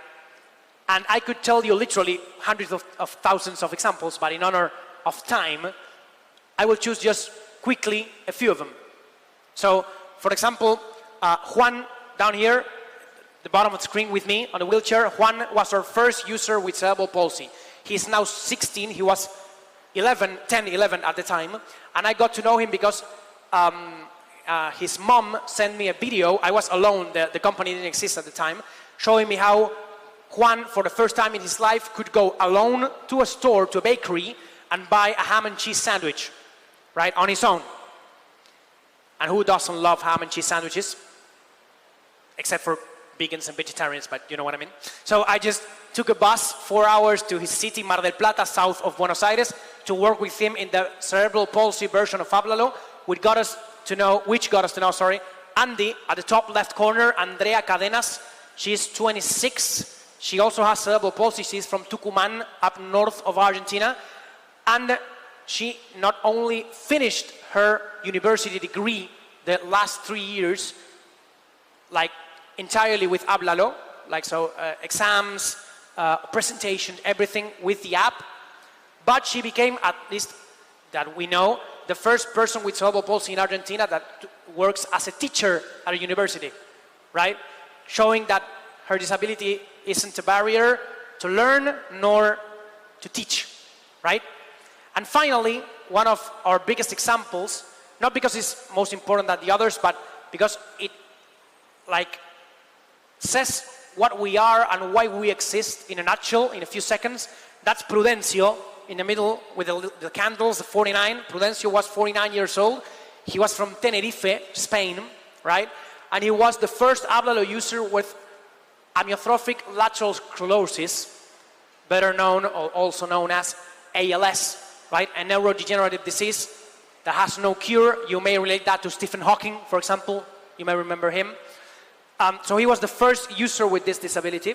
I got to know him because he texted me on Facebook, hey, what's up, man? I'm from Spain, I'm using your app. I was like, no way, hey, how do you use it? And he started giving me feedback, and he became like the first advisory board of Hablalo to make it better, of Asteroid, actually. Sadly, in 2019, I got an email from Daniela, his wife, telling me the sad news that Prudencio had passed away, right? Which was, as you may think, terrible news for the entire team, but for me particularly, his key in the history of our project. But in that same email, there was a little phrase that today works as a fuel of our project. When things get hard, when we don't know where to go, when, as you know, being entrepreneurs, things don't look great, we just grab that sentence, read it, it's like a slap of reality on our faces, and we keep going. And it is, we thank you very much because the last 3 years of Prudencio's life were at least a bit better because he, for example, could go back to doing the homework with our child, right?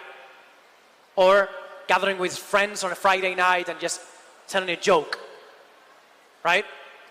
And that always makes me reflect quite a lot, mainly the basic things that we worry about sometimes, us here, when we like take for granted things that other people really, really need.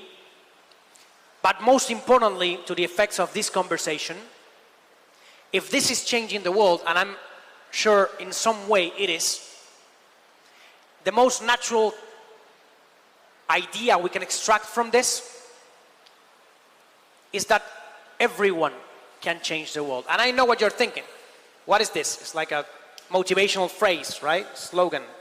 No, I truly believe this. And I didn't come all the way from Buenos Aires to here to tell you about my life. I came all the way from Buenos Aires to get to this slide. Because I didn't tell you my story to tell you what I can do or what my team does. It's absolutely irrelevant. I don't want you to leave South Summit remembering, hey, what this Argentinian 15-year-old that looks like Miley Cyrus does with software. I want you to go out from this keynote thinking, hey, if these guys can do this, we can do it and probably way better. Because I didn't tell you this story, again, to tell you what we are able to do. I told you this story to tell you what you are able to do. And what we all are able to do with our technology, with our tools, with our startups, with our teams. Just put our efforts into thinking how we can make life a little bit easier for someone else. And you will be surprised how easy that is. I'm not saying it's easy. How easy it is when you compare it to the reward. So how maybe a kid will be able to just do the homework with dad again, right? We are not conscious of our capabilities sometimes. We as entrepreneurs are always thinking about the rocket, about Elon Musk, about the impossible, achieving, making the next Google, the next Facebook, right? Watching the BlackBerry documentary or the Jobs movie and saying, I want to be that. And maybe the answer is way easier. Maybe you don't have to go live on Silicon Valley and raise hundreds of millions to change the world. Maybe you don't. Maybe we convince ourselves that the only way of changing the world is a rocket, is SpaceX, is Jobs, is Gates, it's Zuckerberg. And of course, those are great examples, but that's not all there is. Maybe the answer to changing the world sometime is on a ham and cheese sandwich in a coast city in a country in Latin America. Maybe the answer of changing the world is on a university up north in a country in Latin America with no $1 million, with no Silicon Valley. Just a 17-year-old with an idea and waking up every day to work 14 hours to try to make that idea a reality for 7 years and counting, right? And maybe that's all it takes. And maybe you are already doing it, or you are on your way to do that, and you didn't even realize. But as I was saying, if this keynote was successful, you will leave today thinking, hey, how I am changing the world, how we are going to change the world for someone else, or how I could be changing the world for someone else. Again, don't think you need all those things to do it. We are doing it, as I was saying, with the basic things we had at hand, right? And we are doing it. Somehow, we could be better, we will be better. We will develop more things. We will keep evolving, as all of us entrepreneurs will. But don't ever think again that you cannot change the world for someone else, make the world a better place for someone else in Latin America. Because most of us here are Latin Americans, and we are fed all day with the idea that if we want to succeed, we must leave our countries. And that isn't true. That is also a mistake. So what I want to do is thank you for your time listening to me. I hope this isn't the most boring keynote you'll hear today. And I hope that I convinced you just a little bit that if we could do it, you can do it, and probably way better. So guys, let's go out and use all of our brains or efforts or capabilities to keep developing tech or solutions for the more than 1.1 billion disabled people in the world to have a better life quality. Rockets are great. Autonomous driving cars are great. Everything is great. We love it. Blockchain is great. Crypto are awesome. All AI is great. AI is a great tool, actually. Everything is great. But let's devote at least a bit of our time, of our efforts, to try and think how we make this world accessible once and for all. Thank you very much, and enjoy the summit. You have a great day. Thank you. Thank you. Pleasure. Thank you.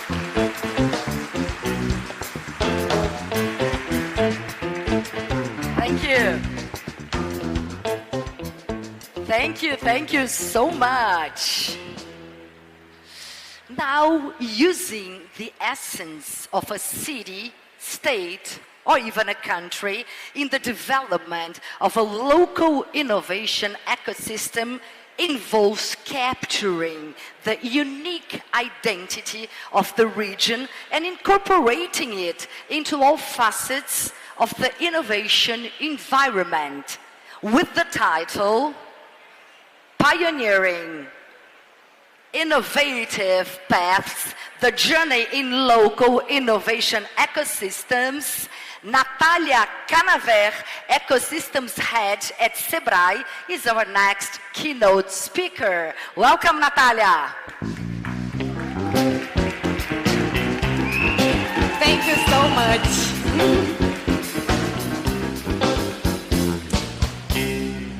Boa tarde a todos e todas. Good afternoon, everyone. It's so good to see this audience full.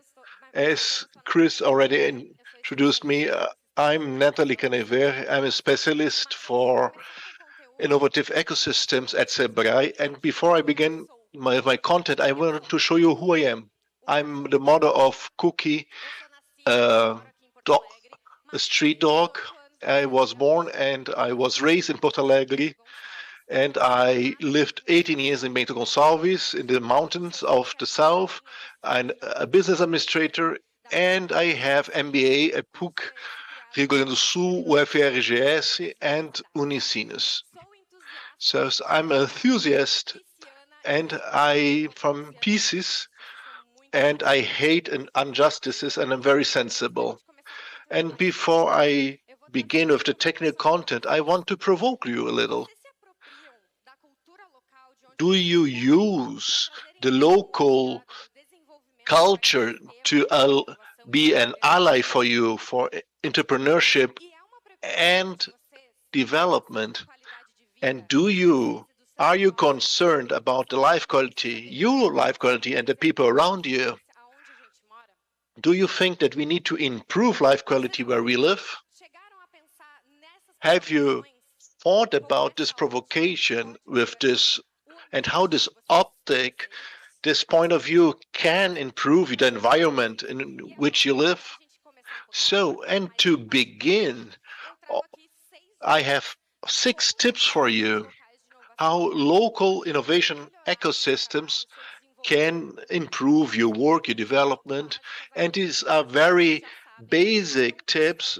I believe that you all know that already. First of all, you need to understand the local identity. You need to study the history, where you live, where you're inserted, or you're working part-time. The natural resources, the talents are the part of the essence and need to be studied and understood. You need to identify the values of this place. What are the strong sides? What are the specializations in that region that is unique? You can use that to develop the local ecosystem, and it's very important to know where you are. You have to stimulate collaboration and exchange of knowledge and the connections. You have to promote and talk to all the local actors. Get involved, know what they do, so they help each other, academy, government, companies, communities, the social movements, all of them are part of this ecosystem, and they need partnerships between themselves. And we should foment events like these, like the South Summit. It's where the ecosystem really can connect, and we need to promote workshops, talk rounds, round tables. Experience is our baggage. It's what we can share. It's not only money. We need to connect to each other, and we have this power. Number 3, identify the key sectors of the place you are. Industrial sector, specific sectors, segments, all these strong points that are available in your region. They must be mapped and must be understood. You need to know what exists best. It's like a project management. You execute it. It will have an end or not, but once you get to the end, it's hand over. So never forget that many other sectors. Have you identified the strongest ones? Yes, but there are thousands of sectors where you are. So always look to your side and try to see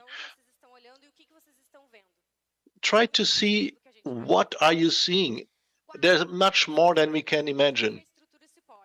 Development of infrastructure and support. You need to develop the local infrastructure, labs, co-workings, incubators. You need to support the partners that are doing that. Help the development.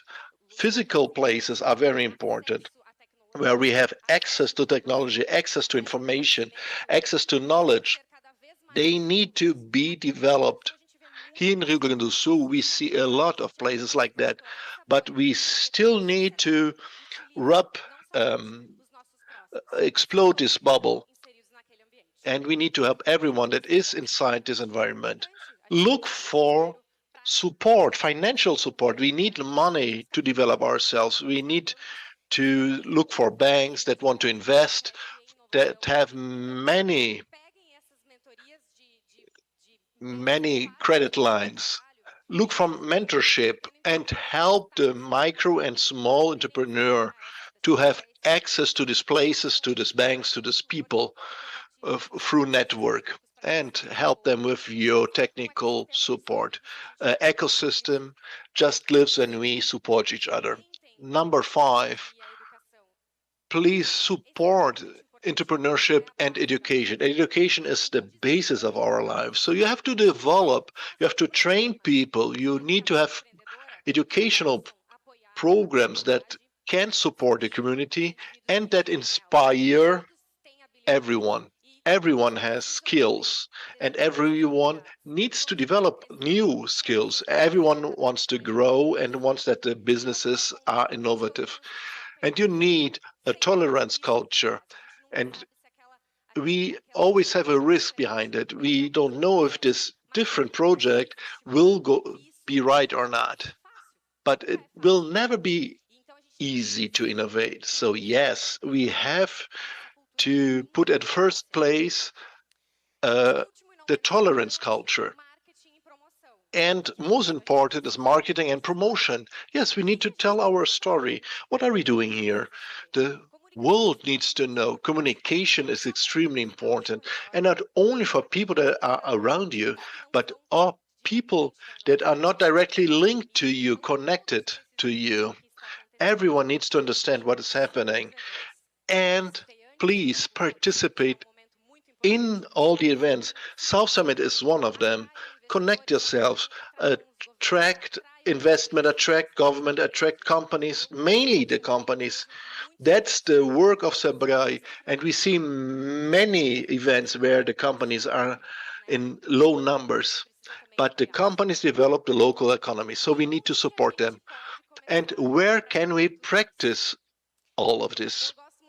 So I love to bring this view to stimulate the local entrepreneur. It's look to the nail salon, to the hairdresser where you go once a month.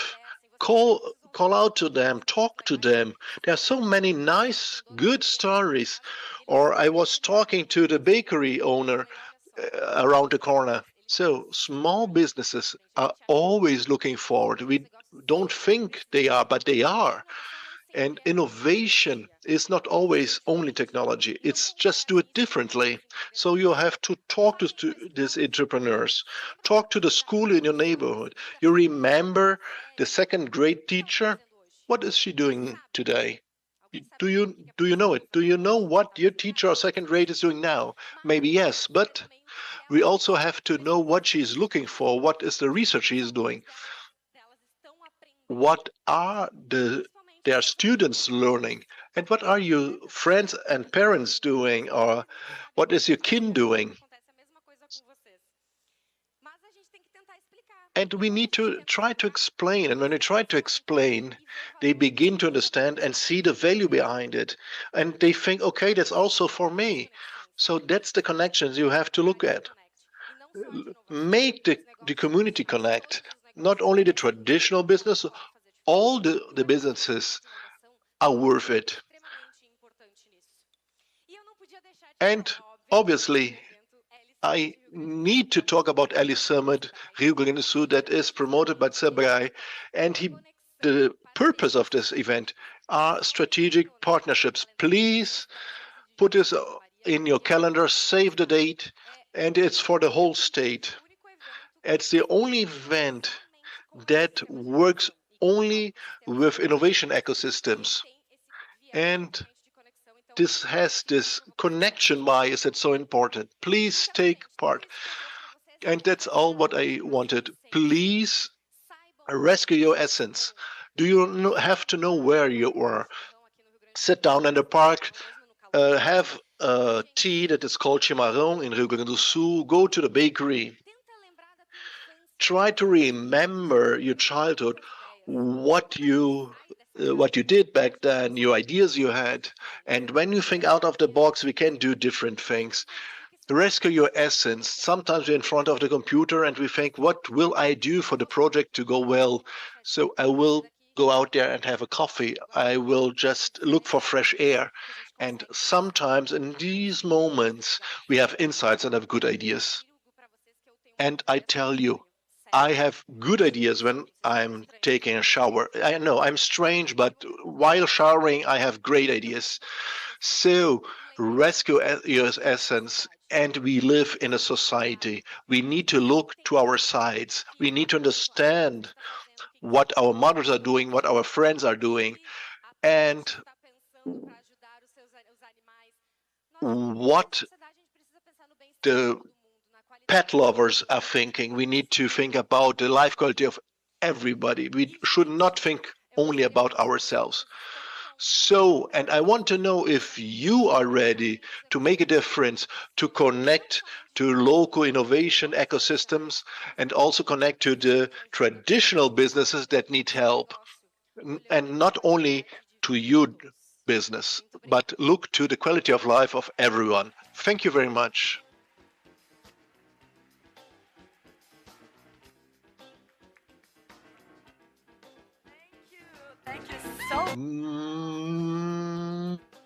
Thank you. So let's continue. Challenges faced by incumbent banks and digital natives considering new technologies and new business models. In this context, open innovation is an important accelerator of innovation and enabler for new products that maximize the delivery of value to customers. So, to talk about the role of open innovation in banking transformation, the Director of Digital Business at Banco do Brasil, Rodrigo Vasconcelos, is our next keynote speaker. The floor is yours. Thank you. Seja bem-vindo. Welcome, welcome. Thank you very much. Good afternoon, everyone. So before I begin, I will make my audio description. My name is Rodrigo Vasconcelos. I'm the head of digital businesses of Banco do Brasil, Brazilian bank. I'm 166 meters. I have black hair. I'm wearing a black shirt, black jeans, black tennis, and I wear glasses. So, first of all, I'm really honored here in this really hot day with human warmth and with a lot of connections. So to talk about open innovation, I love to begin with the philosophical part of this topic, to look to the main part of any company, people. And I want to say the sentence of Zygmunt Bauman that talks about the liquid modernity. Understand our society, and society goes through concepts of value. So Natalia talked about cookies. So the way you think about family changes, and the interpersonal connections are lighter and disposable in some contexts. In a complex global situation, in a climate complexity, in very dynamic consumption interrelations, and a data intoxication. Ricardo Cap brings this concept of data intoxication, and we're also reading about hyper-tiredness. And the fluidity is very important. Also in this context, and given that we live in this society, it's different how we consume consume things. The consumption matrix of society is being shifted, and we are talking about reflection, about its essence, about the well-being, about health. So since the functional components of a product or service until the transformational aspects, we need to adapt our products and services quickly to survive. And in this case, and I'm honored to represent a bank that is 215 years old with a challenging intention, is to serve all people. This complexity of purpose makes us even more passionate, even more creative. And it's important to talk about our connections, our apps, our bank branches. But as a young bank that we are, when we talk about new environments, this challenge increases exponentially. And here we can talk about the open innovation as the main tool for adaptability to guarantee that this new startup with 215 years of age can go into the future. So I want to share with you four tools, four strategies that are very symbiotic and virtuosi. One is entrepreneurship. The second one is the community that, as you, are very important for the support of the Brazilian. That is the corporate investment capital. And the fourth component that's really relevant, that is useful for our clients, is to offer our platforms for non-bank services, including them. So, entrepreneurship, we have over 100,000 workers. So we have many diverse people working for in each area, in the education level, diverse in their values. And to use this diversity, we have a robust instrument that generous and open communication, so the idea could be placed in an organized way. So, and then you broaden the whole entrance of ideas, and that is actually processed through a method. Sorry for that, with big amount of method, and people collaborate in an organic way.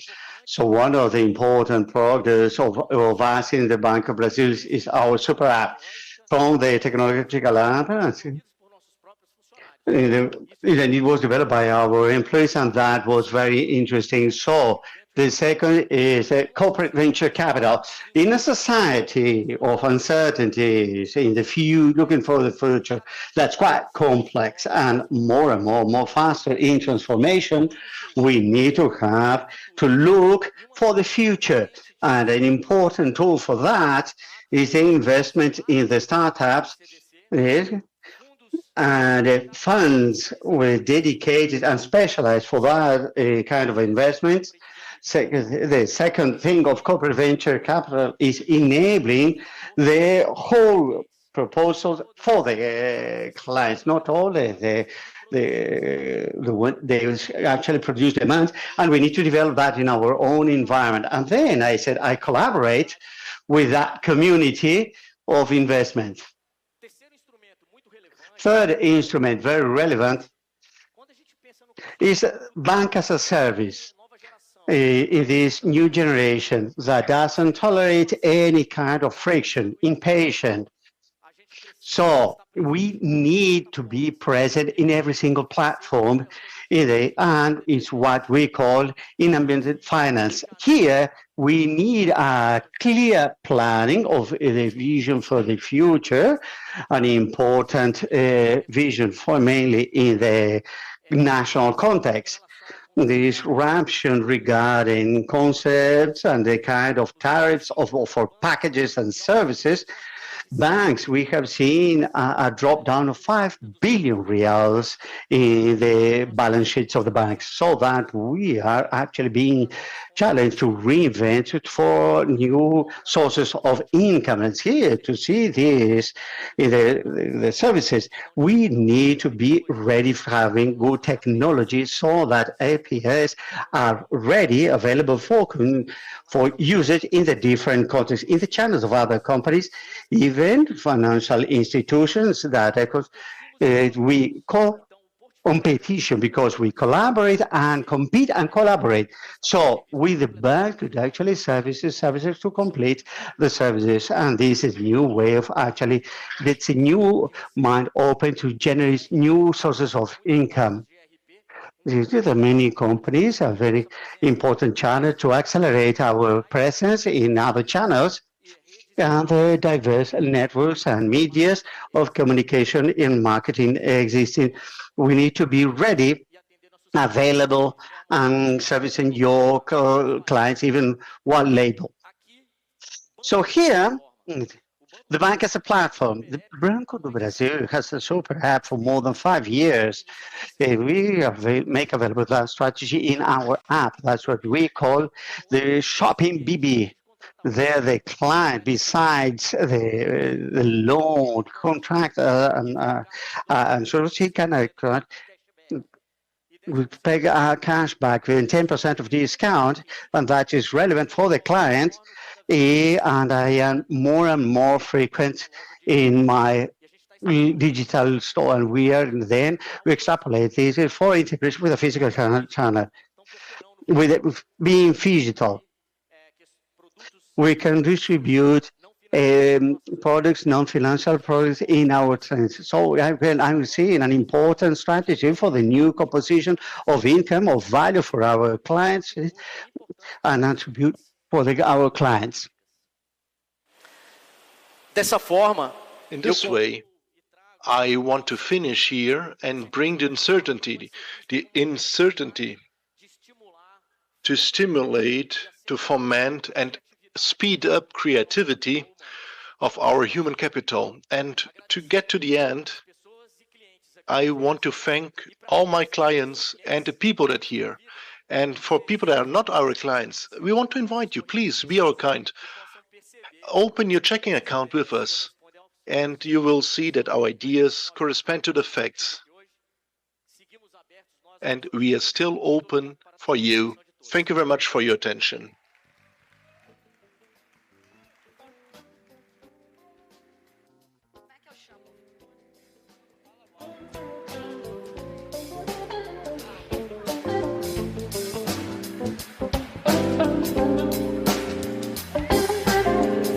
Thank you so much once again. No single word to success is the title of our next panel. No single road to success. The road to success is paved with hard work. Everybody knows this. While each path is unique to the entrepreneur, universal principles and strategies can help navigate the journey. Get tips from these diverse paths to success. To moderate this panel, Camila Timoner Junqueira, Managing Director at Endeavor Brasil. And now for the debate, I call also Paulo Silveira, CEO and co-founder at Alura, and Márcio Waldman, founder at Pet Love. The stage is yours. Thank you so much. Hello. Hello.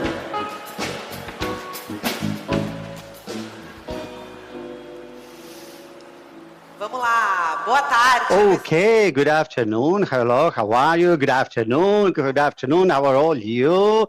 It's a pleasure to be here with you. There are many things for us to do, very little time to do all that. So let's go directly into our subject matter. I'm going to start to ask Paolo and Marta to make a very little introduction for you to understand who they are and why are they here.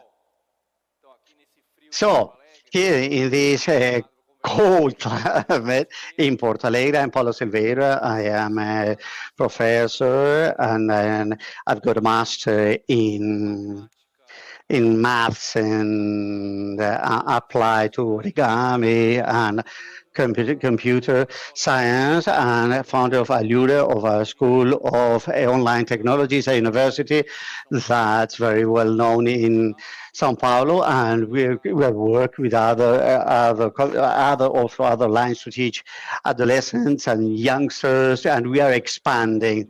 You start to expand our products, and what Camila called us, because here is very similar to what a pet lobby is doing. So let's go. Thank you. It's a pleasure to be here with you. Not only I'm not from Porto Alegre, but my mother was born in Erechim, here nearby. It's a great pleasure to be here back to Porto Alegre. I'm Mateo Salvato, and I'm a vet, and I started as a normal clinic, a traditional clinic for vets. Then I had a pain of my climate, so I built my first e-commerce in 99, and then that e-commerce all transformed into an ecosystem. All Pet Love has got products, that's e-commerce. Then we've got a help to the other vets through Vexmart. Then we sell products from the through Vexmart, and then Vector is another company in our group that's it's a software for the pet management of clinics. We've got, we always create solutions, integrated solutions among the different units of our company. So we are going to talk a little bit about all that. So here, and we are going to talk about the journey and how the paths, sometimes they are not that obvious. And before getting into that, we want to understand who is out with us first, right? How many of you actually work in a startup? How many are you entrepreneurs? Are you in the business? Who's studying? Okay, that's great. So, people, investor? Minority. Okay, that's okay. So we've got here future entrepreneurs, and the idea is to tell you a little bit about what was the journey of both of them. And before getting that, I want to give you some data of a research that was made with more than 200 unicorns from the United States, from emerging markets. So the study was done in the United States, and they break down some myths. The first one, that founders actually studied in elite universities, and only 1/3 of those founders actually studied in university as Harvard, Stanford, although 97% of them did go to university. Yes, but another myth, the founders of unicorns are young guys and had a fast success. Most of them had 10 years of professional experience before starting their business. They worked in big techs or great consultancies companies. No, only 10% were those. The other 80 or 20%, the other 80% either worked in a startup or they founded their own startups. Sometimes they tried 1, 2, or 3 times until they founded their last successful company. So these were some things that I wanted to tell you, and something, a research that we are launching today about performance. That's data that talks about mental health and how those founders are today. And 95% of these high impact entrepreneurs, many companies assessed, 95%, they have had some adverse situation, burnout, anxiety, depression. We are going to talk a little bit about all that, but it seems easy, but it is not. So, and I wanted to hear from you, from all of this, how much you are part of the myth or the reality of what I told you here. I think it's important because we're bringing this idea, this study of Endeavor, that I think that sometimes I think you think that in 5 years your company turns into a unicorn. She chose us because I mounted as a company in a school in the outskirts of São Paulo, a small school. They wanted to be a teacher. I didn't have an ambition of creating a big company. Maybe I know what Marshall was not even dreaming in '99 in venture capital or have that ecosystem he's got. He saw that only after contributions after 2011. So we worked more or less 13 years before getting into the game, into the risk capital investment of what people are going to think about that mechanism. So what Endeavor is showing us is a reality. Is people like you that are willing to start their business is actually the time that will actually bring the results. And what Pablo said. In my case, I went broke many times before receiving investments. I was a vet with a small clinic in the center of Sao Paulo, and all of a sudden, most of my clients, I'm going to change my vet. So I said, maybe did I do something very bad? But no, it was because it was difficult to arrive and there was no way to actually to park their car. So the client who started to demand from me appeared at my side. The pet center, marginal that's called today called Pets, is the biggest pet company in Brazil. So it actually finished my business. In 2005, I had already created my e-commerce. In 2005, I was actually owing money to my vendors. I needed to pay all my bills, the light, whatever, electricity. So I went broke. So I closed my vet clinic and I stayed only with my e-commerce. And what Paulo said, it's not easy. From 2005 to 2010, it was the most difficult moment of my life. So I was, myself, delivering things in Sao Paulo in order to have the money. So I personally delivered. I didn't have a waste at that time. We had those internet solutions that give more or less a direction. So I was like searching, trying to understand where to deliver the packages of my products. So I started to improve a little bit more after 2010. Then I saw that I was a little bit more into the highlights, and so in order to avoid that my competition got into the market, I went after venture capital and I brought my first investment. But I had to work very hard until 2010, 2011. There's another data that talks about we believe that another myth would be that we made an MBA, and that's a minority of the entrepreneurs that we're talking about here. But 76% of them, they did something regarding maths, what is actually quite relevant in the current moment. Well, I think has to do with your trajectory and your business, how much your formation impacted what you did. And then I wanted to talk about you as a vet, what you did. Yes, but I did MBA when I was 50. But technology was in your life since very young. Okay, Paula. I think that the issue of what you are studying or you have already studied has that part of engineering. I studied more maths, more or less. Computing sciences, but more maths.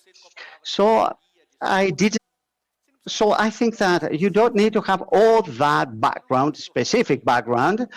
This is not a rule, but if you've got that idea, this capacity of problem solving, if there's something that you can actually prepare with the things that you've got, because you want to resolve the problems of the clients. What do I've got here of tools that I could prepare? So I think that this idea of solution problems has to do with your story as well. Can you tell us a bit the technology, how technology went into your life?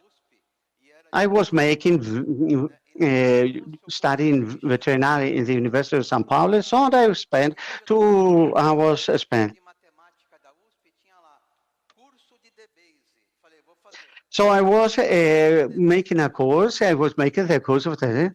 But then I made the Java course because I'd like to actually to work there. Because my computer days, I had my computer 386. Remember those? Then when I started to practice, then my customer says, well, I prescribed the medicine, but then people told me, not even people at the pharmacy or the pet shop can understand your handwriting. Well, it's not really readable anyway. But then I made a software just for prescription. It was just a Word file, and then I had a database, and then I just would make my subscription using this Word file and just sign that by hand.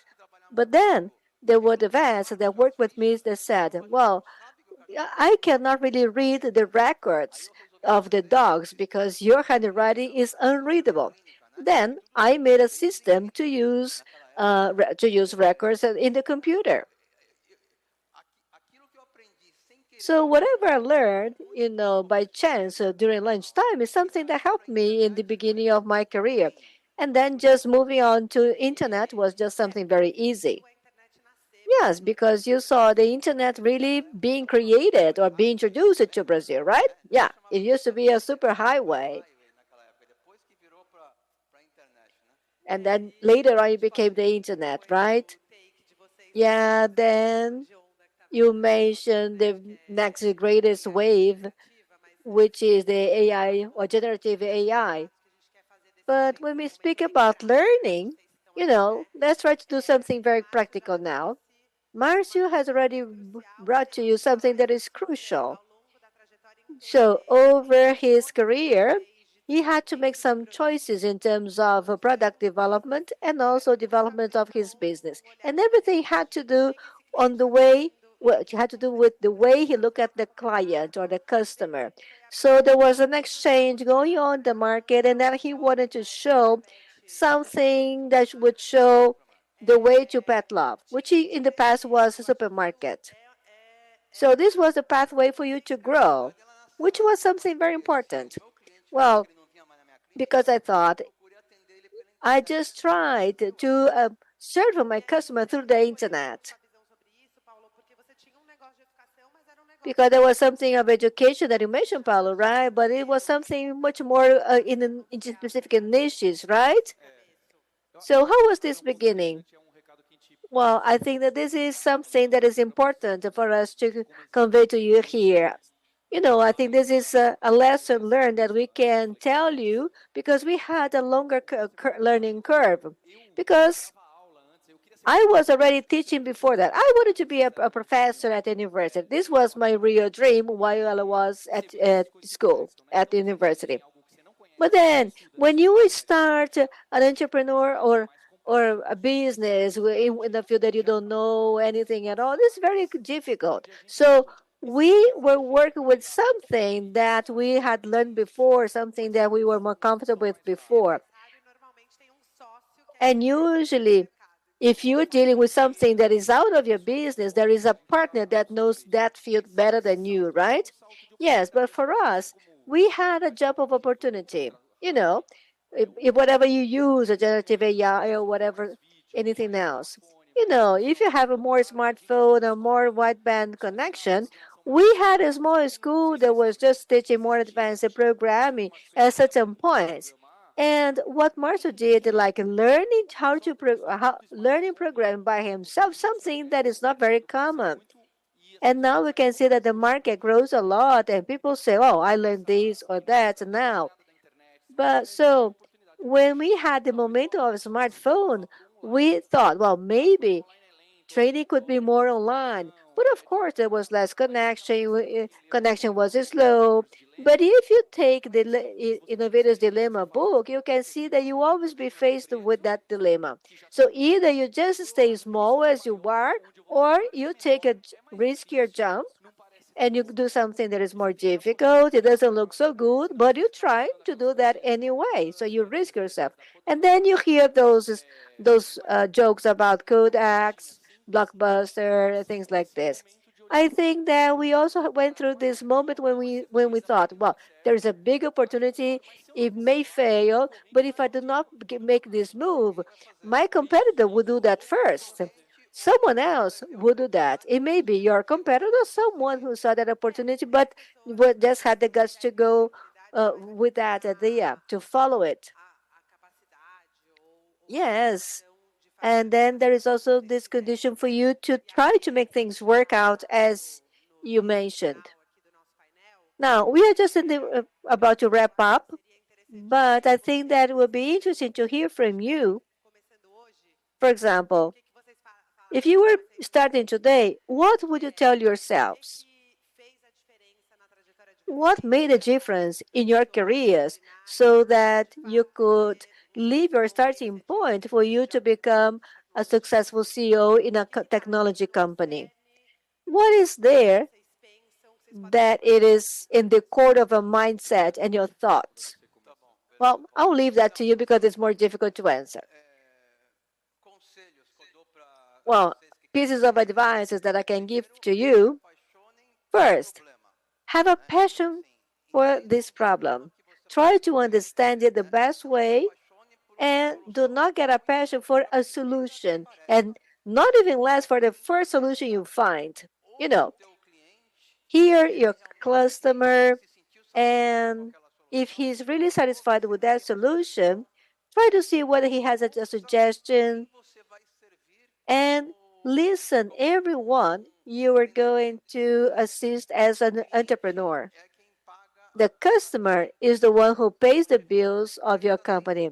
So your company can be long lasting as much as you can provide a solution to your customers. Secondly, resilience, as we said, and Paulo too. As I said before, we have gone through several hurdles, and the company had lots of ups and downs, and resilience. Not everything happens as you plan, but question yourself, I'm here. What can I do better for the company and for my customers? And another piece of advice that'll be broader. Train yourself, build your skills, attend courses, and never be in the comfort zone. Do not, feel always that you will have something else to do. Do not get so satisfied with everything that you get. You always find something in a course, in a YouTube video, or in an event that you attend that will give you 5 minutes of an insight. And then if you get that and apply that, that may take you to something better. I just have 2 comments to make. Well, you're here. Great, right? Isn't it? So you are learning something here. But there are 2 things about what you said. Have a genuine culture and develop that with you. And like I said, Talita, who is the current CEO of Pitchup. Yeah, I just agreed with her and I passed it over to her. And she said, every employee at Pet Love is a pet. Because what is the person doing there if this person does not look like a pet, right? Yeah, I just like to add another thing to your comment. This culture is very strong. Who was I? I was a vet, who started doing things about technology, and I tried to do things all by myself. But then some other tech people joined, operations people, customer service joined me, and then I said to myself, now you're going to focus on fundraising because, the other people here know more than you do. And the culture that we implement at Pet Love is something that is still persistent. For you to have an idea, not even Talita or myself or even less the board I'm a member of will induce innovation.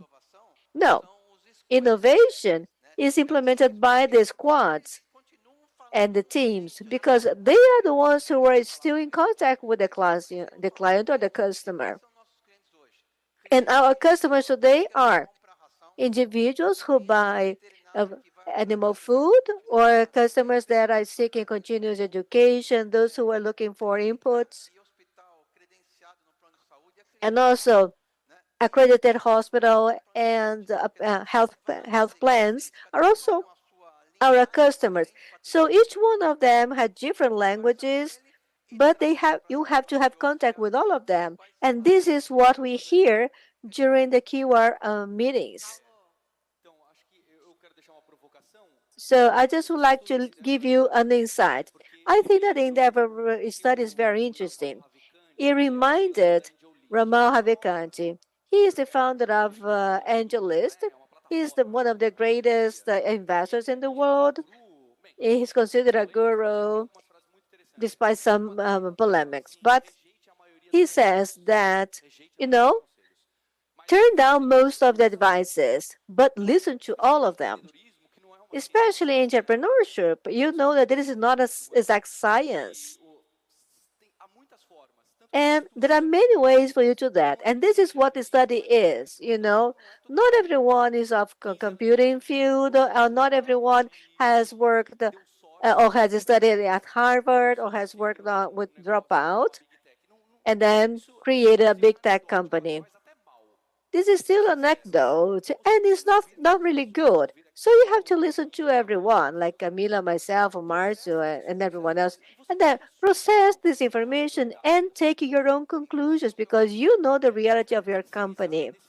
You should not outsource the decision-making process. We are not an authority.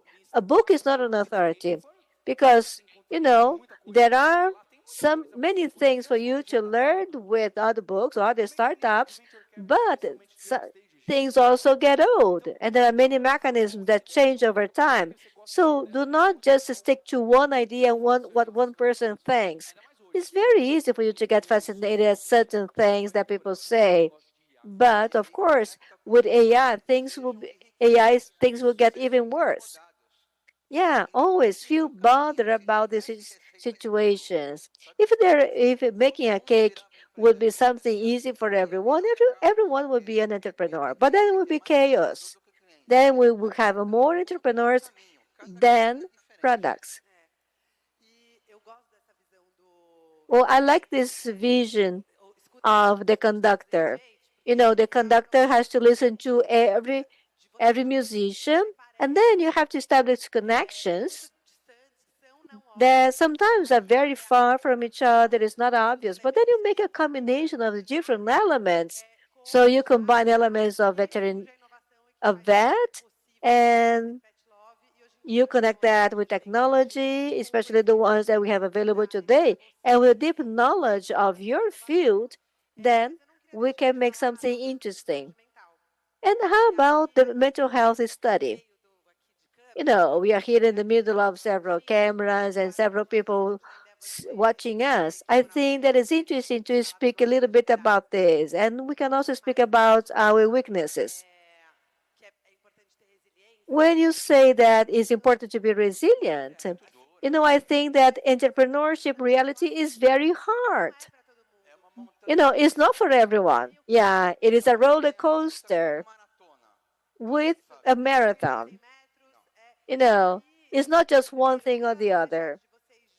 And I would like to hear from you very honestly, what is the hardest period you have lived in your career? And today, how can you create a routine that will allow you to go through this marathon and not quit in the middle of the way? So I think this is a good way for us to wrap up. Paulo, you go ahead. No, our internet guru, you can start. Well, in 2017, we changed our CD from São Paulo to Minas Gerais state. And we and the directors, we made bad maths. And so the money of the company ran out. We had no money for the move. And there was no way for us just to capitalize.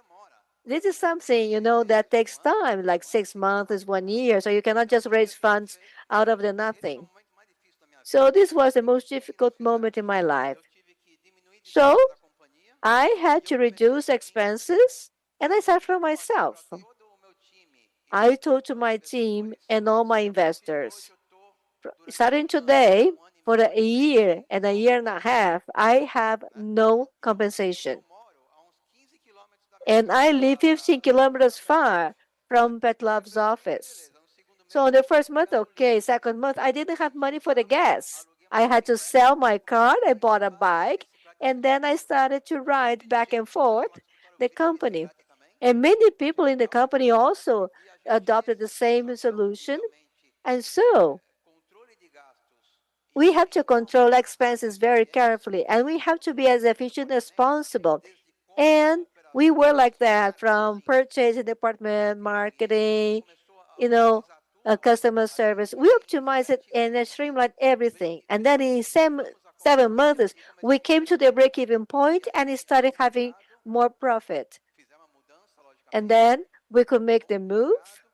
We went back to the market and it started to go to get more investors. So this is really an example to everyone, isn't it? Paulo? Well, I think that 1 year ago I had a labyrinth and it was not really a problem there with the labyrinth, but I realized that I could really go smoothly through the ups and downs of life.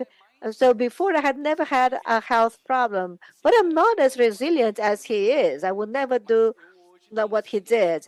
But today I am engaged in sports, healthy food, and we also bring a FIAP together with trades and so on, which has something to do with this.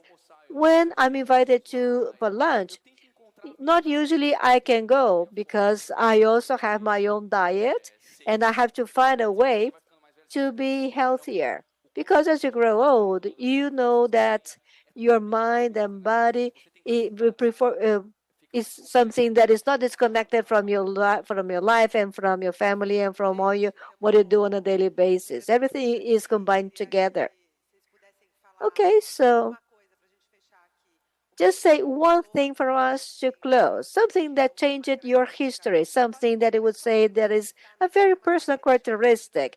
It's nothing something that should be something very wide or broad. For example, if you can say, Paulo or me as Marcio, this is my characteristic, this is how I do things, this is my way of thinking, and this is what has changed my career. Well, I think that I'll say something in the lines of what she said. There are several centers in Porto Alegre, for example.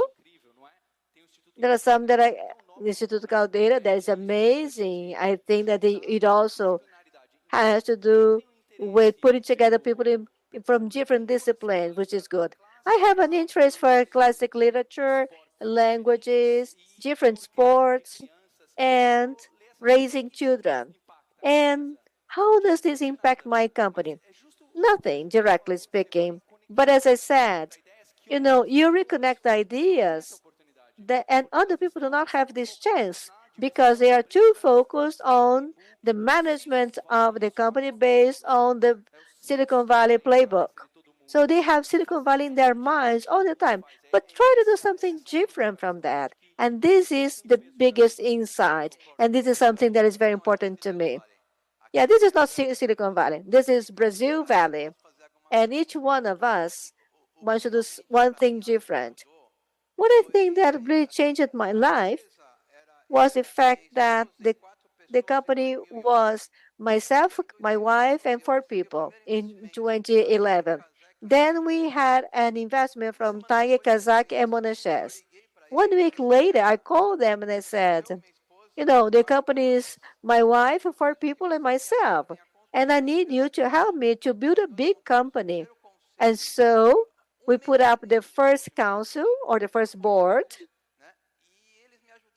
And then they helped me a great deal with this issue of culture. And because, I was very humble, as I am still today, and I believe a lot in people and the team, so we could build this strong culture of collaboration and making mistakes and learning from your mistakes. And we would not just be punished because of one mistake that we make. So by working together with my investors is what really changed my company. Okay, I hope you have enjoyed it and have learned lots of lessons from this. Thank you, Marcio and Paulo.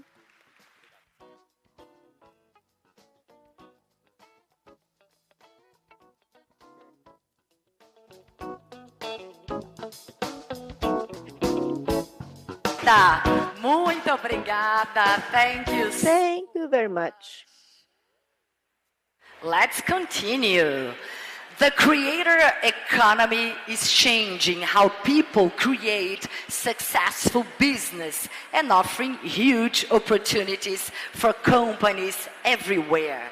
In this fireside chat, the Creators Economy Guidebook, I invite Ricardo Sonderman, founder at Sondes, and Luciano Freitas, co-founder at Luciano Freitas and Aftermoon. Thank you so much. Obrigada. Obrigada. Thank you.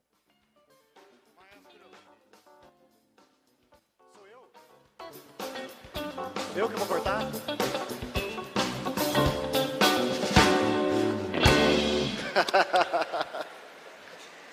Boa tarde, boa tarde. Good afternoon, everyone. Porto Alegre, is everything fine? Great. I don't know if you know, but Luciano is a conductor and a musician. So this is why he was here to conduct our event. Thank you very much for the invitation to be here. And I'm very happy to be here. I have my notes with me. Tell us first, conductor and musician. He's an administrator, and you take part in several companies I'm going to mention now. But what does music have to do with all of this that we're doing here? Everything. Well, first of all, thank you very much. Good afternoon. Thank you for the invitation. Many people ask me, how did I manage to come into marketing, leadership, and things like this? Well, music has a structure. I started playing piano, classic piano, when I was 4. And then people ask me, what are you gonna do when you grow? People said astronaut, and I said pianist. I had no doubt about that. And I lived in other countries. I played with some orchestras, and in Europe, I came back to Brazil, studied how to be a conductor, and I conducted an orchestra. There's a piano over there. Yeah. And then, for those who are classical pianists, usually spends like 10 years in front of a piano. And they can only do this because in the solitude of their room, without anything plugged in, you just repeat the same scale over and over again during several days. Now, this was not in the script, but I'm going to tell you about the life of a musician. I am alone there, practicing to learn to play something more complicated or complex, and I want people to like it. And then your professional life, it gets even more difficult. What is different? What is that different from an executive life? Nothing. So I had by studying music, I studied semiotics, communication, nonverbal communication, language, image, and sound, all types of languages. So I studied marketing, right? So when I came to marketing, I realized that I knew everything that they needed. So you work for Airbnb, Accenture, Uber, Fastly, and $1.2 billion of exit. Yeah, it was a valuation like that. And then Hot Market, Roth Martin, sorry. So tell us about this experience of having gone through these major companies and how they have led you to this point here. Well, do change your career if you want, because this is not something that you have to do all your life because you have identified with something. Otherwise, I'll be screwed. I'm a great fan of yours. So back in time, I thought, well, I'm going to apply for different positions, but what can I do if I am a musician? And Airbnb accepted me. So I still remember until today that the last line of the job description, well, I don't know really recall that very well, but it said, people who are seeking different careers are welcome. So I said to myself, this is what I really want to do. So then I joined Airbnb in a leadership position, and I work harder than everyone else because I had never been a trainee before. So this is why I didn't know how a company worked. I'm still not good at that in terms of diplomacy So, for example, not say some certain things to your boss.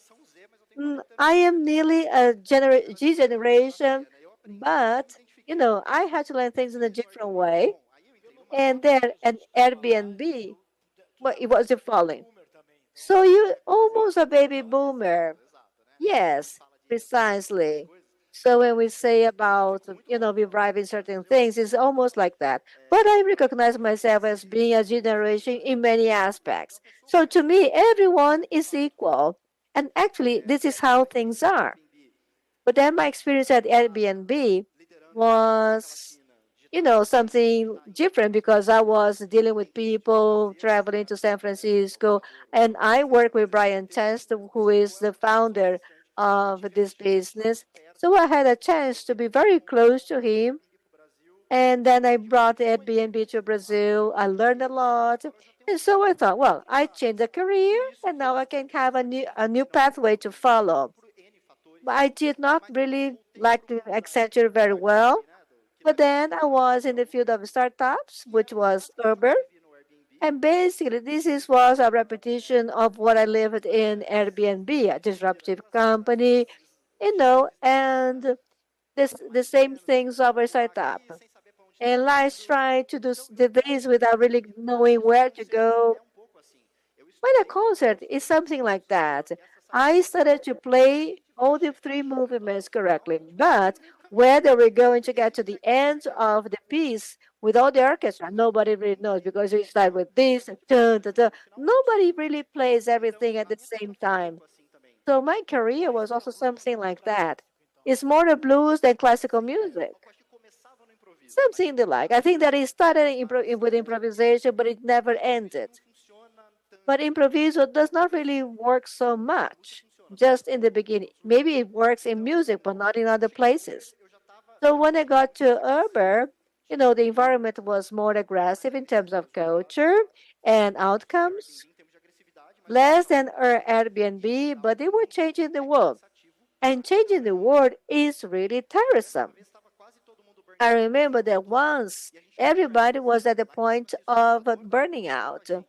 And the founder of Uber was there to speak to us. And then we sent questions through the chat and he would answer. So then we thought, for example, now we're screwed. And then he said, well, isn't anybody dying? Or because otherwise you have to fire this person. And then we said, well, changing the world is tiring. So this is not something of 9 to 5 style. And if you want to change the world, you have to work, 24/7 basis. You cannot really have time to sleep. So this type of environment is something that I had to adapt myself to. Then I went to a unicorn company. They were 40 years working hard, and 2 years out of that was really a failure. It's good that you say, oh, he found a nice company, unicorn company. This is beautiful. But, you are all screwed up. It's like ex-vet from the war. But I remember Travis saying, changing the world is tiring. So I think that I had kind of a school. So maybe the world does not want to be changed. Yes, you can say, let's change things. Okay, so you have to change yourself. Yeah. So this is why startup companies close down, like 90% of them, because when they face money problem, it's difficult to proceed. I remember a startup that started with the money of the founders, $10 million. And so I imagine, well, if we have money, then we can also have Adobe to use their Photoshop or something like that. Okay, so we can start. But when you say, let's make a projection and more than $1 million, and then we had 3 computers, 3 people working there, and we can say, well, this will last for 2 years. No, it lasted for 6 months because we had to use ads, and for download, we needed more. If I had put it at that point, we wouldn't have outcomes. I'm still now in a new venture. Many times I wanted to quit, but I know things like this. This is why I proceed. because this is a basic law: consistency, persistence, and reach. So it's persistency, and reach, and we have to stress that out. And then things start to work. And now look at the glamour. I had a friend that would say, well, if we don't have booking, we will close in 6 months. So if you hear this from a company, only the ones that are inside the company that can see what's going on. Well, afternoon, right? The creative economy. What is and where is this money? What are the steps? What is the difference of an influencer to a creator? And you mentioned some days ago, we were talking about the 3 stages or the 3 acts. What is it that today's world has changed? So we have this number of followers, then I can live on that. And what do people see in this creators economy world? Well, it's an agency of digital business. I will clarify that because it seems something such as Power Rangers, but it's a toddler term. Creator economy is a toddler. And I have seen it from several standpoints. I was president at Hotmart, but I have understood more about what a creator economy is. Nobody actually knows per se what it is, but when we heard about the blogs and the digital explosion, photo log, now you know my age. So I had my photo log when I lived in the US as a pianist. My family saw that I was doing this and that because of what I posted in Photolog. I had 22 followers. And at that time, 20 followers, 5 are from my family, 15, I don't know who they are. So I was a celebrity. Then that's what I used to expose or to connect to someone. And then I have MySpace, and then Facebook came. And when things got out of control, companies started to monetize, and that's the second wave. The more audience I have, more registered people I have or enrolled people, more I can gain due to the accesses. Then that was the second wave.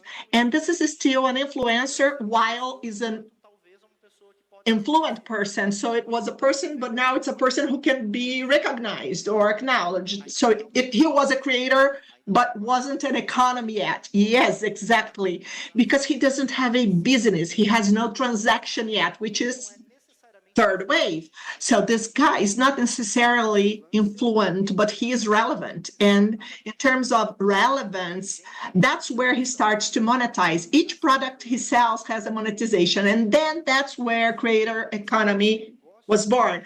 It's when you have a digital business. So the relevance seems as redundancy, and it is more valuable than influency. Yes, so you have several followers and you're making millions selling digital products. And there are influencers of 5 million followers that cannot sell.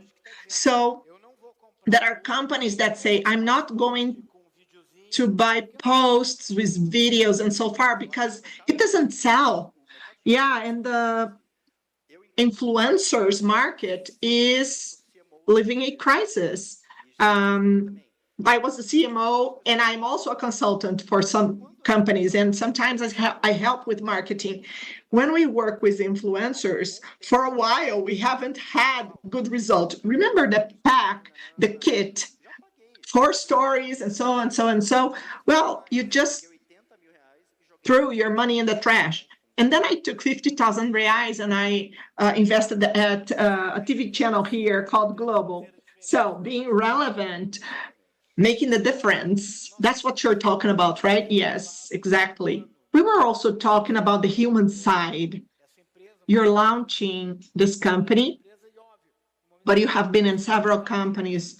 And of course, you manage creators' careers. What is important in this world? We were joking because there are some terms that lose their meaning, like disruptive. I can't stand hearing about disruptive people. And I also think that there are words that should have a meaning. Purpose. Is purpose a valid term for creator? Yes, let's demystify all the terminology. Mindset, coach, disruption. These are great words, but any person who says that believes that they are that word, But purpose, let's make an agreement here. Purpose doesn't pay your bills.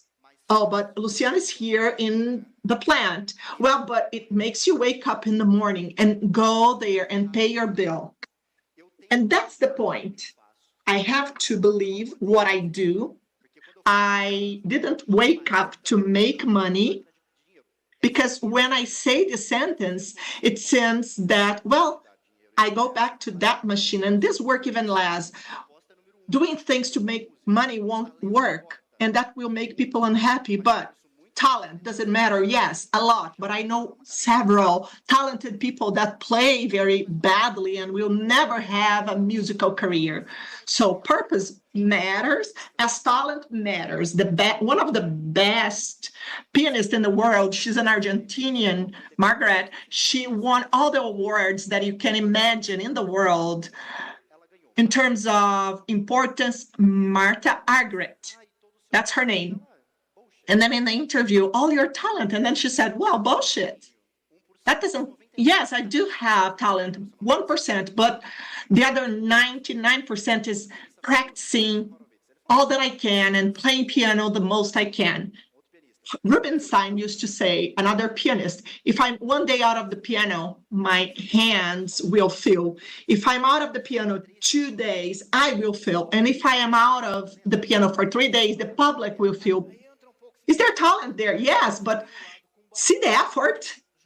Well, yes. So you're talking about gathering the people, but there is a dosage of what is restless, right? How do you balance things? Do you understand that this is important from the creator? Well, talking about the creator, a creator from any company, the purpose is number one. Number two, it's hands-on. Otherwise, you won't wake up in the morning. But for a creator, I'm doing something that is really tough. I'm talking about an agency, but I'm talking about Luciano Freitas as a brand. This is something new. I never thought about this a while ago. I have taught a lot. I have taught at MBA for USP, but I have never been an influencer, let's say. I had never been it, but now I decided I want to be an influencer. I think it's going to be good for me, for my brand. I'm an advisor for other companies, but I question myself, why do I exist? Why do I exist? Why do I, Luciano Freitas, why am I important to the society today? Because when you are an at, we are ats. Imagine the symbol, So this is the real truth. Luciano.Freitas at Airbnb. My first one was Air Bed and Breakfast, and then it became Airbnb, or Luciano at Hotmart. If I write my name like that, people will answer back to me. So at Luciano Freitas is hard to become an entrepreneur. Is hard, it's tough. If a creator doesn't have a purpose, if he doesn't know why he exists, forget about it. But fortunately, I have the head noters that call me.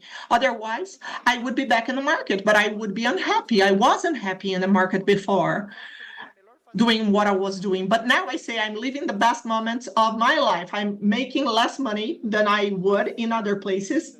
For now, I feel a little insecure daily, let's say. See? Yeah, catch that wave. It will happen one day, but my essence, my purpose is what makes me wake up in the morning and work. Let's get this 1% and work hard, because this 1% can become the other 90%. But one thing, very privately, I know that you've been a unicorn rider. now, these people, this billion dollar people that you know, do you call Musk and tell him, hey, Musk, what are you up to? Do you talk to each other?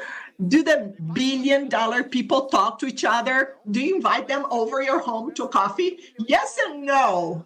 Well, yeah, it's not a talk that you have every day. I have a friend, he's an actor at Global Channel, and he says, well, say hello to Luciano Huck. He's an artist in Brazil, a TV presenter. But I say, no, but when you become a unicorn, you become a unicorn for a reason, and that's contacts to your investors. So I heard thousands of no's and 4 yeses. I have talked to thousands of funds.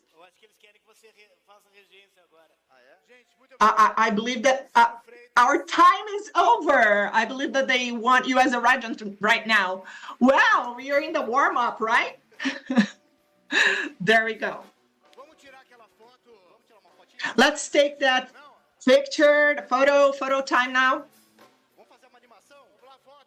Come on, everybody up. Let's take this selfie. Wow, great. Thank you. Thank you, everybody.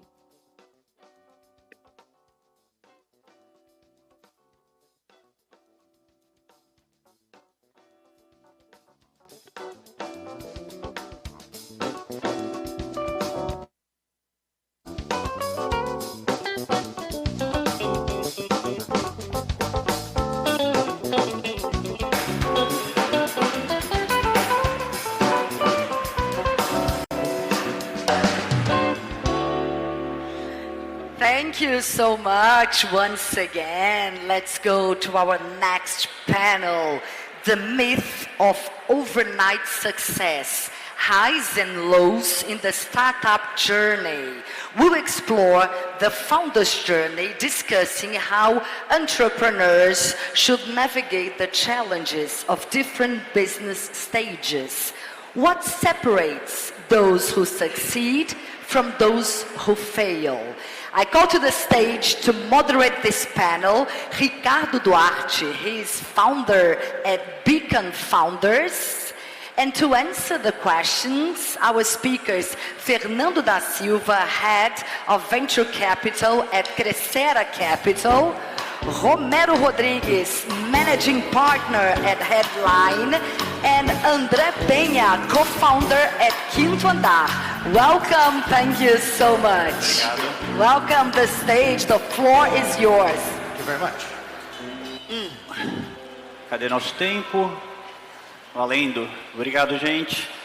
Obrigado a toda a organização. A gente está. Let's see our time. Thank you, organization. Thank you, the organizers of the event. It's a privilege to have 3 myths of our ecosystem. My name is Ricardo, Beacon's founder, Fernando from Crescera, Romero from Headline, and André from Quinto Andar. And in our panel, we have a very tough mission to destroy any hypothesis that supports success is easy and not destroying your expectations as an investor. So your career is long, liquid, and uncertain. Do people need to be crazy to step inside this ecosystem? Well, I think yes, people have to be really mad, very crazy, not a little, a lot. The founder of NVIDIA recently was asked, what is the tip that you give for the entrepreneur that is starting his trajectory? And the answer was stop. Stop, because it will be harder than you can imagine. And it wasn't 10 times harder, it was 1,000 times harder than I imagined. So said that, there are 2 ingredients that I highlight and are very important for a mad person to be successful. The first point is the belief, the capacity to sell an idea or a dream. And in the majority of the cases for a successful idea, you have to see something broken in the world and you want to fix that as your legacy. And as the biographer of his Jobs had that, and that's the story. Every time we enter the panels, we see the classical ones, right? And we neglect who the other very critical entrepreneur of our company, who are the managers. You know, they follow your products. And I'd like to talk about this dimension. You know, we are curious. Romero, you had your transition. How do you envision this madness or craziness on the other side, manager, investor? Well, being a manager is not different of being the one who is learning how to manage a startup. It's not different of doing, when you're in the phase to capture investors on a first or second round. But there is something that is very important, and we have to demystify things. Journey is very similar. So you're creating a manager company. You need processes, you need goals, you need to have an investment thesis, you must be resilient. So everything is very similar. And I do believe that an investor that has been an entrepreneur, so Romero, my friend, he has been an entrepreneur. He has a startup, he has had a startup, me too. I broke, actually. I went from heaven to hell, so I would say very humbly that we have a possibility to be empathetic, it's very important, and this differs us very much.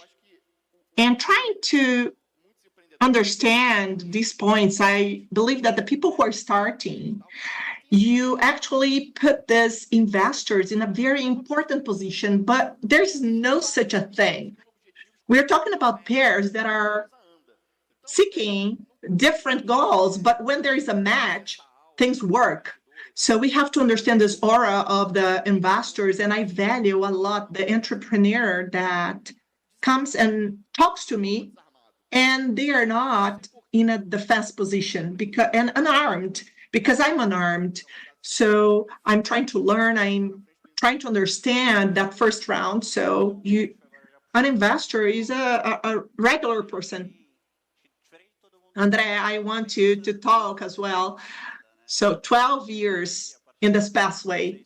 So you started from your MBA, you gave some details, but one of the points, and adding up to what was said, you had a brilliant investment cycle, you went through all the cycles, but yesterday or the day before, you said something about the importance of also learning how to deal with very few in the beginning to forge yourself. So what do you mean by that? Well, Quinto Andar started in 2012.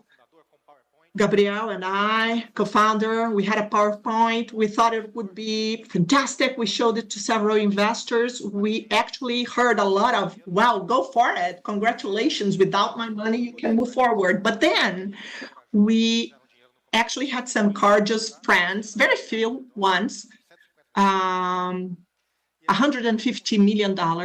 And we lived with that for almost, let's say, 2 years until our Series A. But then we had to make the business exist in specific conditions, We had to use that money very well. And then we actually got strong. And then when money becomes easier, it's hard for us to play certain games. And then we had to use the money wisely.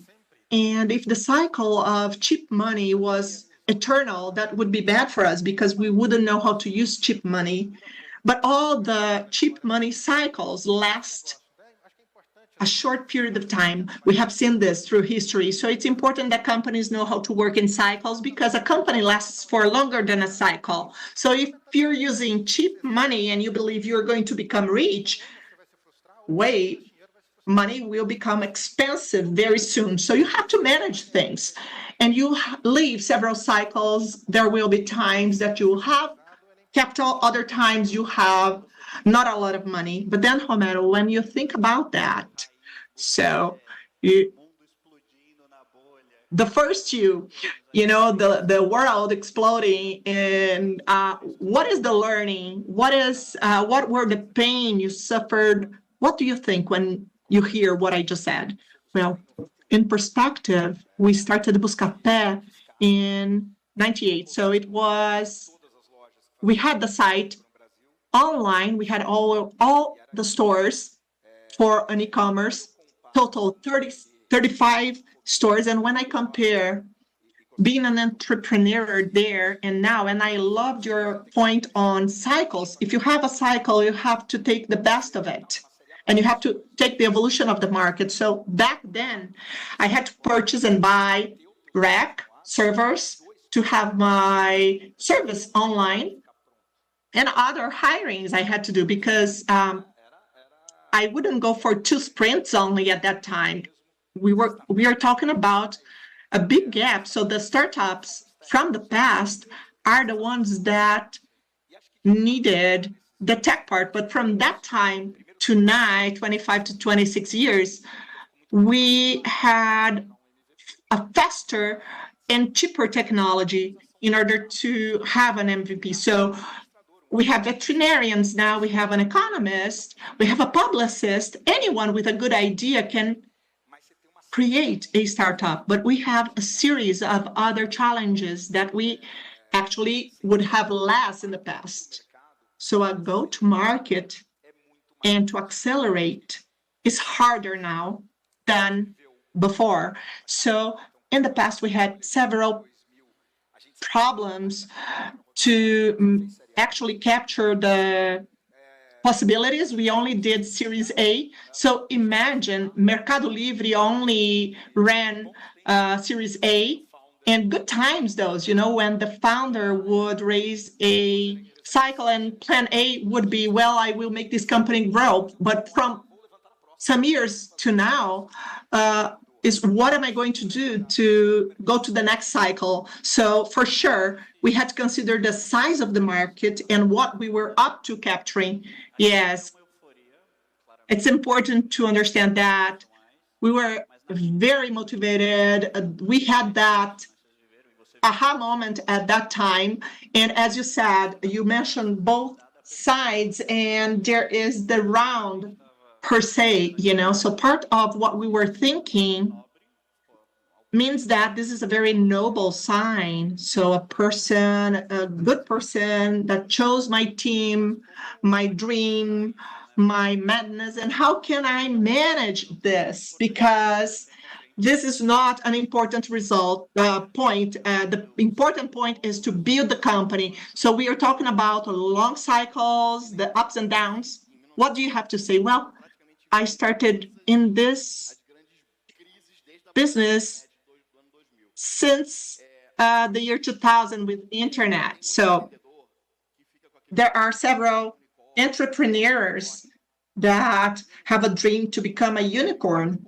I don't dislike the term unicorns, but I believe that unicorns makes it harder to check the value, and a unicorn is a $1 billion person. So that means let's say the entrepreneur, the ones who haven't seen, we have to understand that the good entrepreneur are the ones that celebrate each victory, each day, climbing their own mountains, but the game usually is against your moves. So in the United States, with a stable economy, life is one thing, but in Brazil, it's a different world. But Brazilian entrepreneurs are better prepared. They get adapted faster. So when they go abroad, they are prepared. So we know what has happened. We have had excess of liquidity abroad, but people focused on doing business and doing when they were capturing, they captured funds in a very tough market. So they did the acquisitions, and actually you had to acquire capital in a period of time, but actually, if you don't do that fast, the values change. So you have to actually plan very well. Well, the best negotiation, right? You have to actually do the best business you can.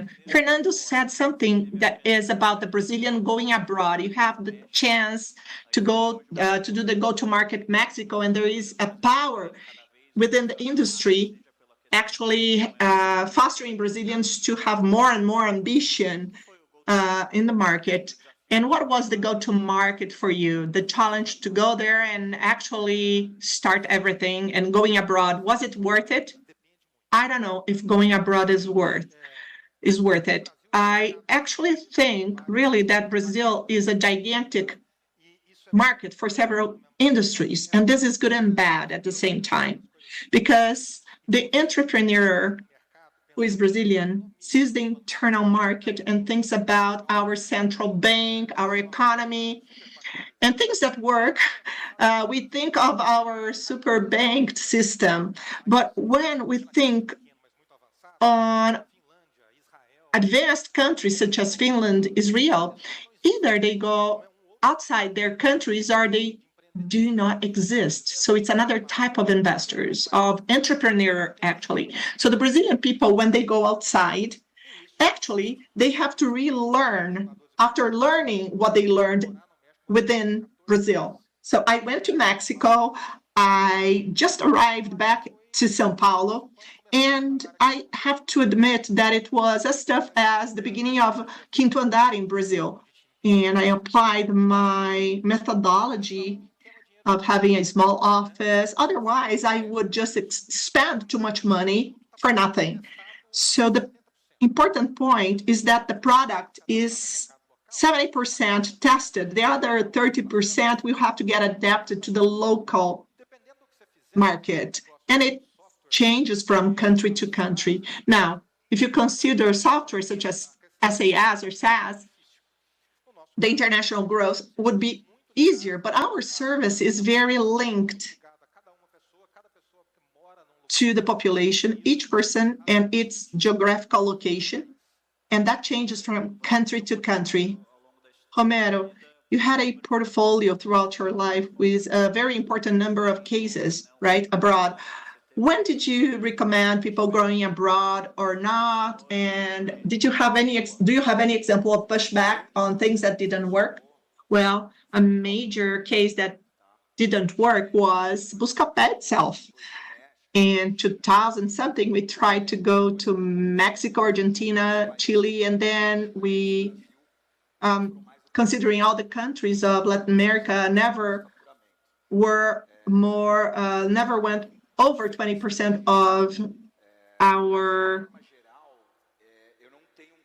invoice or billing. So this is what I see in our portfolio. Actually, simplifying it, I see two startup groups. The one that have a global business model, as André said, SaaS knows what they do. So global ones.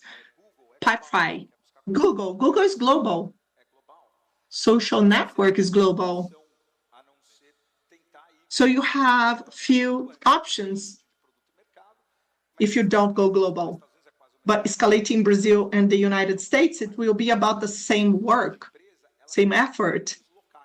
The second type of company are the local ones. And then comes the knowledge or consciousness that we didn't have actually at Buscapé. So I'm talking about strategy. So we have a map, a world map. It's as if we were playing war. And for Brazil, it's as if we were going to Latin America and we were playing that game. And then we lost the possibility to go to more attractive markets because the effort of dominating Chile would be the same if we went to Indonesia or Turkey. So I see a mentality of saying, well, in the entire world, what are the countries where this pain is stronger? What are the variables that a market must have to have adherence to what I'm doing? And then I get the example of Gympass, where I was an angel. They didn't start from Latin America. They started from Europe because Europe has fragmented academia actually, and the per capita rate is high. So I should go there first. And then I go to UK, and from UK I go to the US. So you have to redesign this map according to your business model. Well, now we went to the dream. Let's go to the nightmare. Fernando Romero gave a statement on an interview, and he said the ideal portfolio is that 1/3 will go wrong, 1/3 will be in the middle, and 1/3 will work. So this is what we expect as a manager, and then we will succeed. What is that to deal with the 1/3 that broke, that saw the tough life, the harsh life? Well, venture capital is something that you're investing. It's a bet, right? The horse race. The horse has to be healthy. You have to analyze the company. You have to understand all the indicators, but the one riding the horse is paramount. So you, as an investor, as you're dealing with people, you must have a talent or capacity to know how to deal with emotions and feelings in a good situation and on a bad situation. So as an investor, invest your time, invest a lot of time prior to investing with a good agreement of shareholders to protect yourself. And one thing are shareholders that will protect both parts because they will reduce 60% of the risk. So hire a good lawyer. Yes, have a good attorney. And that agreement, you will put on a frame after everything works out. So spend money with an attorney, make a good agreement, and that's it. And also, I would say that I divide investors in two categories, the vegetarians and the ones that eat meat. So we have the ones that if you bleed them, they will actually take your company from you. And as a founder, you have to do your diligence homework. As you do the diligence of your company, you have to do a diligence in the investor to get away from this type of investors. And the ones that are the herb kinds, the ones that eat are the vegetarians, they're the ones that will have a meeting on Saturdays, Sundays.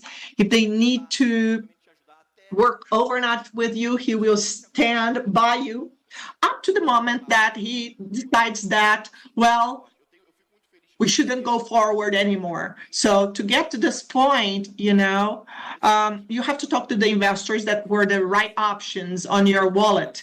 They love you guys. They love us because we did it the right way. So doing the diligence is to talk to the investors that went right and to the ones that went wrong. Choosing a venture capital is much harder than hiring an executive for two reasons. First, when you're choosing an investor, you need money. And when you need money or when you're hungry, your choices are not very good. Go to a supermarket when you're hungry. You're going to buy so much. So if you need money and you have to choose your investor, this is bad. But it's harder to fire an investor than to fire an executive. If an executive is not working well, then you can tell, well, I think you'd better stay for longer with your family. You can think of an honorable way to fire him. But, these are the two situations. And I agree, I must do the diligence. I have to choose what kind of funds and what kind of people who are in the funds. The fund is not the person, it's an entity. And we have to see who are the ones that match your profile, who are more complementary to you. Maybe you will find a good investor, but there's no match. It's as getting married to a person you don't love. Fernando, I usually make a joke that the last checkpoint on our list is the rule of the airport. Just like Fernando. Imagine if I lose a connection, if I lose a flight, I look to my side and I see Fernando, and then I say, whoa, you're here, that's great. If it's a person you don't like, you will say, oh my God, he's here. I hope he doesn't see me. So this is it, you will not count the hours as hours to wait for the next flight. You count the hours as years. And what is the average time of an investor from the kickoff to the time that they leave? Remembering that you didn't invest on the first day when people dreamt about starting. Well, you go from seed up to IPO. So we do this entire journey. And on average, we have noticed that a company that has a decent growth trajectory, we have a leave from 5 to 7 years. Well, these are the cases of success, right? Well, Buscapé, from the beginning, from kickoff to be online, were 10 years, and then 4 years for the leave. So I would say that we are talking about 6 years for us. The founders were there before, 2 years before. 6 for seed. So almost 8 years is the necessary time to build a very strong and robust company. Yeah, we are talking about maturation. André, have you seen anything in your life that was better or worse from the standpoint of allocation? And what is the correlation that you see? Well, I do not have credentials as investor, but the point is I usually like to look to companies that do something very disruptive from what we see. So they are very different from the usual person who is doing something very unusual. And there is a big chance to go wrong. Now, if you make adjustments to the huge chance to go wrong, maybe with adjustments, they can go right. So that's what I like. This is my personal style. I love to be close to the companies and people that like exploration, things that are different. This is what I like. And I have enjoyed a lot of peer companies. I'm not going to advertise them. I know a couple companies that work with energy, wireless. And I just think if they go right, they will change so many things in the world. That's why we are hired. Make or break 01 is very important. The worst that can happen is the average, because the average won't return the investment in the proportion it should. And interesting on our area to make money, it's not that you have to be right. You have either to be in consensus or on the contrary side, because you may have competition, but nobody likes the non-consensus, because if they make the mistake, they are alone. So you don't want to make the mistake. You want to make the mistake with everybody. You want to be wrong together with other people. And Fernando? So what was the biggest mistake you committed? So we are talking about speed. People think that's easy to be an entrepreneur. So what, in your opinion, was the baddest mistakes I've seen? And what I have seen, and what I'm telling you, is the filter that I use. I'm not even investing yet. So I see people that have really, in the initial round, a PowerPoint, entrepreneurs that have solutions and are looking for problems. So this is a basic mistake from people that are beginning. So if you stop to think a little, you can fix this. And it's normal for an entrepreneur to have his product. They don't think out of the box. Steve Jobs had really a great idea with iPad, and he has not invented anything new. And Intel had developed with the same functionality of the iPad 10 years before iPad, but Steve Jobs implemented it in a new way. So you don't need to create a disruptive business that is really hyper innovative. You have many paths. You can go the path of doing something very innovative, or you can transform something that already exists with a new clothing. And I think that's the main mistake that I see people committing. So I want to add one that really happens a lot. And I divide the life of a startup in 3 steps, from the beginning to the market product. And you need to identify a pain of the market and resolve this. So would you be sad if I stop existing? And the consumer says, yes, please continue existing. That's what you have to reach. So from Series A to Series B, and then you have the expansion. And expansion of market, expansion of product, expansion of target public, and many companies begin to expansion. So B2C is bad, so I begin to sell to companies, or I go to Guatemala. Guatemala won't change anything in your life. So without knowing, this entrepreneur created 2 startups inside of one, and he divided the resources that were scarce in 2. So the onboarding is different. You need other contract, you need other reports, you need other customers. So you created 2 startups in one, and all of these 100% die. So changing a little bit the topic, and normally the ecosystem does not tell publicly, is the personal side. I will begin with the career is long, liquid, and uncertain, and with a lot of death experience or near death experience on the way. So with whom do you speak when you are lonely? So you don't speak to your wife because you don't want to worry her. You don't speak to your friend because you don't want to hear jokes. So how do you solve the solitude of the founder, the loneliness of the founder? So you go into a dark corner and you cry. When you leave your shower, it seems you haven't even cried.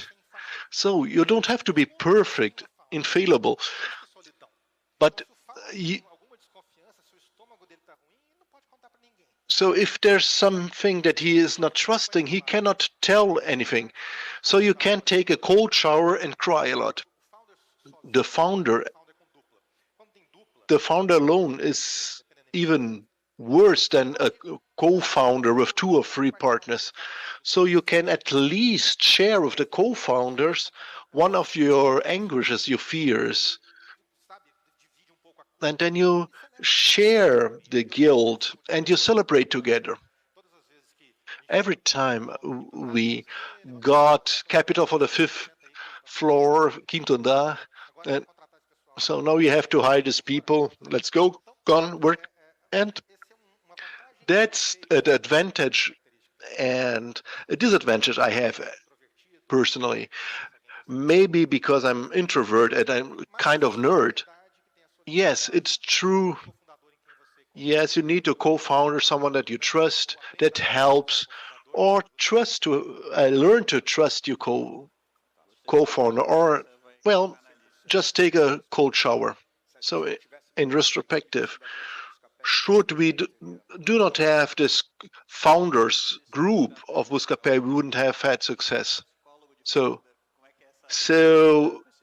investors are psychologists for founders. How do we deal with fears and problems? Yes, I think so. And again, to have been a founder helps a lot in these moments, because it was not just 1 or 2 times near-death experiences. Several times it happened where we left midnight, 1:00 a.m., smiling because the team could not see that you are weakened, without knowing if there would be a company next day. So I love what I do nowadays. I could not do different things pre-APO or mezzanine level. I love this stage to be there and suffer together with all in this line of thought that Andrea mentioned. So if you want to be quick, go alone. If you want to go far, find the right group. So you need the investors to be with you during the journey, the trajectory. So you will get hit a lot. It's like Rocky Balboa. Until the last round, he will get hit. So yes, you get hit when it does not go wrong, not go right, and you got hit by envy when it goes right. So it's a magical moment of humanity, and we have the convergence of three factors.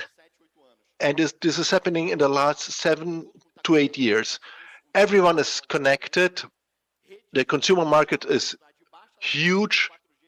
So a huge connectivity and low latency.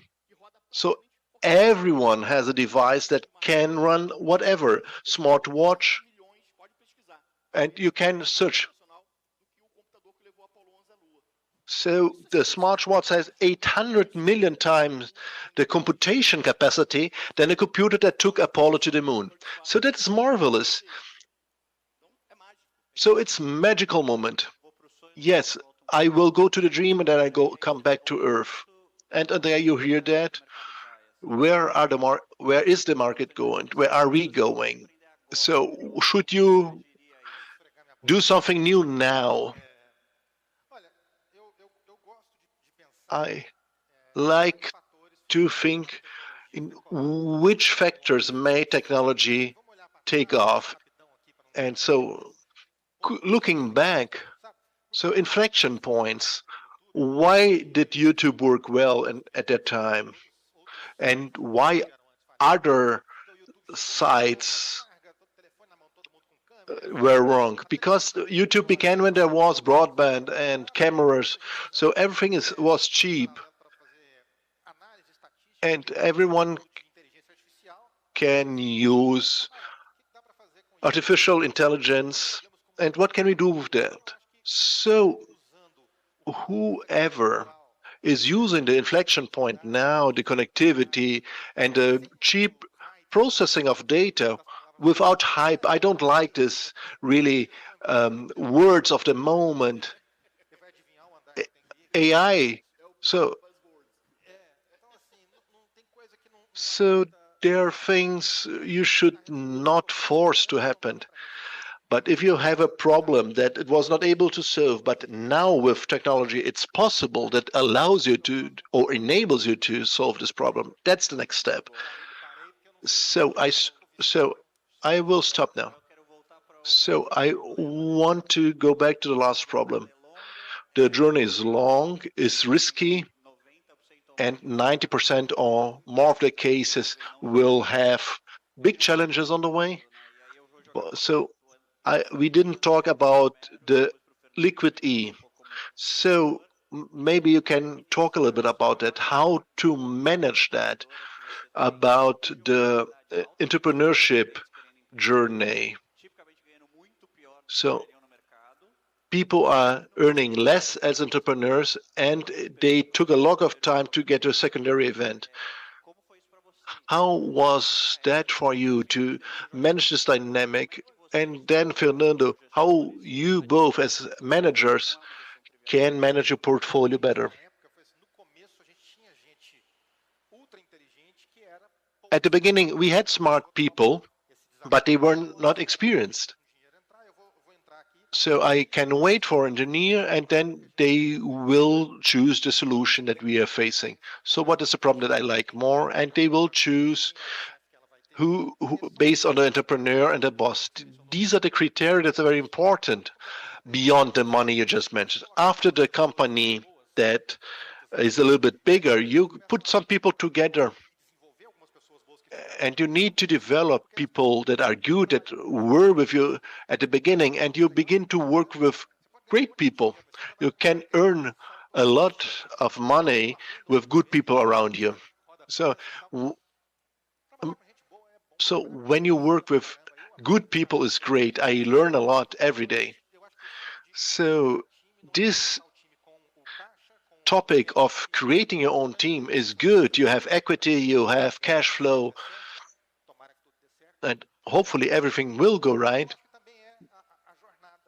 but it's also the journey to work with people that you like, that are good. And so, how to balance, to create value and capture this value. It's not only at the final buyout. How to create this balance. So a balance is to have a secondary. So when the company is already bigger and has some bills to pay in a Series B or a little bit more forward in the path. But commenting what Andreas said, I think the proposition and culture is one of the most important things you can have.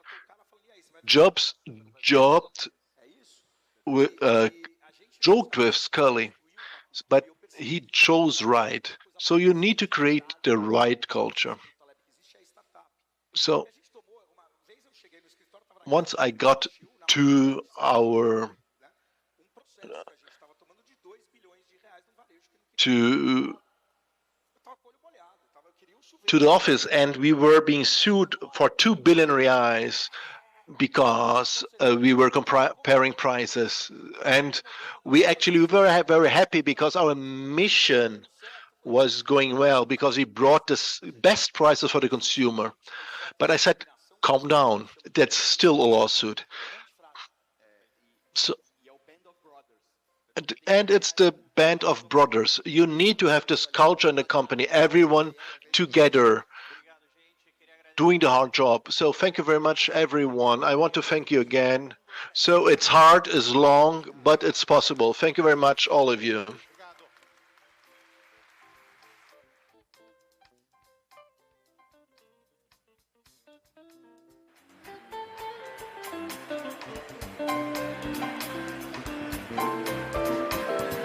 Thank you so much and congratulations.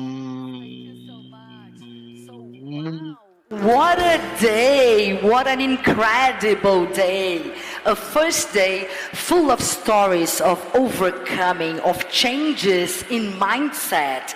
We'll now take a very short break for changing the scenery, and soon at 5 p.m. we'll have the official inauguration of the South Summit Brazil 2024. And then at 5:45, a very special keynote. Uri Levine, co-founder at Waze and Move It. So thank you so much till now, and bye-bye.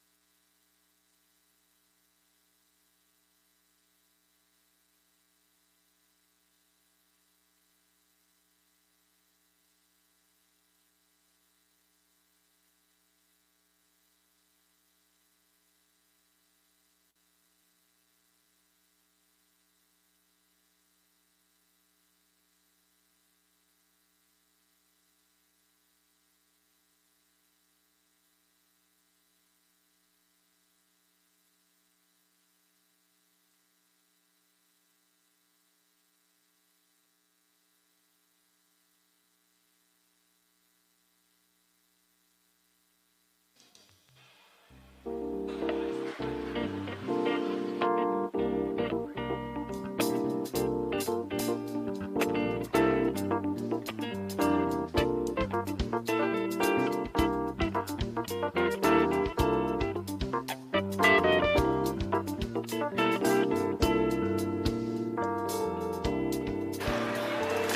take your seats, everybody. Please take your seats. Woo! Thank you, thank you, thank you. Boa tarde, bienvenidos todos. Good afternoon and welcome to the official opening ceremony of South Summit Brazil 2024.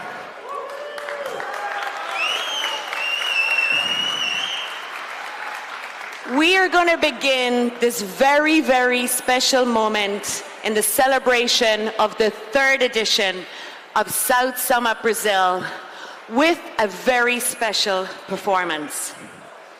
Dance is so much more than coordinated movement. It is a form of expression that generates transformation. And we are all here for these 3 days to transform. It is my great and absolute pleasure to welcome to the stage Gira Centro de Danza.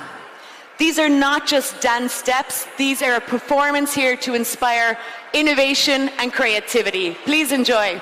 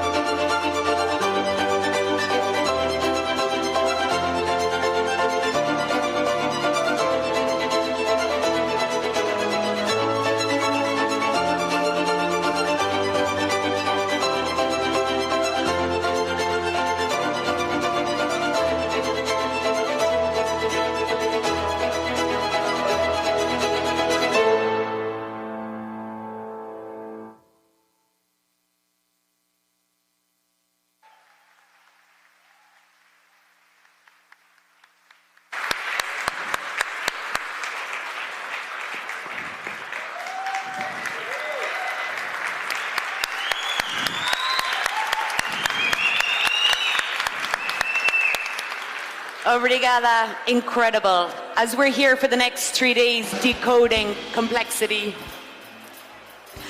I believe it's an incredible opportunity to integrate the creative arts.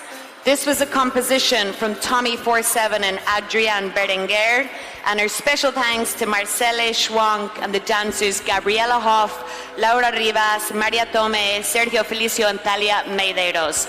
The choreography, The Regent, expresses the idea of governing not only physical movement, but minds and emotions. And what a wonderful way to kick off to inspire us here today at the official opening.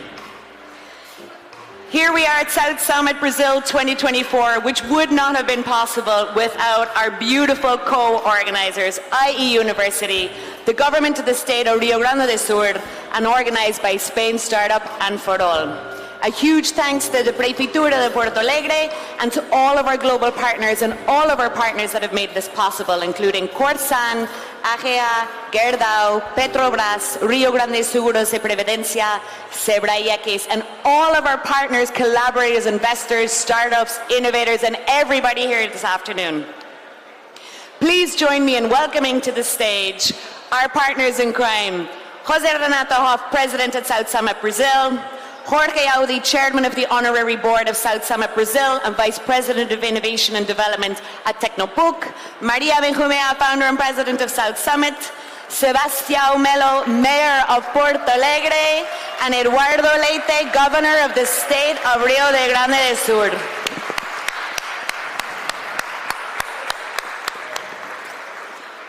If you'd like to stay standing, to celebrate this beautiful partnership between two incredible nations and regions. We will celebrate by hearing hymns from both Spain and Brazil. The national anthem, please.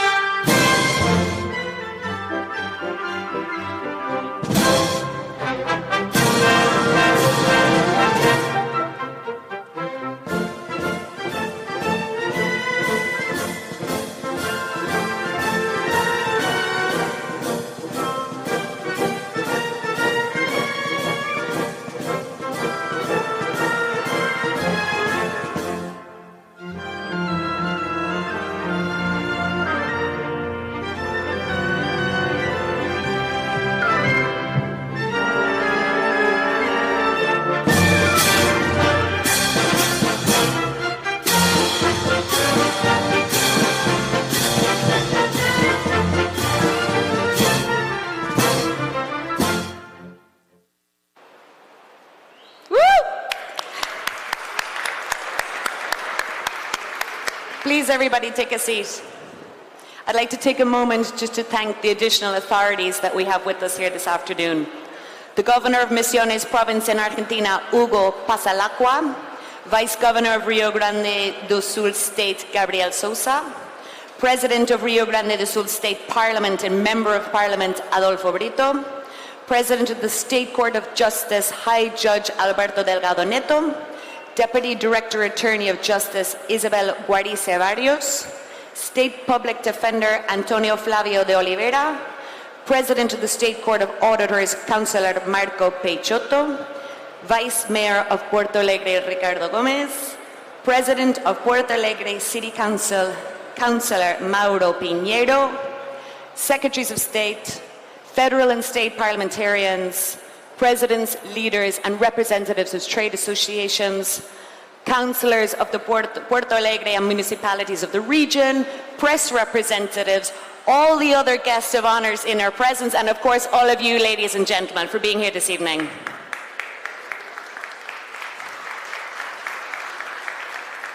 And let's continue by giving a very warm welcome to the President of South Summit, Brazil, José Renato Hoff.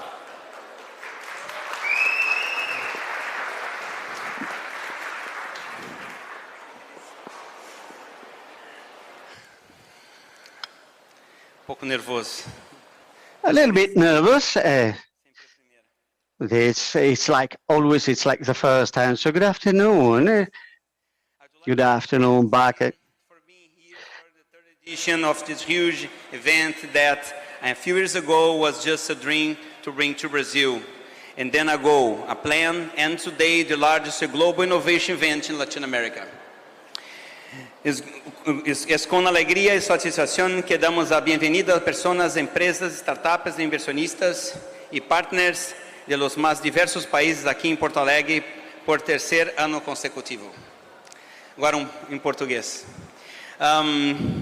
Como falava hoje He's pela manhã. reading back in Portuguese. I said today in the morning, every time that I come back, it's like the first time, and who knows, I'm fascinated by technology, digital transformations, economical development, and dedicate my life to that. But above all, I'm a driven, and I love these moments that make my heart vibrate and make it worth to be here with you, especially here with Maria, with Claudia Leite, Melo, so, and all of you, makes this moment to be worth.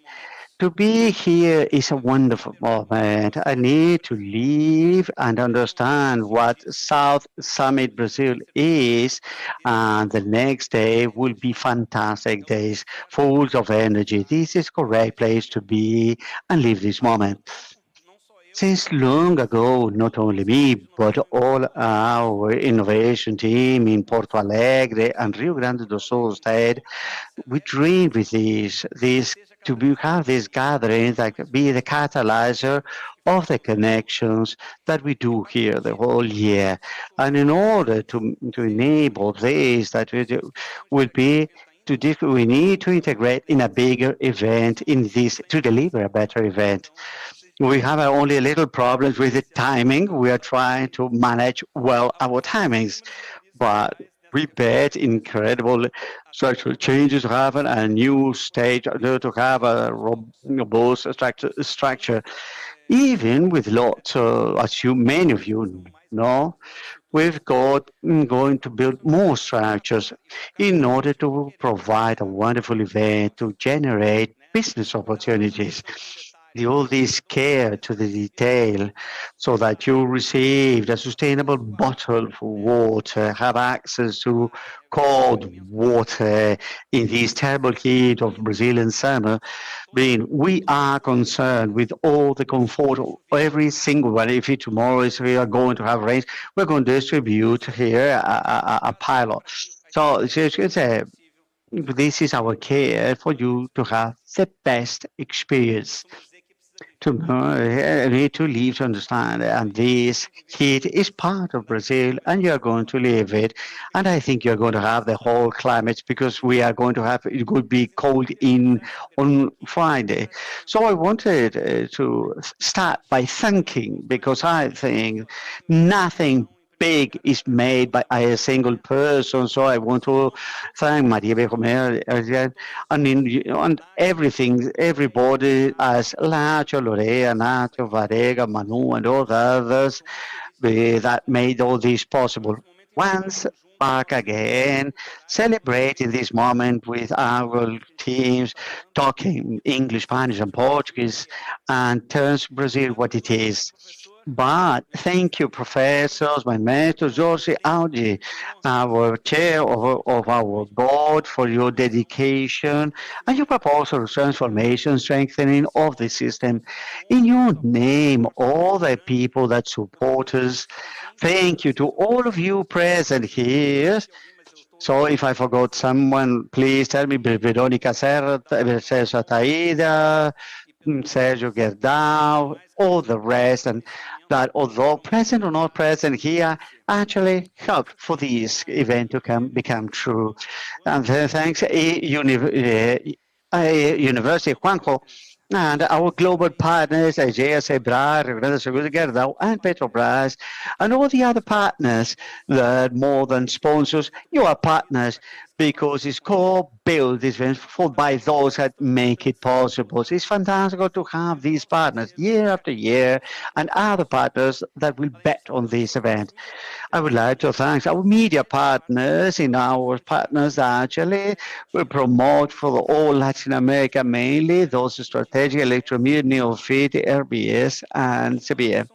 In these things, I thank also for the support as Fausto Trindade is a partner of ours, and now this Mayor Sebastian Mayor and there's Mayor Secretary Julia Tavares and all the city hallers of Porto Alegre that's hosting here in Brazil, and they are actually helping us. We'll be very thankful to all your efforts. Thank you very much. Last but not least,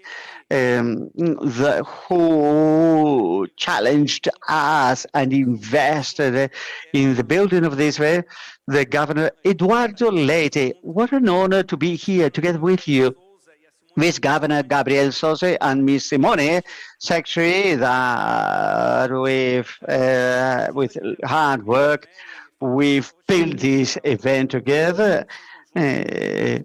With all the teams of the state of the Rio Grande do Sul, organizers of this edition, because without that partnership and trust, this dream, nothing would be possible. Thank you very much.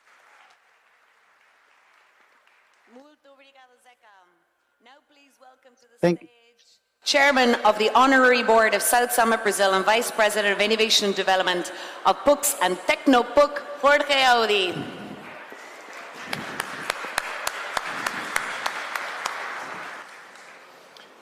Boa tarde a todas, boa tarde a todos. So good afternoon to all of you. We are starting this third edition of the South Summit.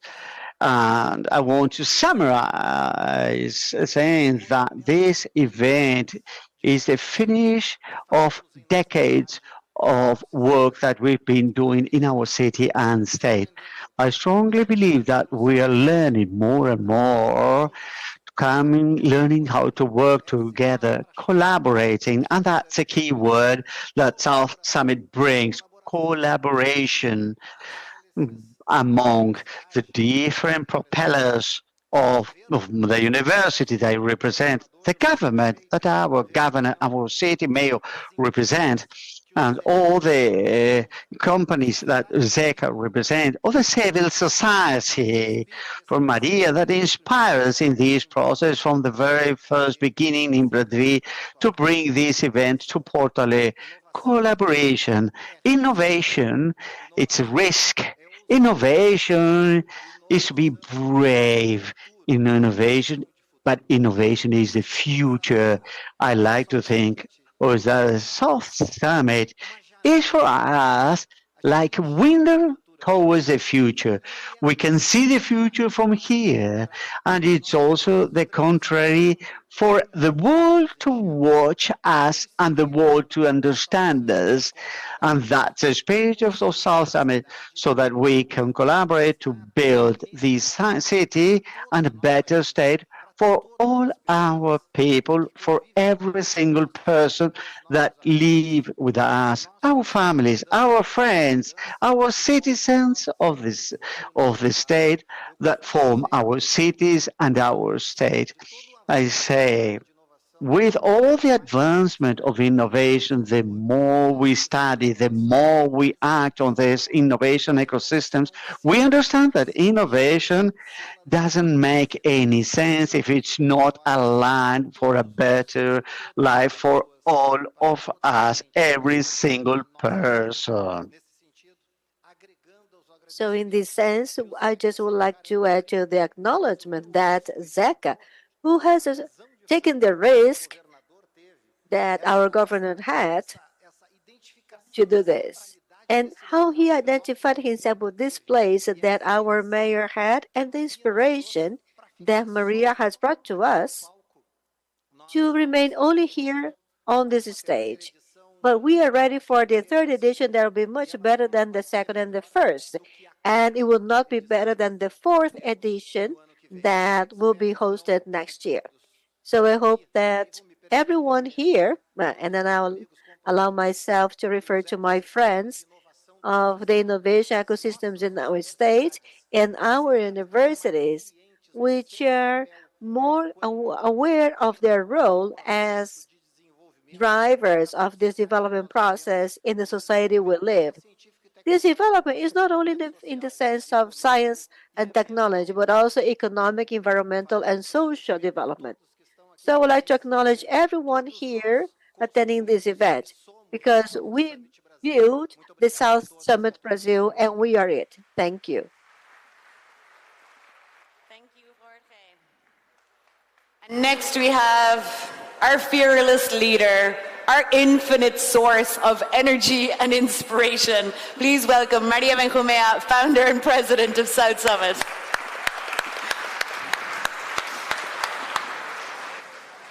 Boa tarde a todos.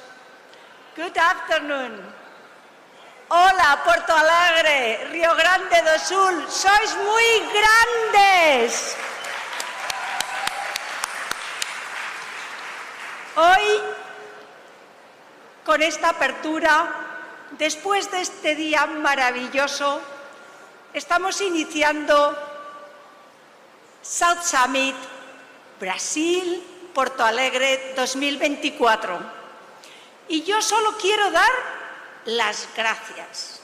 Obrigada, muito obrigada. Obrigada, gobernador, por creer desde el primer momento en South Summit, por ir a buscarlo. Obrigada, prefeito, porque el gobernador lo extendió enseguida y tú cogiste inmediatamente el testigo. Obrigada, Augie, porque representas lo que es South Summit, la innovación, el emprendimiento, la cualificación, el preparar a la gente para que todos, da lo mismo quién, nos convenzamos que podemos hacerlo. Porque South Summit es negocio, pero South Summit es transformación, es convencernos que todos podemos llegar a cumplir nuestros sueños, hacerlos realidad. Gracias por estar desde el primer momento y apoyarlos. Gracias, obligada, obligadísima, a mi socio, José Renato Holt. Sin él, sin el apoyo de todos, y él en especial, y todo el gran equipo de South Summit, no hubiésemos podido hacer nada, porque todo, ¿verdad? Seca, todo el equipo es extraordinario. Quiero agradecer también, estar muy obligada con nuestro partner in crime, con el EA University, con Juanjo Güemes, que como siempre digo, desde el primer momento empezamos a maquinar todo esto juntos. Porque el e-University es innovación, es ADN de emprendimiento, porque mezcla la tradición con lo más importante, la globalidad, la modernidad, el adaptarnos permanentemente. Siempre soñamos, cuando empezamos a vislumbrar lo que íbamos a hacer aquí juntos, porque no solamente el gobernador convenció a todos los actores, a todos los gobiernos, y fue emocionante la primera vez que estuvimos en la asamblea y la primera vez que tuve la suerte de que me regalaran este lenzo, y desde entonces me considero una gaucha española.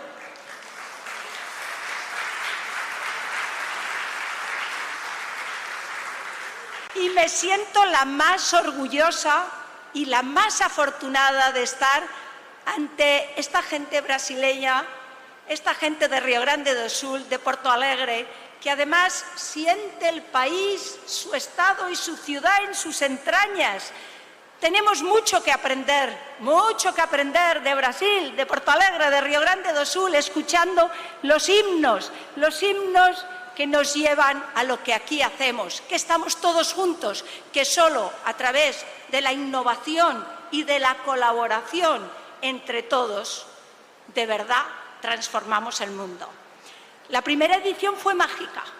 Nunca pensé que en la primera edición íbamos a tener un éxito tan increíble. No es éxito nuestro, no, es éxito de todos. Cómo empezamos a crear esta plataforma aquí. La segunda edición fue la consolidación. Ya vimos que realmente trabajar juntos los gobiernos, cómo hay una implicación de todos los grandes empresarios de esta región, cómo el Estado federal ha visto que esto realmente es bueno para el país, porque es global, es posicionarlo en el mapa, que ya estaba, porque sois muy buenos, pero más. Y este año ya es, nos salimos entre todos, porque ya multiplicamos innovación, negocio, transformación, impacto. Y vamos a lo que de verdad queremos. Esto es Río Grande do Sul, es Porto Alegre, es Brasil, es Latinoamérica, es el mundo. Y juntos lo que estamos haciendo es posicionar Porto Alegre y Río Grande do Sul en todo el mundo. Y con Río Grande do Sul y Porto Alegre, toda nuestra querida América Latina, Iberoamérica, de la que realmente me siento una parte absolutamente integrante. Muchísimas gracias. Obligada a todos vosotros. Gracias.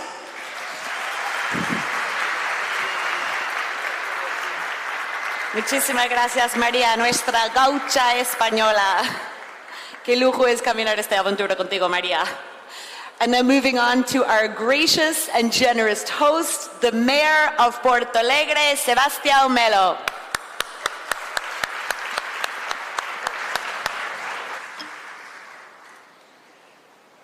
Bom, meu nome, em nome da Valéria e do Ricardo. Well, on my behalf and on behalf of Valeria and Ricardo, I would like to welcome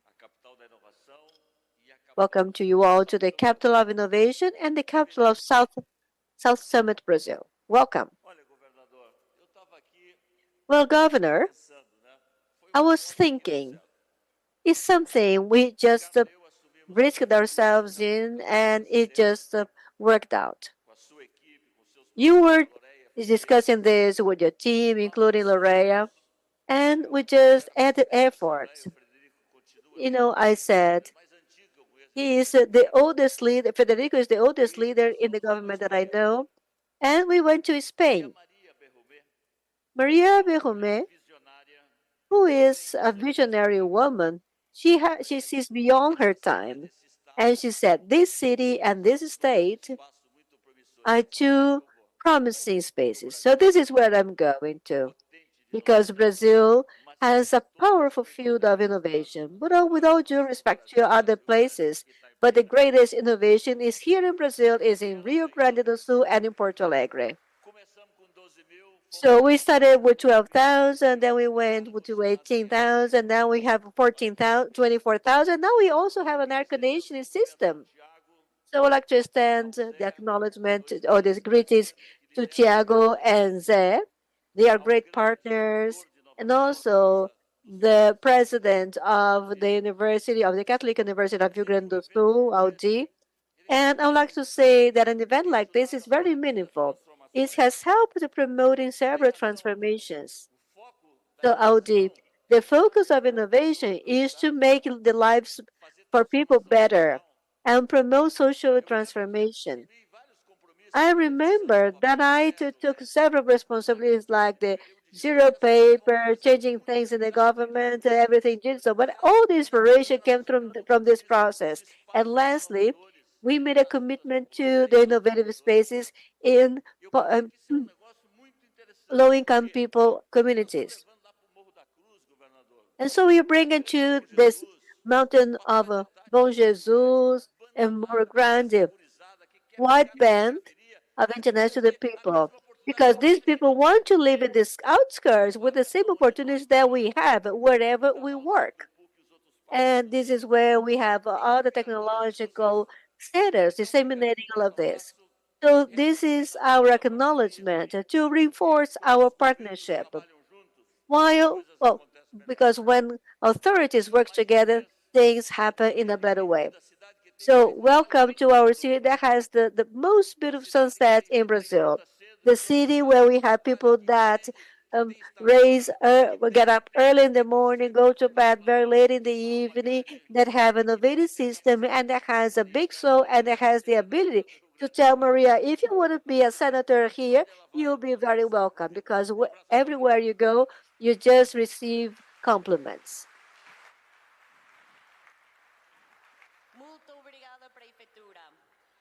Thank you very much, Mayor. Whose dream has become a reality in making Porto Alegre and the state of Rio Grande do Sul a global hub for innovation, technology, and creativity. Please welcome to the stage the Governor for Rio Grande do Sul, Eduardo Delete.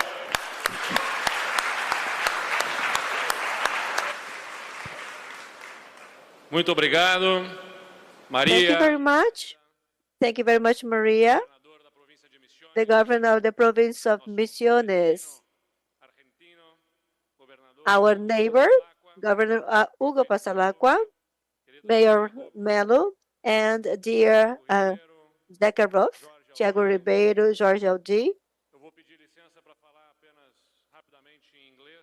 I just will speak a couple of words in English because this is a global meeting.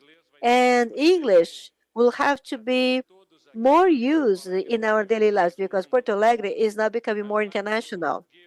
A warm welcome for all visitors in this state where we had seen last year 73% of growth in the number of startups.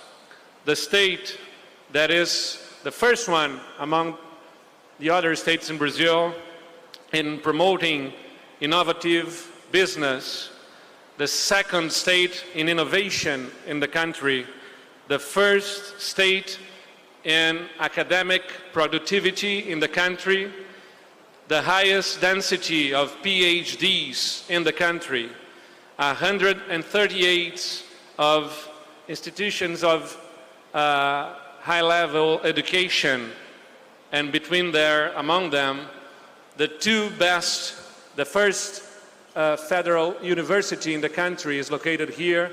The best private university in the country is located here. 18 tech parks, and among them, the two best tech parks in Brazil.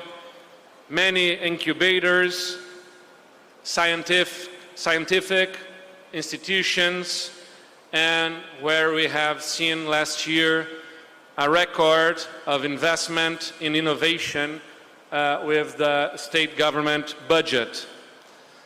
Nosso Rio Grande do Sul, que lidera inovação. Our state of Rio Grande do Sul, who is a leader of innovation is led by Gabriel Souza, our vice governor.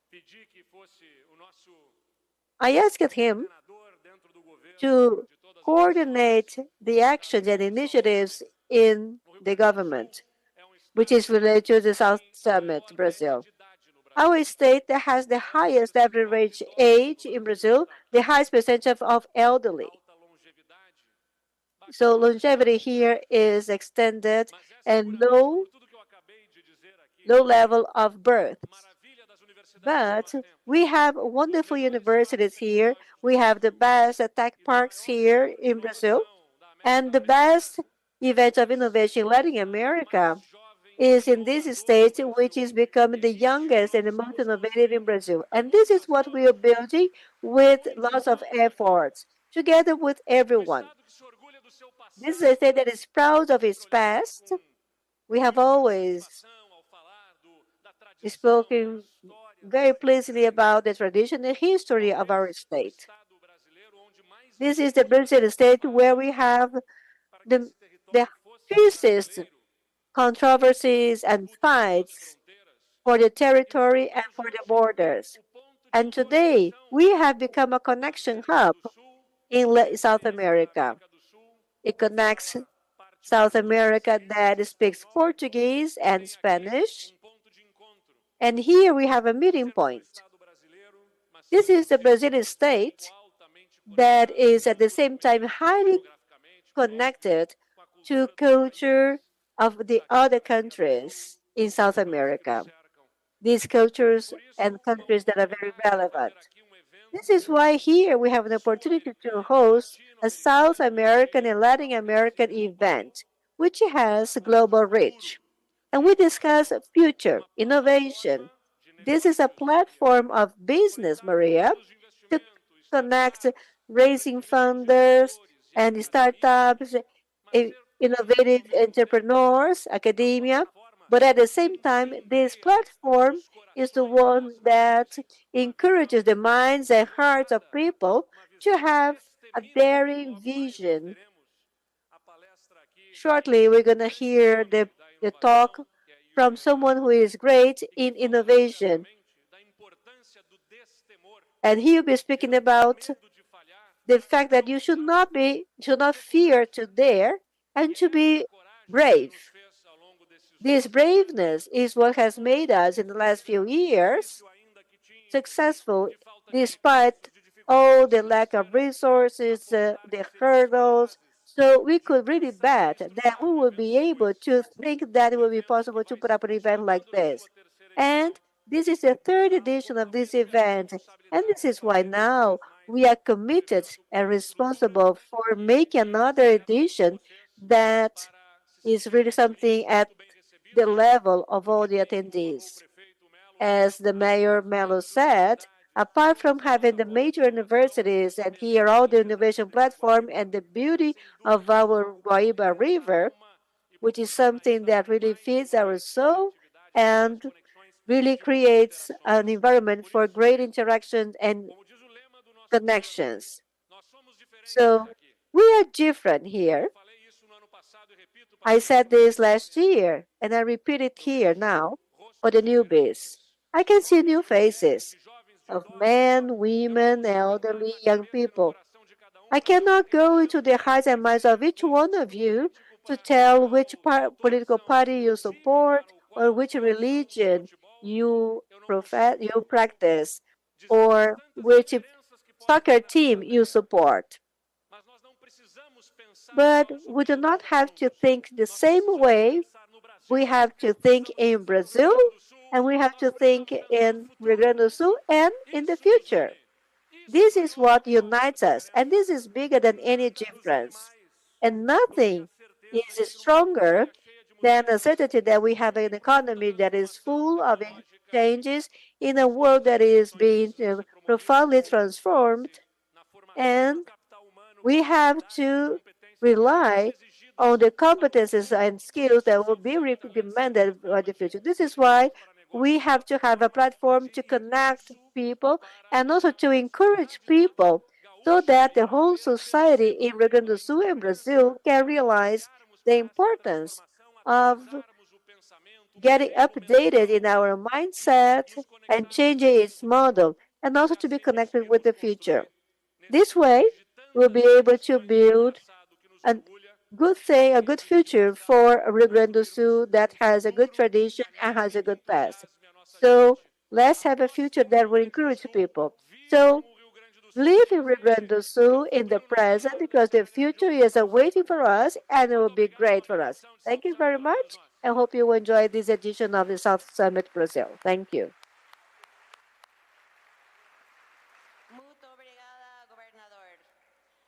Thank you very much. Please, for the hymn of Rio Grande do Sul.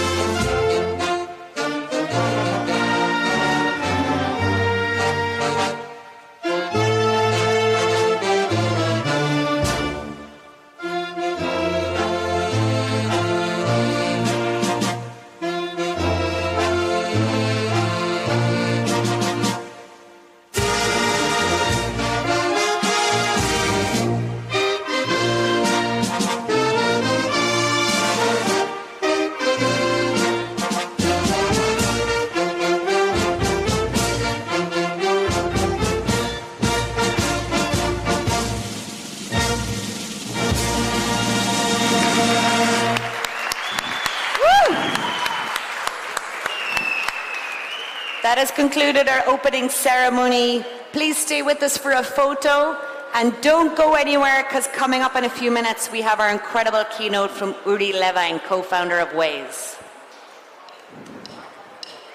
Photo, photo, photo, photo.